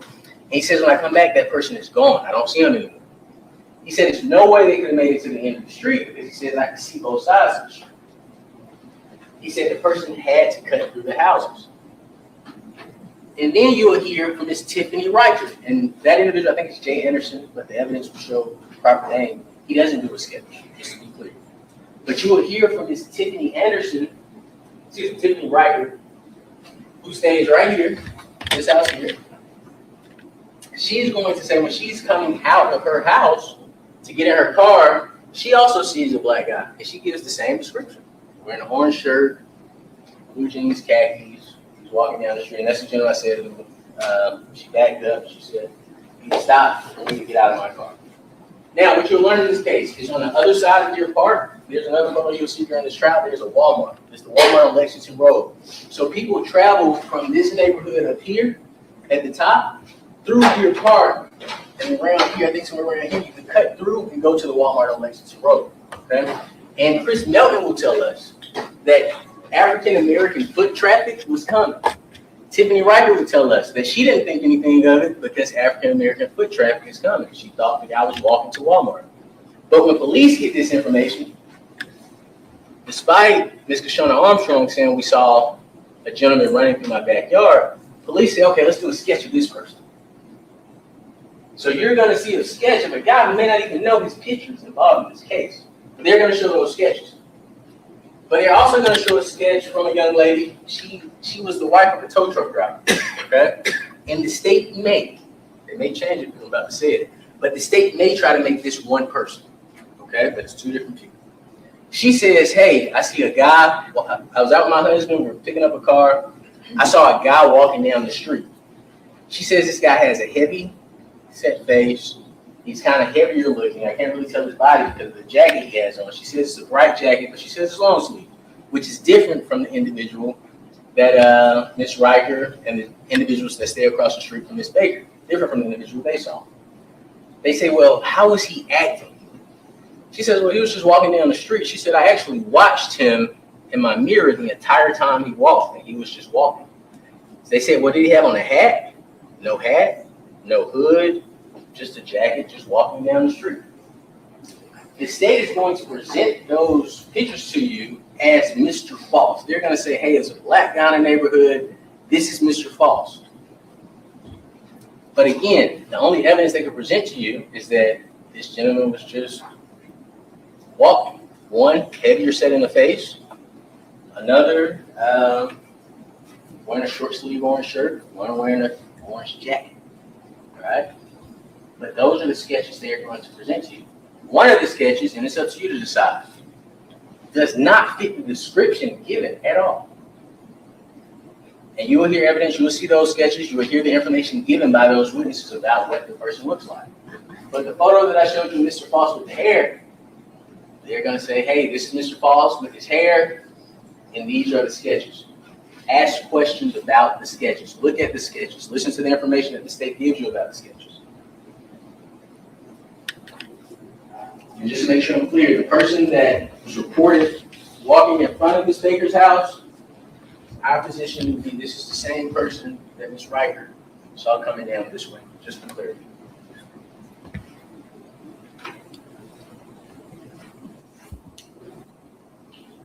Lastly, you are going to hear Mr. Faust's interview. You're going to hear what Mr. Faust himself said about this case. You will learn, contrary to what the state has told you, that Mr. Faust was told when he was arrested, we're arresting you for murder and aggravated sodomy. They hadn't asked him anything. That's what you're here for. Murder and aggravated sodomy. Mr. Faust is confused. He talks to him. He chooses to talk to him way of his rights because, of course, he's trying to figure out what the heck is going on. While they're talking to Mr. Faust, they didn't tell him whose murder.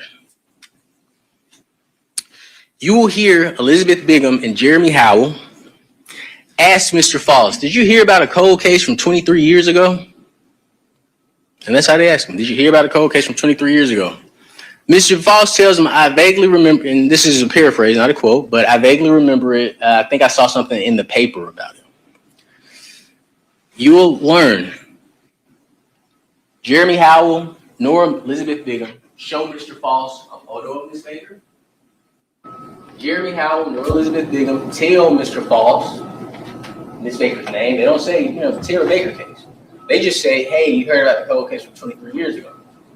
They don't even give Mr. Faust the opportunity to explain the DNA because what they tell him, and this is very important stuff, they tell him, why is your DNA found in that house? Mr. Faust said, house? I've never been to a house in Deer Park. In the house. My DNA? In the house? Your DNA is in the house. And just as much as I'm here to exonerate, I am here to hunt. Hunt. There's a deer park on Long Island too, As Gigi. I've told you, the evidence will show there is not a shred of evidence putting Mr. Faust in the house. They didn't have that evidence. They misled Mr. Faust, and of course, he's charged with murder and aggravated sodomy. He's probably freaking out, and he says, I don't know anything about the house. I don't know that woman. But again, they never gave him an opportunity to confirm who they were talking about. No name, no photo, just the cold case from 23 years ago in Deer Park, and your DNA was found in the house. What you're learning in this case, one person lied to police over and over and over and over and over again. One person simply said, I've never been to a house in Deer Park, whatever you're talking about, I don't know. And the person that's in the next chair is Mr. Faust. Now, Miss Baker, as we all know, is a very beautiful woman. They showed us a photo, or the photo that Mr. Faust would have been aware of. It's a glamour shot. The photo that you all saw was not a photo that was shown to Mr. Faust.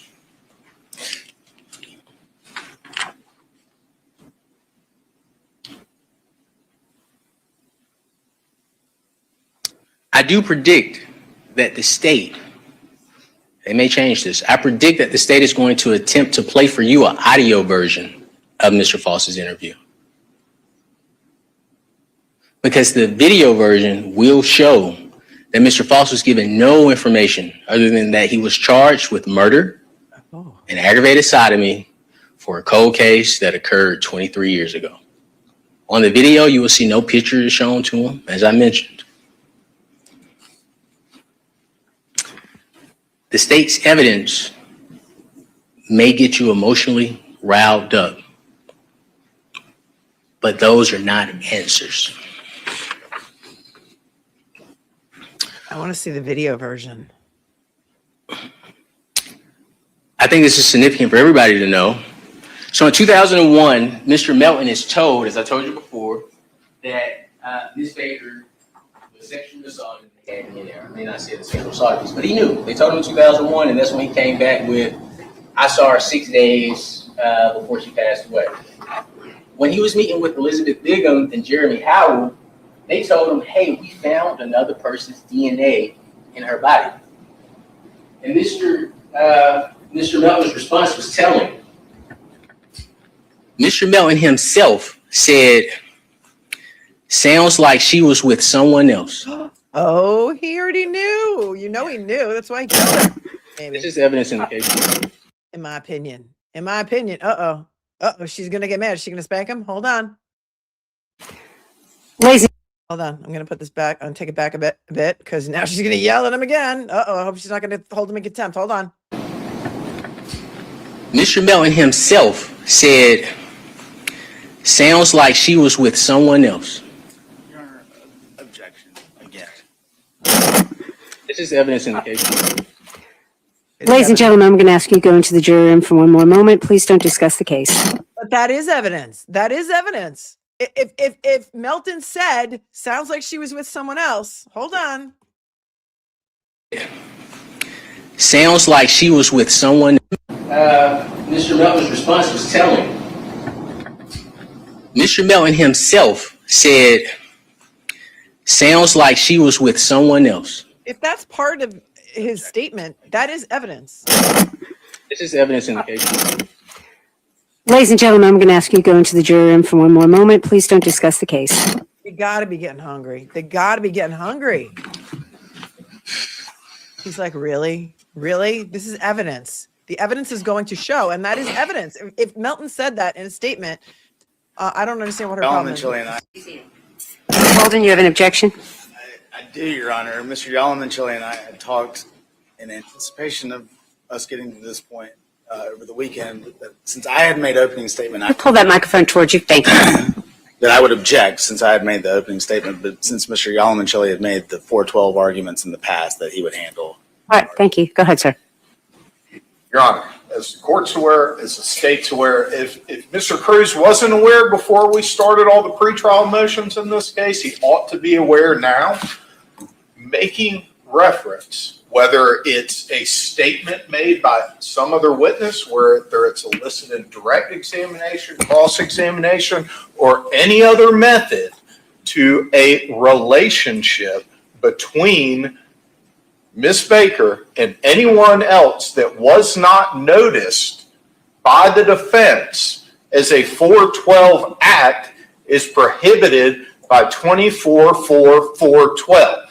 I'm not sure how much clearer the statutory language could be, not sure how much clearer the court could possibly have been in its instructions, but whether it's Mr. Cruz making reference to a statement that some witness made during an interview with law enforcement, or whether it's Mr. Cruz eliciting the testimony on direct examination or cross-examination, it is all prohibited by the rule, which Mr. Cruz has violated now for the second time in his opening statement. It does not matter.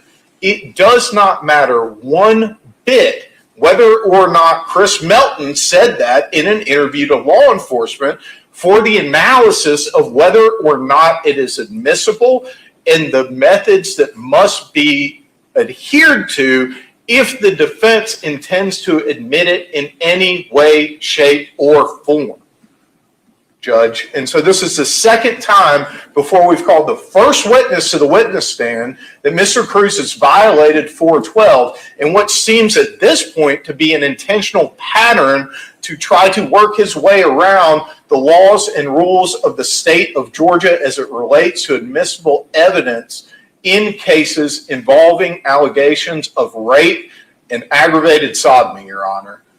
So again, at this point, I don't know what the remedy is that the court wants to.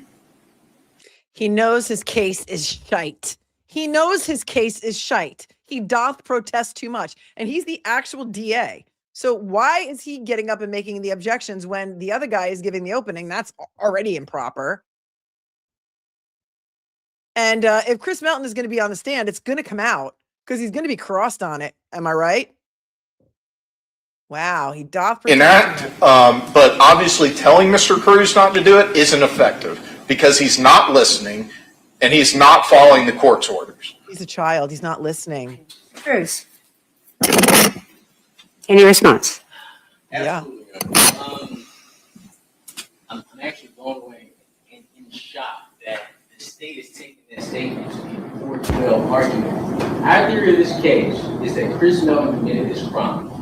Chris Melton's statement, when he's confronted with DNA that he already knew was present, that she was with someone else, it has nothing to do with us trying to get around 412. That statement is for the sole purpose of showing his consciousness of guilt. He knew this information in 2001.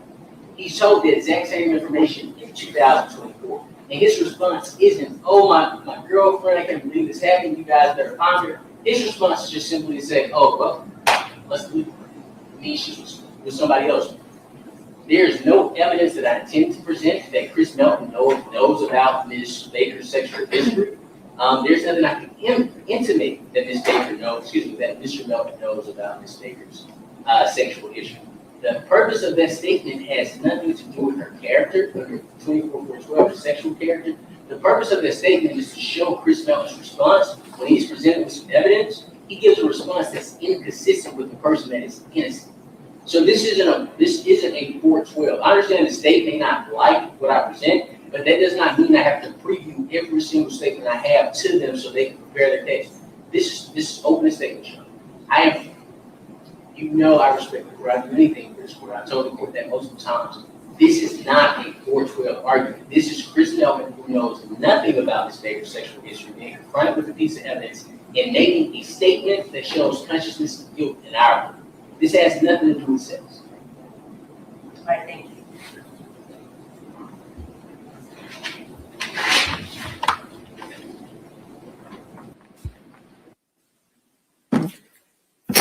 As this court has stated multiple times, this is the second time today, multiple times during hearings, that there is a process that must be adhered to in order to get the appropriate permission from the court to introduce statements, evidence that another party objects to. In this particular case, it is a 412 motion. We have talked about this over and over again. What I have said over and over again is that the defense has failed to file a motion under 412. The state did. The defense has failed to file a motion, and I've said many times that if the defense files a 412 motion, even though it's not timely, the court will consider it. There has been no motion filed. Mr. Cruz, you've been made aware many times that you are not to bring in this kind of statement. I mean, I realize I have said several times today that opening and closing arguments of the attorneys and arguments are not evidence, and I'm going to say it again. 412 is the rape shield law in Georgia. So just hang on. We'll talk about it after. When the jury comes out. But you've been told many times that in order to, I'm talking now, Mr. Cruz, thank you. You have been told many times that in order to present statements like that, ask for the admissibility of evidence like that, you have to file the proper motion. And the court may consider it even though it's not timely. As I just stated 10 minutes ago, I do find your statements to the jury to be avenues to circumvent 412. And it is not appropriate. I'm finding you in contempt of court. You have had the opportunity to explain yourself, and I'm finding you $1,000. And you are to present that $1,000 tomorrow morning by 9 a.m. put it into the registry of the court. And that is my sanction for continuing to not abide by this court's orders. I don't know how many times we're going to have this. I will start a GoFundMe right now for his $1,000 sanction. Who's with me? No, I'm just kidding. I can't do that ethically. That's outrageous. That's outrageous. What's his hourly rate? Is he a public defender? Really?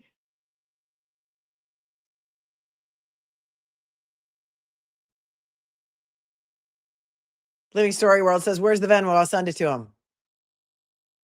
Wow. Wow. This is a Manic Monday. I changed the title of the stream. This is the Manic Monday. This defense attorney has just been fined $1,000 by this judge for being in contempt of court for violating or for not making a motion about entering evidence or saying things in opening that have to do with the victim's past sexual behavior.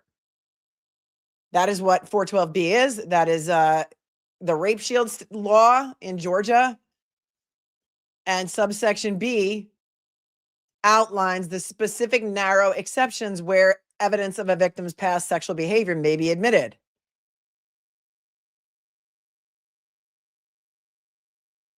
Generally, it's inadmissible.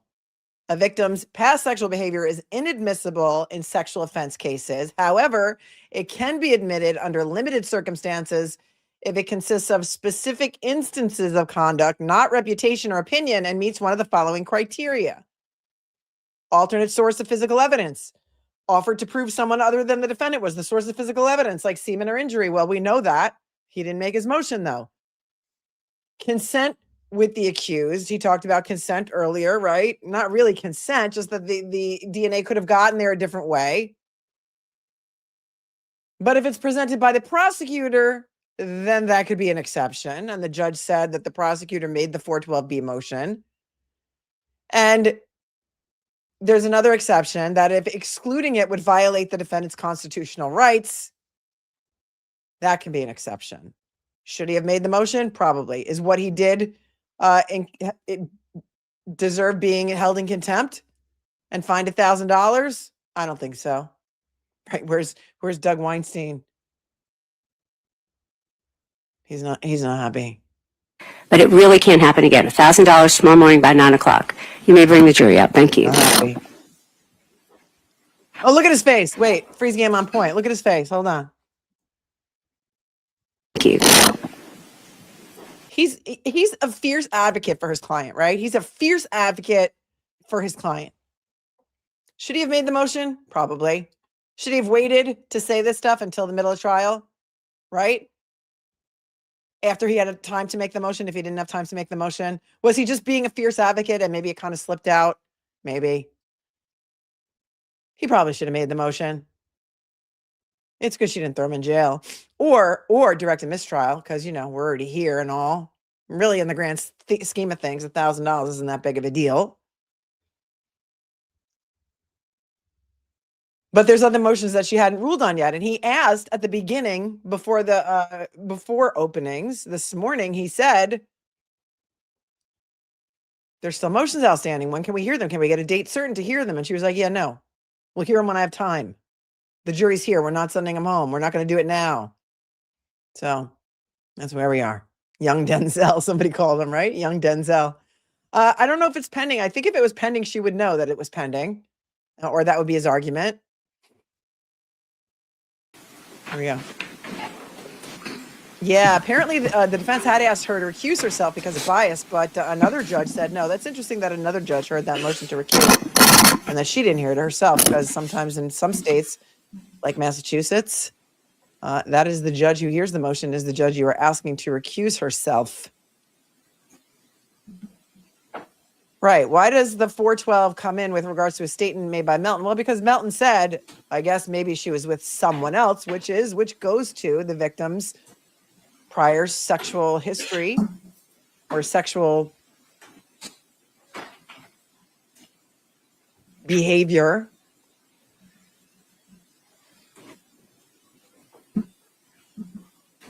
All right, you all may be seated. Thank you. Ladies and gentlemen, I want to remind you that any statements made by the attorneys Whether it is in opening statements or closing statements or during arguments, any statements by the attorneys are not to be considered as evidence. Mr. Cruz?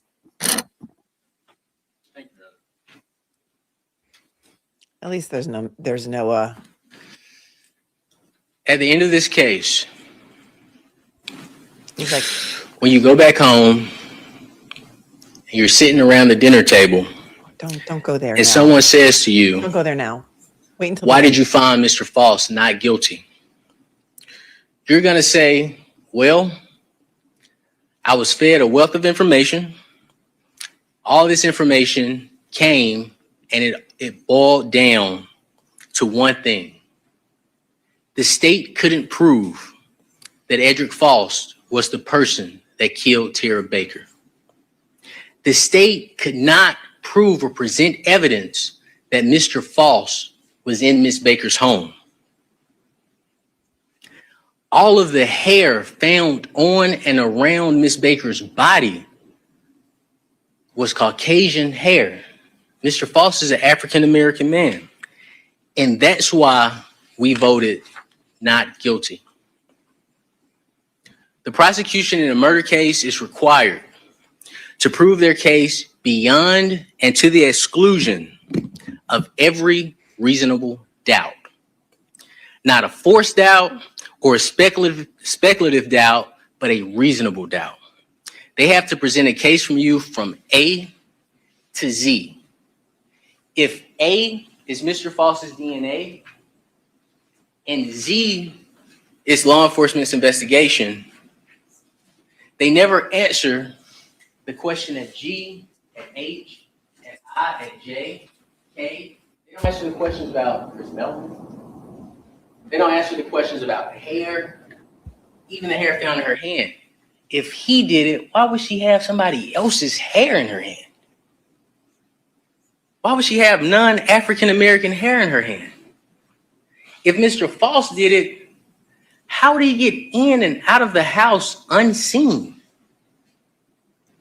Why didn't anybody see a black man running through the neighborhood? If he did it, why would he take so much time cleaning up her apartment? He doesn't know who stays there. There are 3 bedrooms. If he's a stranger, why would he take that time to clean her apartment? This was a crime opportunity. You all swore to uphold the law, to hold the state to its burden. There is evidence here of reasonable doubt that Mr. Faust did not kill Miss Baker.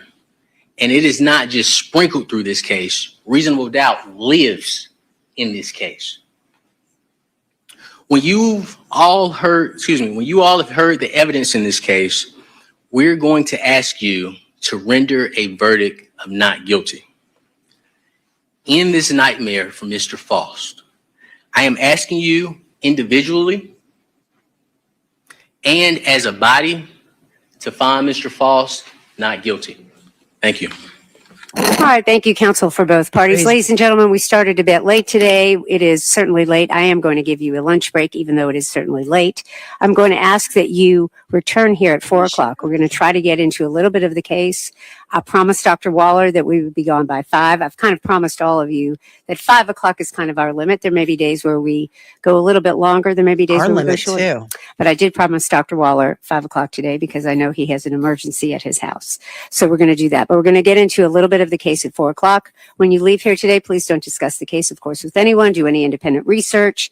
Go to any of the locations you may have heard. Have a nice late lunch. We'll see you right back here at 4 o'clock. Thank you. What kind of Counsel will see you at 4 o'clock. Judge gives a jury a lunch at 3:30. What? Wait, what time is it right now? In Athens, Georgia, they're on East Coast time. Yeah. I wanted to raise a matter before the hour before. Ooh, he wants to talk. He's like, I'm not paying that $1,000. This is Athens/Clarke County, Georgia. The counties have been combined. It is now Athens-Clarke County. Yeah, his opening was like a good 2 hours, according to my estimation. Because I didn't start until we didn't start the stream until 11, and I think we didn't start openings until had to be like around 11:30, right? because we did some stuff before.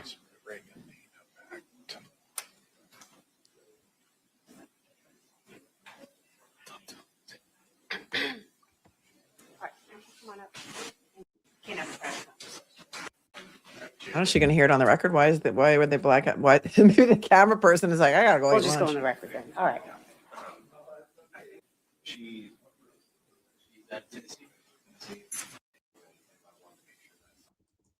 Have a nice lunch. We'll see you at 4 o'clock. Sorry.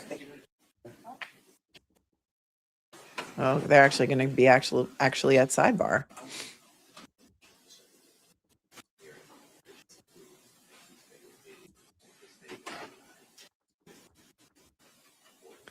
Any cupcakes down in the Athens area that want to go be boots in the ground on the ground in the court room? That'd be so awesome because I really want to know. We know that the jury is 8.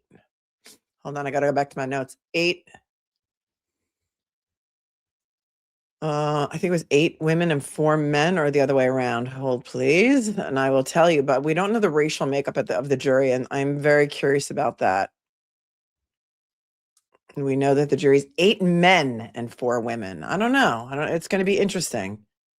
Yeah, she said they're coming back from lunch at 4, and they're going until 5. And right now it is 3. Almost 3:30. So here's what we're going to do. We're going to look at some of these super chats, and then we are going to take a little break so that everyone who is not caught up can rewind a bit and get caught up, because you're not going to want to miss this. Yellow Ledbettero said earlier, thanks for your 5. In my opinion, she was a law student. He was a joke whose parents told him to get a job. She realized this was a dead-end relationship and broke it off. Didn't they say that he was in medical school? Melton was in medical school, and then he dropped out. Thank you for your 5, Kim. Shuda says, so sad that in 2024, when he was charged, race is what this trial is about. Thank you for tuning in from the UK. The world is watching. Elaine told her son in Texas that we found another good one. He's tuning in. So hi to Elaine and Elaine's son in Texas. Welcome.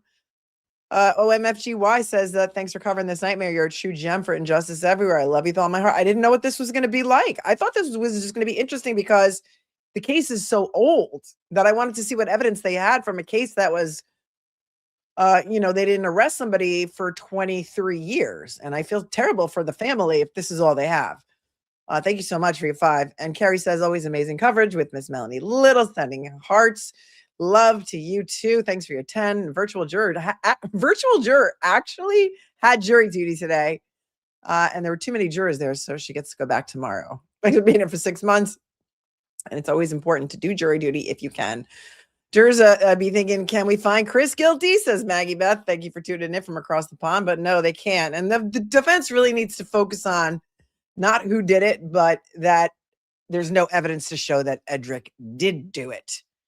Right? Autistic Grandma says, what is evidence in an opening statement? How poor the state's case and their evidence is. I hope there's at least one jury who sees it, she says. Thanks for your 5. And Crime Junkie says, I'm so far behind, but this is crazy. It totally is. Thanks for your super chat. Snarktastic Sam saying that there was a January 21st motion to disqualify this judge for her impartiality in her rulings pre-trial. I guess that was denied. Margaret says, this guy's innocent in my books. Thanks for being here for 19 months. Charm free, thanks. Mel, if you're hungry, take a bite off of a sidebar. Well done. Well done. Thanks for your 5. The Watcher says a single black person on this jury, and he walks. Thanks for being here for 12 months. Mark McKay's been here for 16. He's tuning in from across the pond. Says, thanks for covering this. You're welcome. Thank you for being interested in it. And Robin says, this was given to Mel and us for a reason. It was. I mean, I kind of feel like the jury's still deliberating on the au pair trial. I kind of feel like I can't remember what I was going to say. Melissa says, I went to high school with Tara. She was a senior when I was a freshman and my brother was a junior at Lovejoy High School in Lovejoy, Georgia. I was in Athens the year she was killed. I guess everyone in Athens remembers this.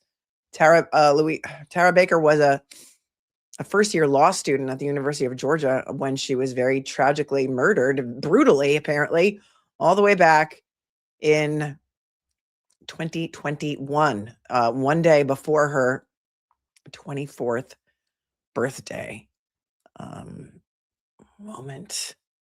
Hold, please. Thank you very much, Elaine, for your very generous Venmo. Says, what an amazing find. Thanks for all you do. Thank you, Elaine. You're the greatest. You're the greatest. Here's what we're going to do. We're going to take a break. The jury's coming back at 4, so we're going to come back at 4. In the meantime, Leslie, thank you very much for your Venmo. Says, oh, you're so sweet. Oh, please stop. I'm going to send that back to you, Leslie. You're amazing. You're amazing. I love you so much. And, Lisa, Gigi, thanks for sending me 5 matcha lattes and says, enjoy, remember, you're the bestest. No, you are. Let's all take a break. Everyone go hydrate, go get something to eat. I need to turn my heat down because now that it's working, it's too hot in here. And somebody said to me earlier, you look tired. I hope you're okay. Not really a compliment, but as I did say, my boiler, my oil burner decided to quit on me in the middle of the night. So when I woke up, it was 54 degrees in my room. So I did not sleep much, but luckily they were able to come before we went live this morning. Thank you to Mark McKay for gifting a membership. And it's something like 14 degrees here. Okay. All right, here we go. We're going to take a break until 4. Everyone go hydrate. I'll be seeing you real soon.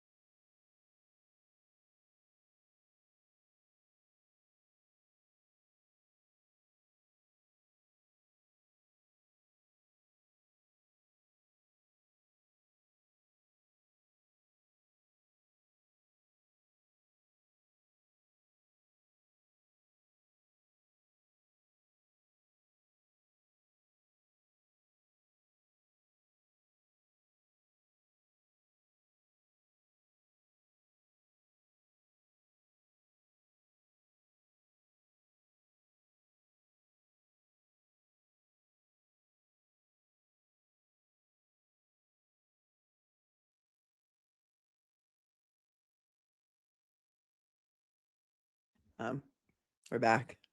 Say hello. Hello, friends. Just got home from school. Mm-hmm. The lady got her unsweetened iced tea. That's right. Don't let anybody see your school. Hold on. But we're ready for hello. friends. Oops. Oops. We're coming back in. We're coming back in for 4 o'clock. Ready for a new case. It's a new one. It's exciting. This happened in 2021. What is it about? It's about a black man who's on trial for killing a woman brutally and then setting her house on fire, except her boyfriend at the time was a main suspect and his DNA was found all over her. So let's get her justice. That's right. Let's get justice. Let's get justice. For Tara. I know. It's crazy. 2001. What did I say? Did I say 2011? It's 2001. I think you said 2021. Oh, not 2021. 2001. That's crazy. 2001. Let's get her justice. It's been a way cold too long. case. It's Way a too cold long. case. It's in Georgia. You know, they had to close the case. That's the thing. They named it an act after her. It is 2001. This is from. Insane. That's insane, right? Insane. They had to pin it on the guy. They had to pin it on the guy. Oh, they said congratulations on getting into college. Oh my gosh. Thank you so much, everybody. It I was know. a struggle, but we did it. The struggle, but the prayers worked. The prayers are. Thank you all your prayers really, it means the world. Thank you so much. There you go. There you go. Aloha. Aloha. Aloha. 2001. If you're just joining, we found a great new case to follow, and the defense attorney has already been sanctioned $1,000, and he's going to have to show up with his $1,000 by 9 a.m. He's got to come in with the cash, and we're here for it. We're here for it. Her opinions on Dave Matthews Band. I think she's okay with it. I think she's okay with it. Not a favorite by any means. Harry Styles is the favorite, and after we found Tiny Jesus on vacation, I did, and my sister did anyway. We came back, and then the kid wanted to go see Harry Styles, and what did she do? She got herself. And what do I always say? Buy the tickets. She got on the Harry Styles presale all by herself when I was in, out of the country, and she got us Harry Styles tickets in London. In London, it's cheaper for us to fly to London and stay in London and go see Harry Styles than it's going to be to go to one of the 30 shows in the Garden. And you know what? I've never been to London, so I'm very, very, very excited. Yes, she's the youngest. She's the youngest. Thank you. Thank you. Thank you. Oh, she's going to love all the compliments. She loves the compliments. Yeah, she got tickets for me, and she knows I'll go with her because I've been with her. Yes, I did see that Savannah Guthrie's mom is. Well, we knew her mom was missing. We did not know that it was considered a crime. It is now considered a crime. Savannah Guthrie's mother, who is missing, and in fact, the sheriff came on. I just saw a little tiny YouTube video about it. The sheriff said she needs medication. That if she doesn't get her medication within 24 hours, it's going to be a big problem. And so Savannah Guthrie will not be going to the Olympics. I did see that as well. So she's not going to be going to the Olympics. She's supposed to go to Italy for the Olympics, and now she's not going because her mother is missing. And they announced, I heard it yesterday that her mom was missing, but today, just now, while we were live earlier, they have announced that it is a crime scene. It is a crime thing. Yeah, it's 2001. Sorry, I misspoke. I misspoke because I can't even imagine that they're trying a case from 2001. 2001. Yes. Yes, that is one of my daughters. Yes, it is. Yeah, she's a girl who takes initiative. That is right, Elaine. That she is. And we do love Harry Styles. We do. I took her to her first concert. Her first concert was One Direction. And we did the same thing. We went to Buffalo, New York to see One Direction because it was cheaper. And that was when she was in kindergarten. And now that she's going to college, we're going to go again together to see Harry Styles. It's like it's like a cycle. It's a cycle, and I love it. Buy the tickets. What do I always tell you guys? Buy the tickets. Buy the tickets. Buy the tickets. So here's what is going to happen. We're waiting for them to come back. And this is already wild. This is wild. There are extensive show notes below. Laura J said earlier, Melanie, I feel like this is a really bad opening by the prosecution. Is this a really bad opening? Yes, you were not wrong. I don't know if we have a verdict because we're not here on the other case. Are both cases on verdict watch? Is Canero also on verdict watch? Because I saw Recovery Addict was doing Canero, and I thought his stream said verdict watch, but I thought that Canero case was supposed to go on for like 8 weeks. I know that they're on verdict watch for the Brendan Banfield case, but also this case, so the case that we are currently covering, the Edrick Faust case. This morning, the judge said that she told the jury it was going to be a 2-week trial. And then the prosecution was like, yeah, no, we think it's going to be 4 to 6 weeks. And the judge is like, hell no, it's not going to be 4 to 6 weeks. No way. I'm not telling the jury it's 2 weeks and then it's 4 to 6 weeks. So we're going to see. Oh, he's covering both Recovery Addict. That's why. Okay. That's why I was confused by his title of his stream, because he's doing both. Because, you know, he's the hardest working guy out there. I love Scott. I came to know Scott during the Maya Kowalski trial, and he's amazing. Hold, please.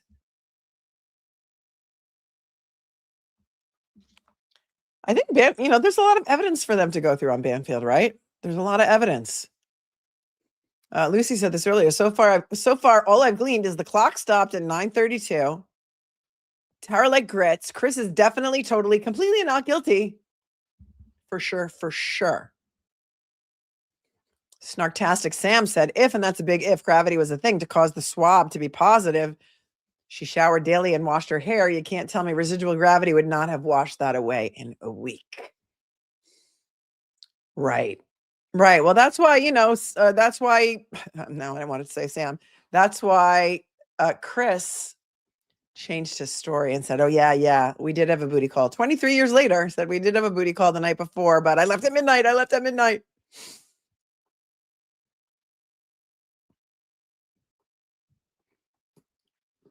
Kazi Thesaurus is here. Been here for a month and says, prosecutor's opening. Chris is innocent. Craziness. Yes, it is. Thank you, Mark, for gifting a membership and for tuning in from across the pond.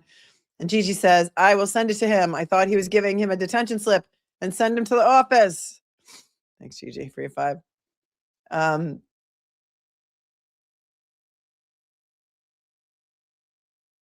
Let's Cookie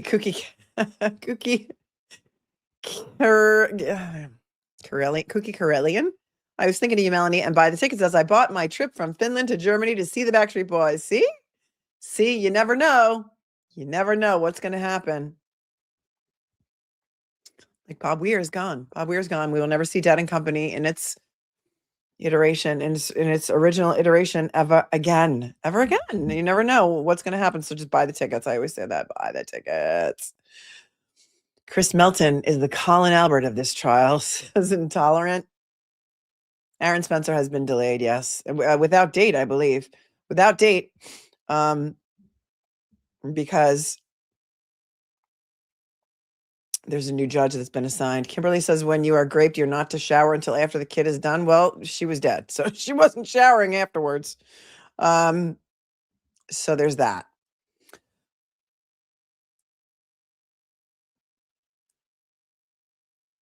Noni's Treasures used to live in Italy. That's awesome.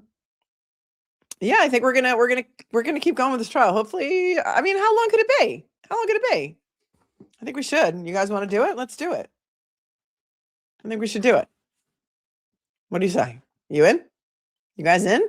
I mean, I didn't cover Banfield because I was away, so I haven't streamed a trial in a while. So I think it's time. I think it's since Brian Walsh. I don't think we've streamed a whole. Oh wait, did we do something after that? I don't recall. I don't recall. Yeah, thank God that Aaron Spencer is out on bail. Unlike Aaron Spencer is out on bail, unlike Edrick Faust, who has been in jail since his arrest in 2024. That is correct. OMFG. Why? All right, we should cover it. I think we should cover it. Otherwise, you're gonna have to. I wouldn't. I mean, I would feel terrible if you had to survive in the law and crime chat for more than one day. Granny on the plane says my daughter was at the last Spice Girls concert before they broke up. These things are memories you can't replace. You can't. You can't replace it. You can't. I think it's too early to vote on guilty or not guilty right now. So I don't think a daily poll, in my opinion, would be, worthwhile right now. But as of right now, I'm going into this like, you're going to have to really, really, really prove it to me beyond a reasonable doubt. Really prove it to me. Yeah, I think what we'll do probably though is we'll start late so that we can FF through lunch and stuff like that. Like, I don't know if let's see what time they're going to start tomorrow. But it seems like this judge likes to work, and it seems like she's looking, she's working till 5 because she gave the jury lunch at 3:30. David says, my daughter's favorite band is Breaking Benjamin. I've taken her twice, and I'm trying to get her tickets this summer in Bulgaria. That's pretty awesome. You're a good dad. I love that for you. Yeah, Buttercup. I want to see that too. I want to see how the state handles the Caucasian hair in her hand. I have a feeling, and this is just my own personal opinion. You don't have to agree with it. I'm just telling you my opinion because the only thing that happens from me sitting on a fence is that I get splinters, and I don't want splinters. Who wants a splinter? Who wants splinters in their crotch? Not me. So anyway, I think, here's what I think. I think that they really, really, really wanted to show the public that the act that was named after the victim here, the Coleman Baker Act, was worthwhile. And they really wanted to close this case. And I wonder if this was the first case that was closed right after the Coleman Baker Act was enacted in 2023, because right away, all of a sudden in 2024, they've got this guy in custody. That's what I'm thinking. We're Swifties in this house too, but one of my twins is more of a Swiftie than my youngest. And she, the one who is a Swiftie, did go to Taylor Swift with a friend. I didn't get to go. There was no ticket for me. And the tickets were really, really expensive. Really expensive. She got them, of course, in the Ticketmaster presale and all. Because, that's what you got to do. Oh, you're coming? Tiffany's coming. She's coming to New York for Harry Styles in August. First time in New York for us. Congratulations. You're going to love it here. It's going to be a lot warmer than it is now. Now it's like freezing cold. Thank you, Joe Mar, for liking my observation. Thank you so much. And yeah, this is crazy. Casey Paralegal says if the jury didn't come today until the deputies went and got them, they may want to employ more deputies tomorrow. The jury's going to be like, nah, we good. This is ridiculous. Yeah. So apparently what had happened was like 4 of the jurors didn't show up this morning, but I think it was because it was like weather related and there was a storm and there was traffic and stuff. Nicole says Dave Matthews is coming to New Hampshire in July. I was there last year. It was awesome. That's a cool little venue in Guilford, New Hampshire. That's a cool little venue. I like it a lot. Kazi's Thesaurus says I was at Stevie Ray at Alpine Valley the night he passed away. Oh, wow. Thanks for your 5. And Gigi Got Your Back says, I bought tickets for me and my youngest for Taylor Swift. Then she asked if her friend could go. So I sat outside the rodeo until it was over while they went in. Oh, you're a good mom. You're a good mom. That's what we do, right? The things we do for our kids. I know. It's like, Judge, you let them go to lunch at 3:30. You only gave them a half an hour for lunch, and now it's 4:11 and we're still waiting.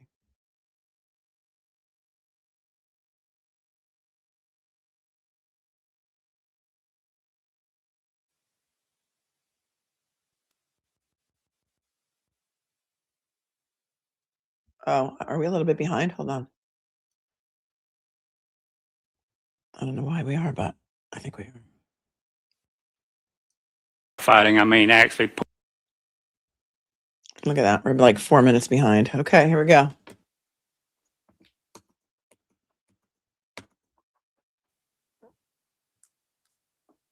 Thanks, GGP10.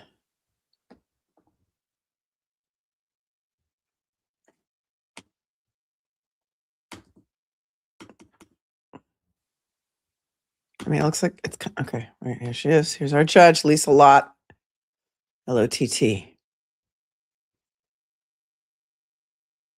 She's kind of like a mannequin.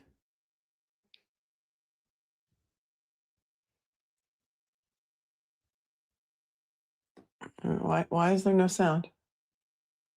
Back on the record.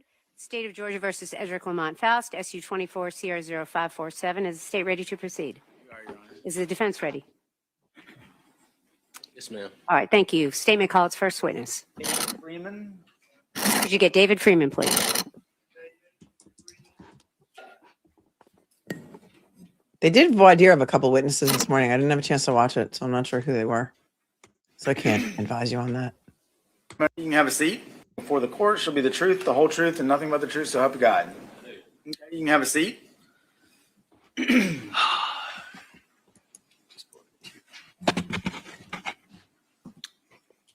Sir, I'm going to ask you to state your name and spell it for our court reporter, please. David, David, Freeman, Freeman.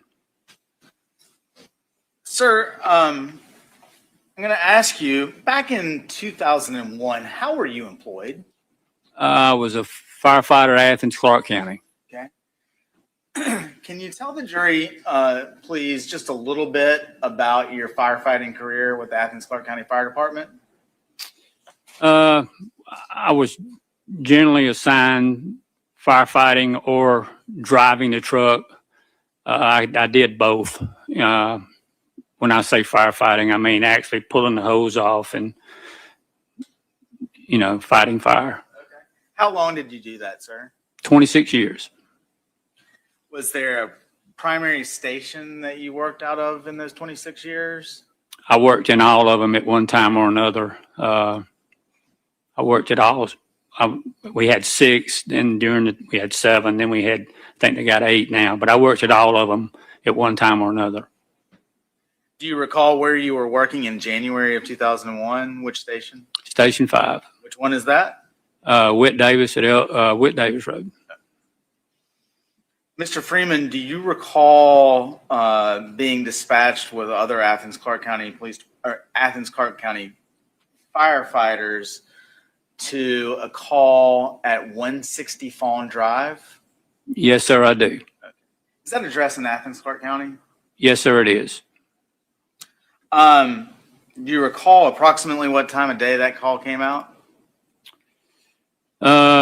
Generally, we clean up the station in the morning, check the truck, do household stuff. And it was before lunch. I can't tell you exactly what time. Okay.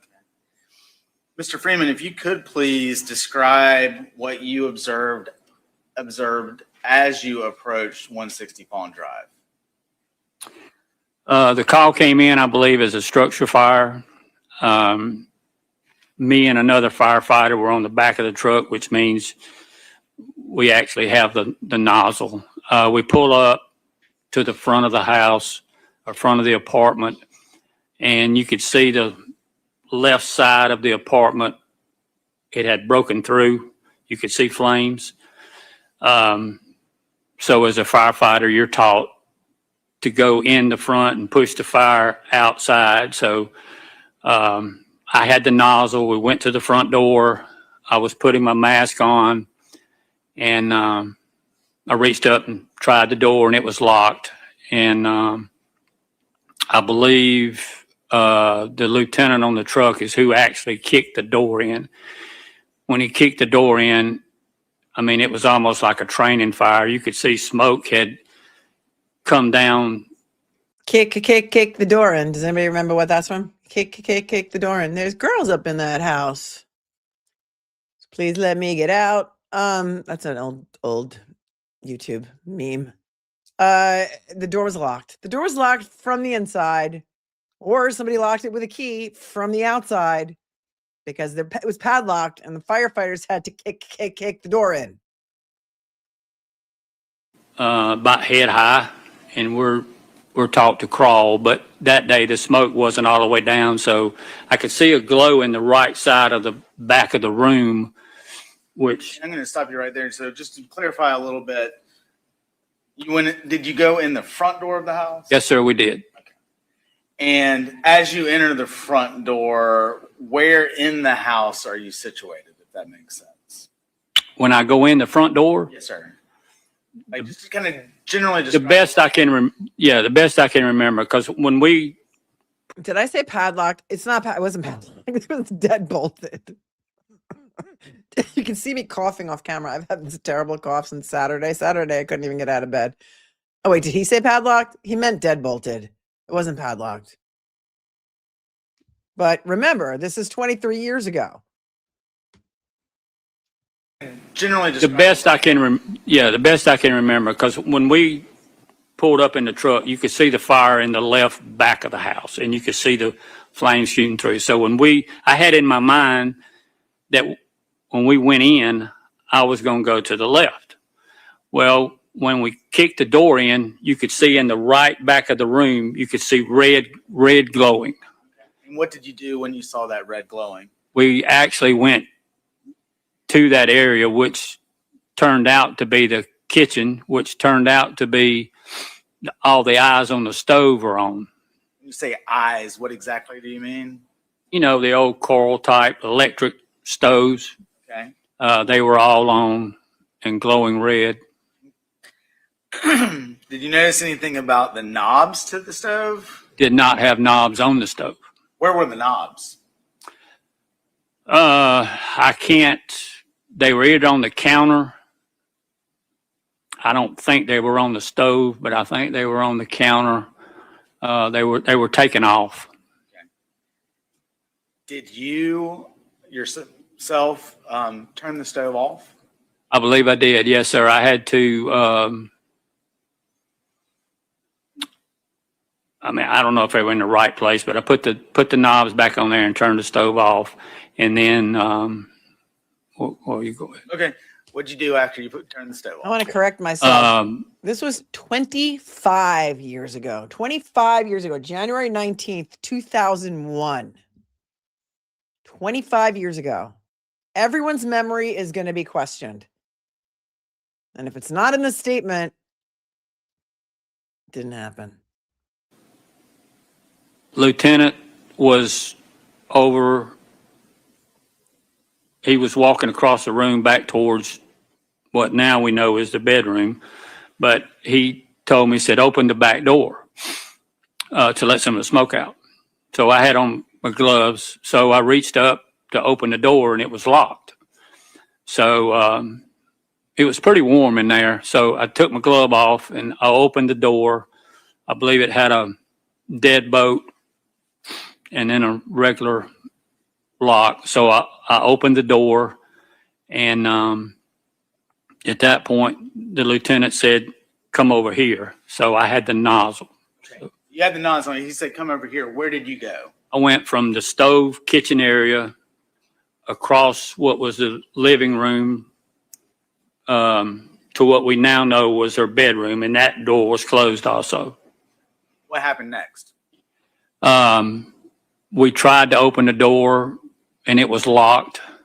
So the other firefighter that was with me, I think Doug actually kicked that door too. And, you know, I said, when he kicks the door, it's going to roll out, because I knew it was what we call rolling. It was. When you say it's going to roll out, what are your? The fire. The fire's going to roll out, because when we rolled up, we could see it burning through the roof. So I knew it was pretty intense. So when he kicked the door, I opened the nozzle, what we call Z'd it. I Z'd it down, knocked the fire down. And then they said, I hit it one more time just to kind of cool it down. And I had put my hand, we were just sitting there kind of watching it, make sure it didn't flare back up or flame up or whatever. And I always kept a big rubber band on my fire helmet, and I had a light stuck, up there in it. And I had my hand down on the floor, just kind of sitting there watching to see if it, it was smoke had banked all the way down in this room. And then I turned the light. When I turned my head, I looked down and I saw her at the foot of the bed. And can you describe in detail what you saw? There was a nude lady laying there, almost looked like, I mean, you could tell she'd been in extreme heat. And she was also like a mummy, like she didn't look real. Her hair looked like her hair was intact, you know, but it was. So I know you said that she was on the floor. Do you recall how she was positioned? She was positioned with her feet towards the door. Best I remember, we'd go in the door, the bed was to the left, and then she was at the foot of the bed, and then looked like the flames or the fire was on the bed. Do you recall how her body was oriented, up, down, otherwise? She was face up. Upon discovering the body, what did you do next, sir?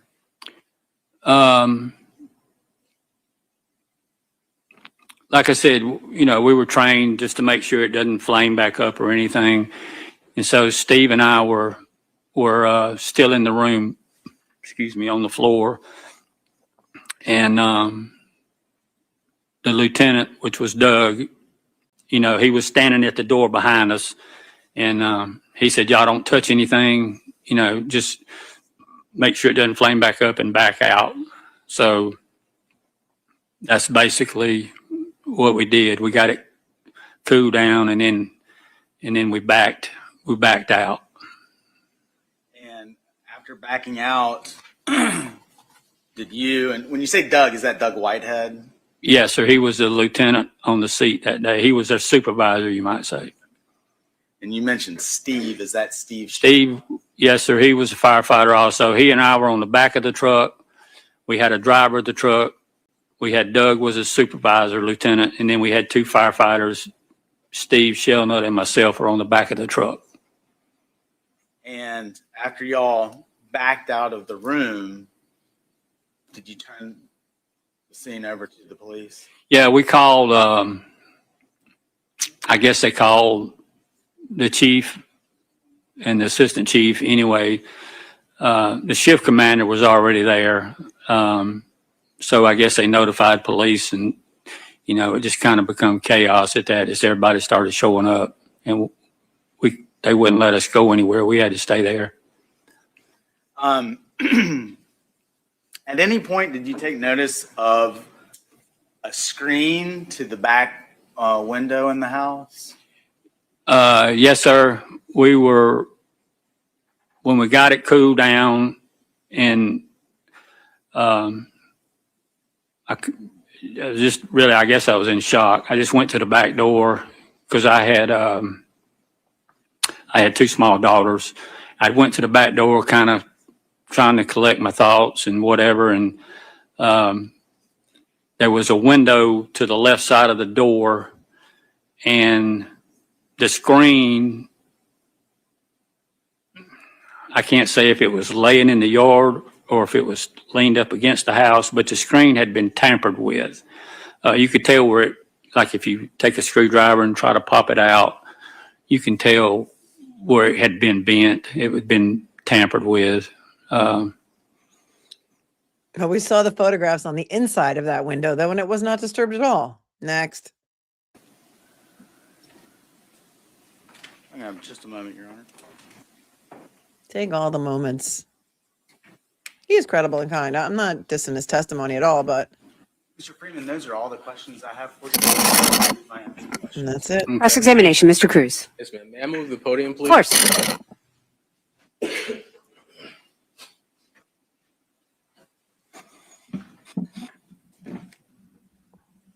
Still thinking about the $1,000 he's got to show up with at 9 a.m.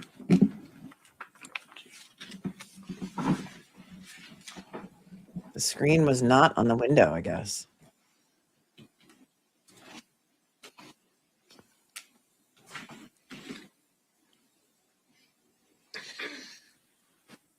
Good afternoon, Firefighter Freeman. How are you today? I'm great. How are you? I'm doing well. Is it okay if I ask you a couple of questions? Yes, sir. You mentioned the back door to the home. I just want to make sure I'm clear on this point. When you opened the door, did you have to unlock the deadbolt and the bottom portion of the door? With no glove on. Yes, sir. Would it be fair to say that based on your examination of the home, the doors were locked and there was no evidence of forced entry? That would be correct. No forced entry to the doors. Now, like I said, the screen on the window, it looked like it had been tampered with, but but no, there was no forced entry to the doors. No, sir. Sure. Do you recall completing a interview with firefighter report from January 19th, 2001? The report that I had to write? Yes, sir. Yes, sir.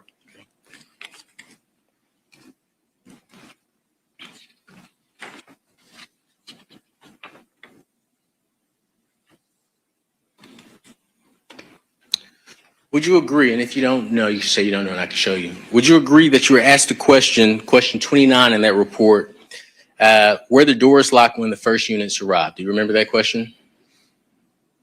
I really don't even remember the report you were referring to. I had to write a handwritten statement of what happened that day.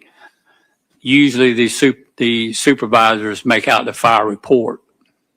He was Yes, not. sir. I am going to show you what I am marking as Defense Exhibit 1. He wasn't prepped. He could have been prepped on his report. Okay, the verdict is in. What do you want me to do? If you want to go watch it, go watch it. I'm not going to stop what I'm doing. I didn't even follow that trial. Is it okay if I approach you? Yes, sir. You can come back and tell me about it if you want to go watch it. Okay.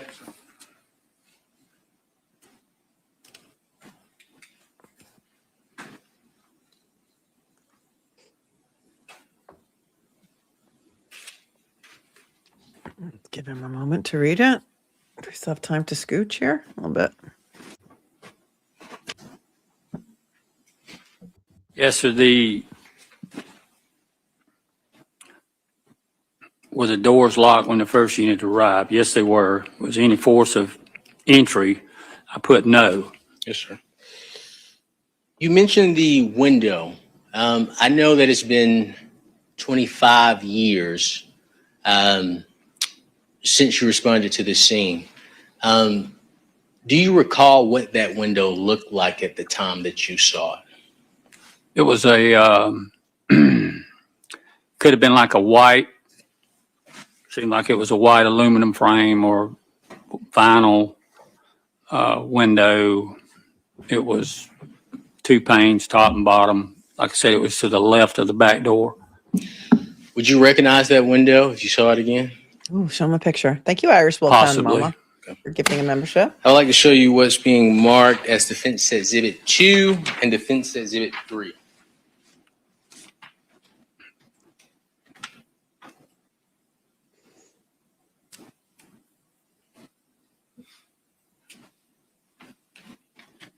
Thank you for your patience. Yes, sir. Southern Charm.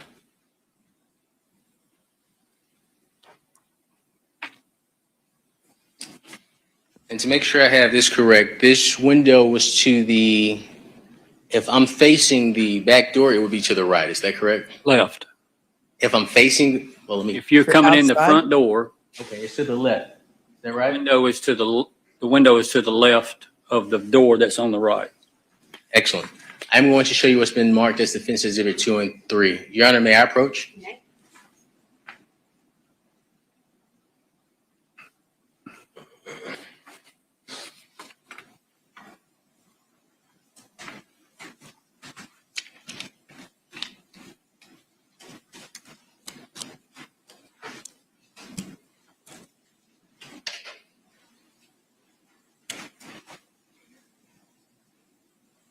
Yes, sir. Do you recognize that image? Yes, sir. Okay. Is that a fair and accurate depiction of the window as you viewed it on the day you responded to 160 Fawn Drive?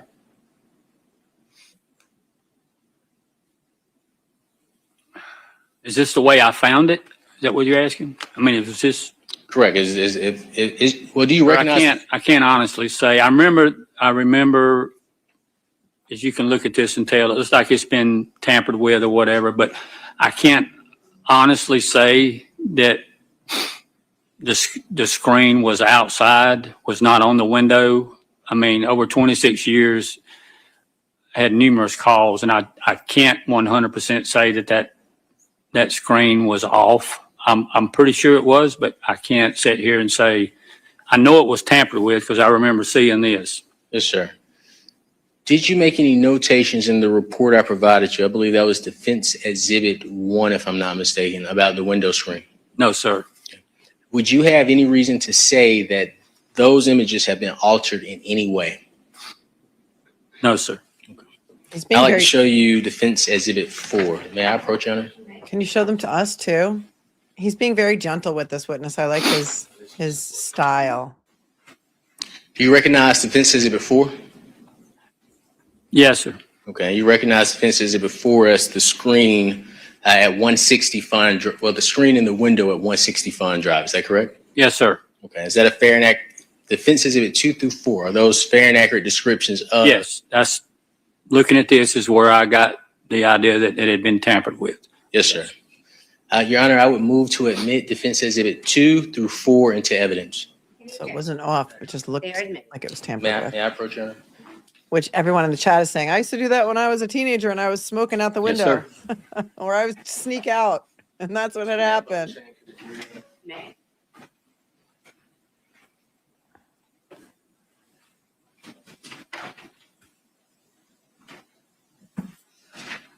Yeah, but yeah, I agree. Except we know some certain attorneys, prosecutors, especially, who'd be so mean to the witnesses, no matter what they were testifying about.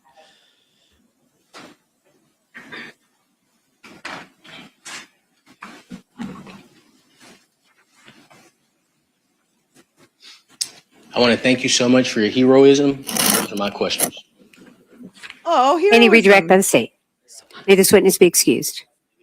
Any objection? So nice. You are free to go, sir. You may call your next witness. Doug Whitehead. Could you get Doug Whitehead, please?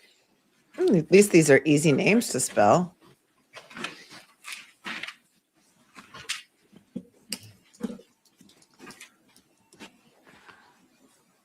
There's the defendant, Edrick Faust. The bar hopping playboy at 24 years old back in 2001. As we were told, we saw pictures. Thanks, Charlie. Says, sounds like the good old boys are still alive and well in Georgia. Thanks for tuning in from down under. Yeah, there's a lot of ways that Sir, if you could raise your right hand, please. Do you swear or affirm your testimony in the matter pending before the court should be the truth, the whole truth, and nothing but the truth, so help you God? So help you God. I do. Okay. Can you state your name, please, and spell it for our court reporter? Doug Whitehead, DOUGWHITEHEAD. Good afternoon, Mr. Whitehead. If you could please, sir, tell the jury what it is that you did for a living.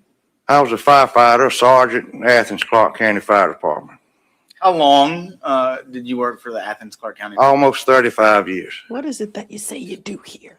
When did you start and when did you stop? Started January 1st, 1977 and stopped sometime in January of 2011. Over the course of your career with Athens-Clarke County Fire Department, did you work in a number of different stations around town? Oh, yes. Specifically in January of 2001, do you recall where you were stationed back then? Station 5 on Whit Davis Road.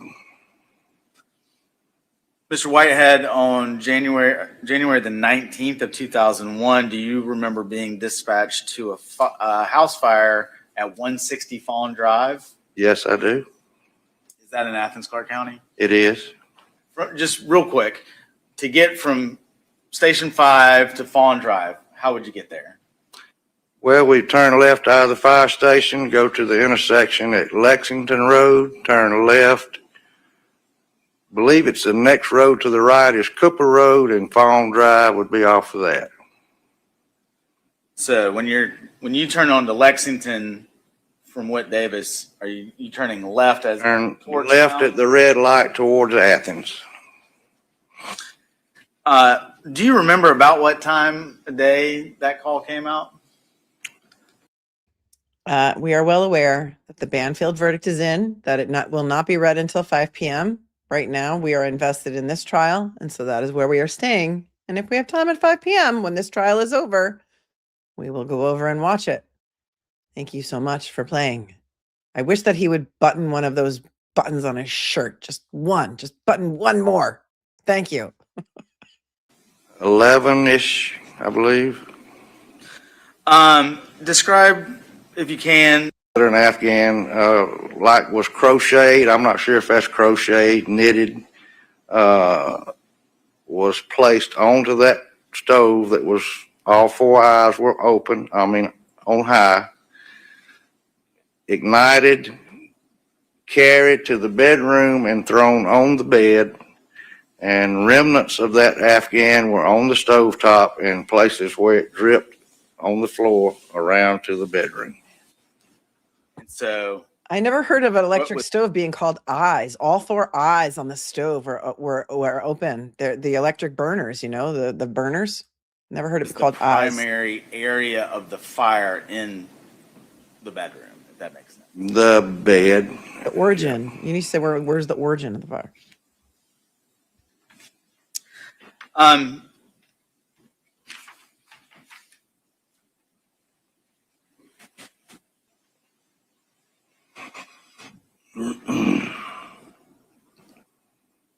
You mentioned that you've found the deceased, Miss Baker, at the foot of the bed, lying on her back. Do you remember anything else about her condition when you first saw her?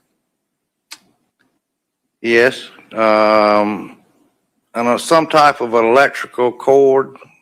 Not really sure where that came from, but around her neck.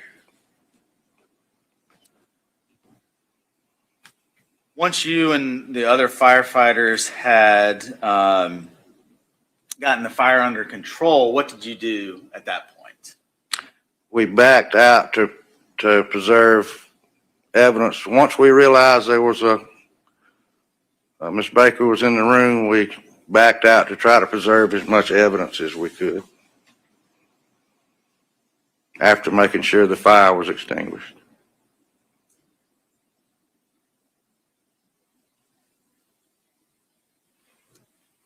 Mr. Whitehead, do you recall anything about the back window, the kitchen window to the house?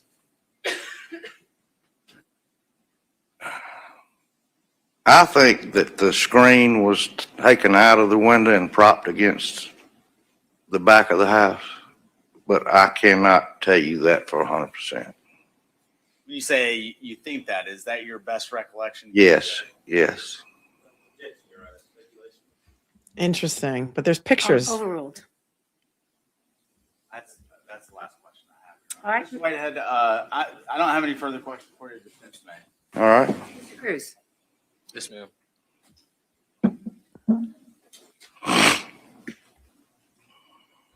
Good afternoon, Good afternoon, sir. Mr. Whitehead. My name is Attorney Ahmad Cruz, represent Mr. Faust. Is it okay if I ask you a couple of questions? Absolutely. In regards to the screen, would it have been the fire department's practice to find a screen outside the house and put it back in the window? Would not have been our practice, no. Okay. Is that a practice that you're aware of with any agency that you've worked with? Other than the fire department, I wouldn't be sure about their practices. Would it be fair to say that the front door was deadbolt locked when you found it? Yes. And I believe you say this on direct. There was heavy smoke and flames coming out of the corner of the house. Is that right? That's right. Were those was the bedroom door locked? Do you recall? Yes. Okay. Was the bathroom door connected to that bedroom lock? Yes. And so was the door to the left. To the left, to the left. Everything you own in a box to the left. You gained entry into that room by kicking those doors in. Is that correct? That's right. And just to make sure I'm clear, that's the front door you had to kick in, the bedroom door you had to kick in, and the bathroom door that you had. That's correct. Do you recall completing a firefighter, Athens-Clarke County Fire Department interview with firefighter report? No, but I'm sure I did. Yes, sir. Would you have any reason to disagree that you placed in your report that there was no evidence of forced entry? I'm sorry, could you repeat that? Sure. Would you have any reason to disagree with the statement that in your report you put that there was no evidence of forced entry? Before our arrival? Correct. Yes. Those are all of my questions for you. Thank you. Any redirect, Mr. Bolden? May this witness be excused. He's totally afraid. Any objection, Mr. Cruz? Totally afraid to do Objection, Your Honor. anything. You're free to now. go, sir. Free to leave? You are, sir. Thank you. You may call your next. You may.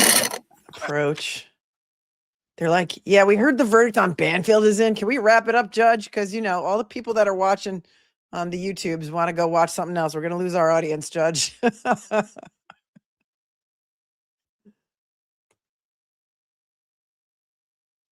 They're at the bench. They're at the bench.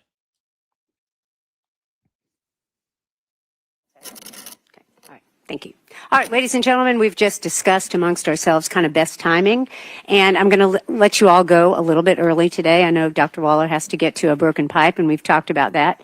So I'm going to release you today and ask you to return back here tomorrow morning at 9 o'clock, where we are going to resume the trial of this case. My instructions that I've given you, of course, continue to apply. Please don't talk about the case, anything you may have heard in court today with anybody. Don't do any research. Please don't go on the internet and do any independent research or analysis or anything like that about this case. Does anybody have any questions for the court about that? Very good. I appreciate your patience today. We got, started a little bit late and we took a late lunch. I will try to do a normal lunch every day between 12 and 12:30, just That'd be so so nice. you're aware. Only We half have an some hour. snacks for you all in the jury room and drinks. If there's anything that you need while you're waiting for us in the jury room, you need to let the court know. We'll be happy to try to get it for you. Other than that, I'm going to release all of you. See you tomorrow morning at 9 o'clock. Thank you. I hope she did not. I hope she did not dox that juror. She said, doctor, somebody has to go do something about something. She did hear us. I think they're going to shut this down and we're going to switch over to the Banfield. We're going to switch over to the Banfield verdict. So don't go anywhere. We're going to do it all. We're going to do it all, everyone. She only gives them lunch between 12 and 12:30. So they only get a half an hour lunch. And that's crazy. And we're going to flip right on over. The jury verdict is expected to be read at 5 p.m. on Banfield, so we might as well hang out, right? Why not? For those of you just joining, you missed day one of a very interesting new trial that I just found out about this morning. And this is the state of Georgia versus Edrick Faust, and this is it's a case from 2001, and it involves the 2001 murder of a young first-year law student by the name of Tara Baker. And it was very interesting. Hold on, I'll get to my notes and I'll tell you all about it. But this right now is the Banfield verdict, and they're going to read it at 5 o'clock. So since you all want to see it, might as well just hang out here and watch it together. It's the au pair affair trial. Brendan Banfield was on trial for the murder of his wife and her alleged FetLife lover. I didn't even know what FetLife was. I did listen to some of this trial, but apparently it's some sort of fetish dating website. So the theory of the case is that the au pair and the husband set up this thing where they set up a dating profile for the wife, Christine Banfield, and they had some guy that they catfished into coming over to the house, told him to bring a knife, and said, yeah, pretend, you're going to grape her. And then they set it up so that they would walk in.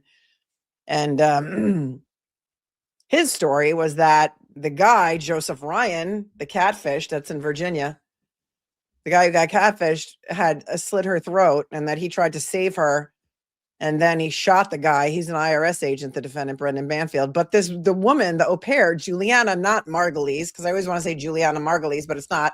It's Juliana something like Margulies, took a plea deal and said she would testify against him.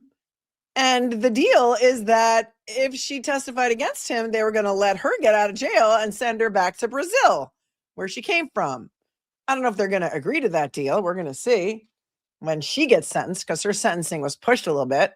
And this is it. And Jomar said the au pair trial was unbearable to watch, very slow and gruesome. But we're here for the verdict because so many of you asked. And so I'm here to please. I aim to please. But the new case that we just started covering today, if you're just tuning in now, please go watch the openings because they were very, very interesting. And I don't know. Thank you, Mrs. Bouquet, and hello to Harris. And if he's watching with you today,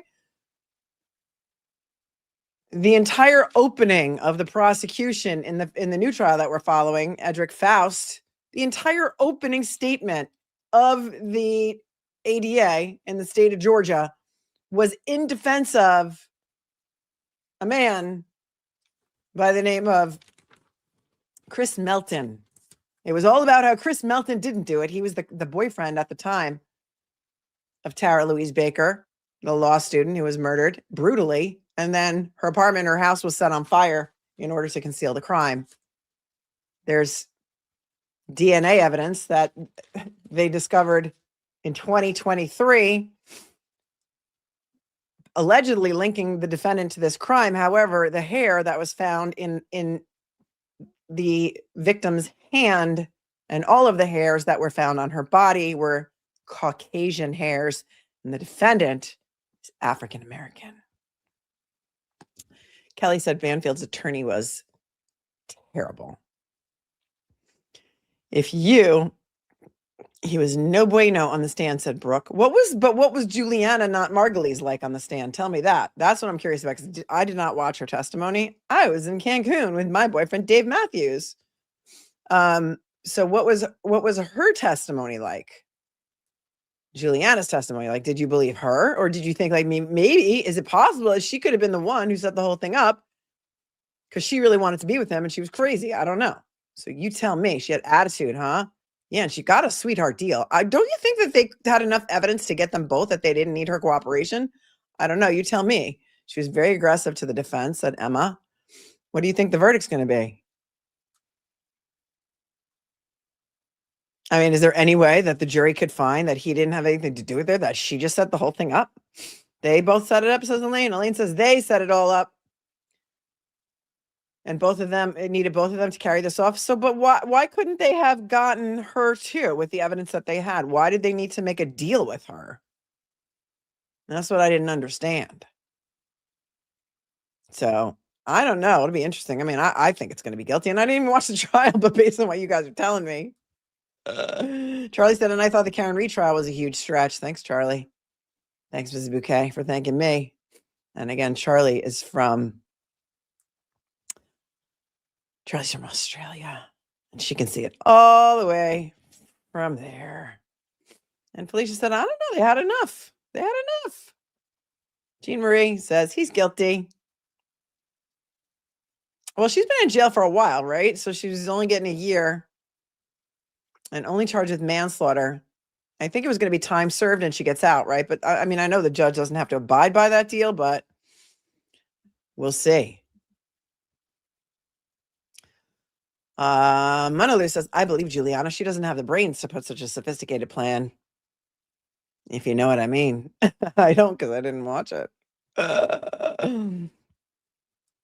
You all said guilty. Oh, the defendant wrote her love letters from jail. Oh, yeah, that was another weird part also, Melanie Schuyler, that I noticed, was that right after Christine Banfield was murdered or dead, all of a sudden, she moves all her stuff into the master closet and there's a picture of them on the nightstand, her and Brendan. Like, that was just weird. And, that would make him guilty in my eyes. They're all guilty. They're both guilty. Why can't you just divorce the woman? Why couldn't he just divorce her? She was 24. She knew what she was doing, says Al Dente. All right, so what should we do? The jury's going to come. They told the jury to come tomorrow at 9. I think we should start late so that we can fast forward through some of the testimony, but they only take a half an hour for lunch, and that way we can fast forward through the breaks. I mean, why don't we start at what time is good for you? Should we start at 10? And that way we can kind of go straight through. Yeah, I think we should start at 10. I'll allow it. We don't have to get up too early. No, we don't have to get up too early. Walsh type love letters, huh? Yeah, late start. A late start, because you guys don't need to go watch it on Law and Crime, right? So early. And if the jury comes in at 9, they don't really start until after that. So that's what I'm thinking. I'm thinking like 10. That's what I'm thinking. And then we can just zip. We can FF. Remember the old tape recorders where it said FF and REW? The cassette tape players, and when you wanted to record something off the radio, you had to press record and play at the same time. Remember? Oh my goodness. Oh my goodness. All right, they're going to read it at 5. It's 4:53. Are they in the courtroom yet? Oh, I live for now. Says watching trials is only fun with you. We try and make it fun, even though there's nothing fun about this for the Baker family. This is so sad. I mean, they waited 25 years for this trial, and it seems to me that maybe they got the wrong guy. Please be kind and rewind. Oh yeah, that takes me back to the old Blockbuster days. Do you remember when going to Blockbuster was like going out to Blockbuster was the evenings? That was the I don't know why I can't think today. My head is so clogged. It was like the outing of the evening is going out to Blockbuster and letting your kids pick out the VHS tape, the VCR tape to watch that night. Let the kids pick out the tape from Blockbuster. And then if they didn't have it at Blockbuster, you would go look in the return bin to see if someone returned it while you were waiting. Yeah, there was a video store ever of Tower Records and Blockbuster. That was such a big deal. And I still remember when Netflix came in the mail. That was when DVDs came out. You would have a queue on your Netflix website, and you would have like 5 or 10 in your queue, and they would mail you a DVD. And then once you mailed it back, then they would mail you another one. And I remember those red and white envelopes, and in my office, everyone would throw them in the bin. And those were the days. Huh? Yeah, and you got charged if you didn't rewind it. Yep, I remember that. There's some old, you can find it still. I saw a video the other day on YouTube of like Dave Matthews playing at Tower Records back in the day. I think there's another one of John Mayer. Was it John Mayer? I think John Mayer's too young maybe for Tower Records, but definitely some like early 90s footage of Netflix was in the mail, Tiff. I know you're young, you probably don't know that. It came in the mail, and then they gave you a prepaid envelope to mail it back in.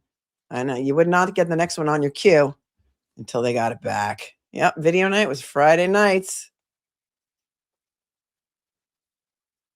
It was so crazy. And we all thought, like, after Netflix folded, like, oh, they're done. They're done, kind of like a Tower Records. And then look what they've done. They've morphed into like an amazing streaming service and winning all the awards. So pretty interesting. Look at Rambo John is 1 hour and 36 minutes behind. And the defense attorney was just held in contempt of court. I know, gets better. Interesting things about the trial that we're watching now. The Edrick. I keep wanting to go. Why do I want to keep calling him Edrick? The Edrick Faust trial is that the judge does not wear a black robe. She's got a white turtleneck on and a black kind of blazer-ish kind of thing. And that is just one of the interesting things about this trial. We also, I don't know, somebody got mad at us for crushing on the defense attorney. I wouldn't say we were really crushing on him. We just thought he was quite excellent His name's Ahmad Crews, Crews. Let's check it out. I looked up his website earlier. And so I don't know if he's private or if he's a public defender in this case only. But let's take a look at his background. He probably wasn't even an attorney when this case actually happened in 2001 because he looks kind of young. Let's see.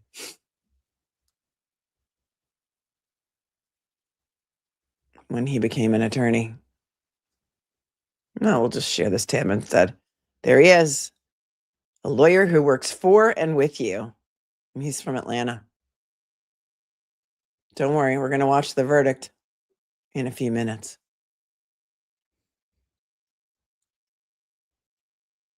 Just wondering when he became an attorney, does it say?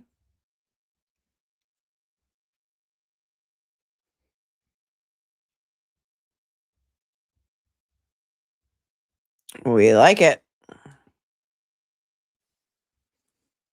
All right, don't keep us hanging. Don't keep us hanging. It's 4:58. It is 4:58.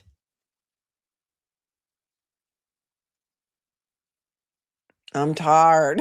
I'm tired. He was probably in grade school in 2001. We got the verdict coming up right now. We're waiting on it. We're waiting. They said they're going to read it at 5 o'clock.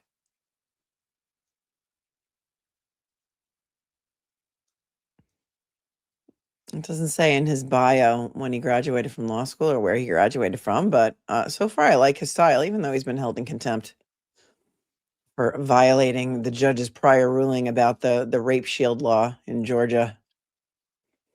I think he should make a motion. I think he should make a motion, the 412B motion, so that he can bring up evidence of the victim's boyfriend saying, oh, I guess that means she was doing the hee-hoo with somebody else other than me. Ahmad was a little kid when this murder happened, probably. I feel like that too.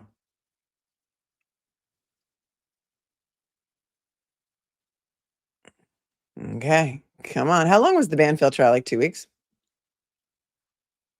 You think the jury asked for a bit more time? I thought they asked for a bit more time, like earlier. Like, because you guys first were telling me they announced there was a verdict at like 4:15, and then they said they weren't going to read it until like 4.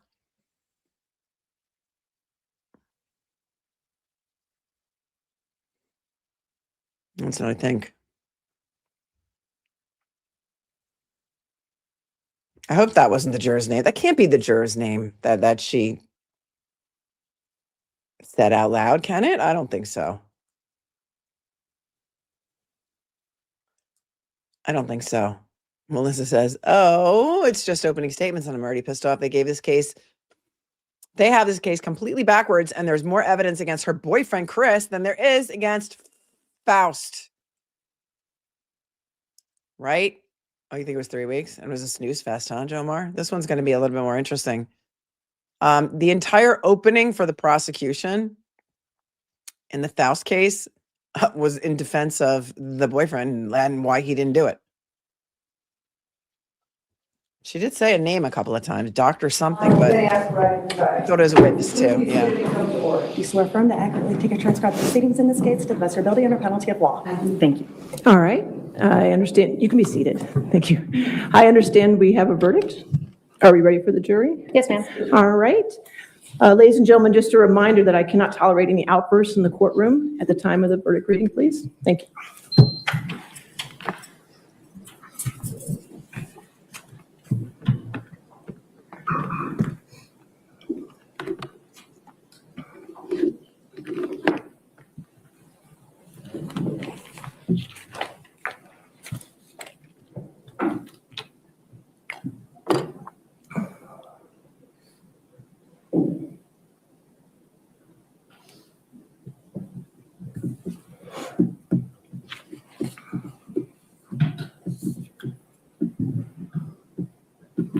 Judge doesn't know the verdict until they hand her the little slip of paper. So usually they hand her the slip of paper, she looks at it, and then she has them read it, but we'll see what they do here in Virginia. Yeah, he's the guy who had the affair with the au pair, and he was very open about it. He's like, we had affairs. I had affairs. My wife had affairs. We all had affairs. Jury's been out since Friday afternoon. I don't know exactly how many hours, but drum roll, please.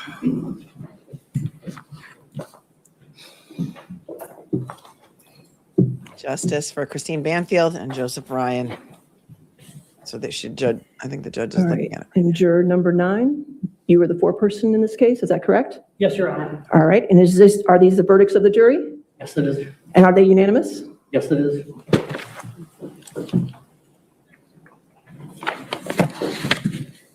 In criminal case number FE 2024-666, count 1, we, the jury on the issue, join in the case of the Commonwealth of Virginia versus Brendan Robert Banfield, defendant, find the defendant guilty of aggravated murder of Joseph Ryan and Christine Banfield as part of the same act or transaction.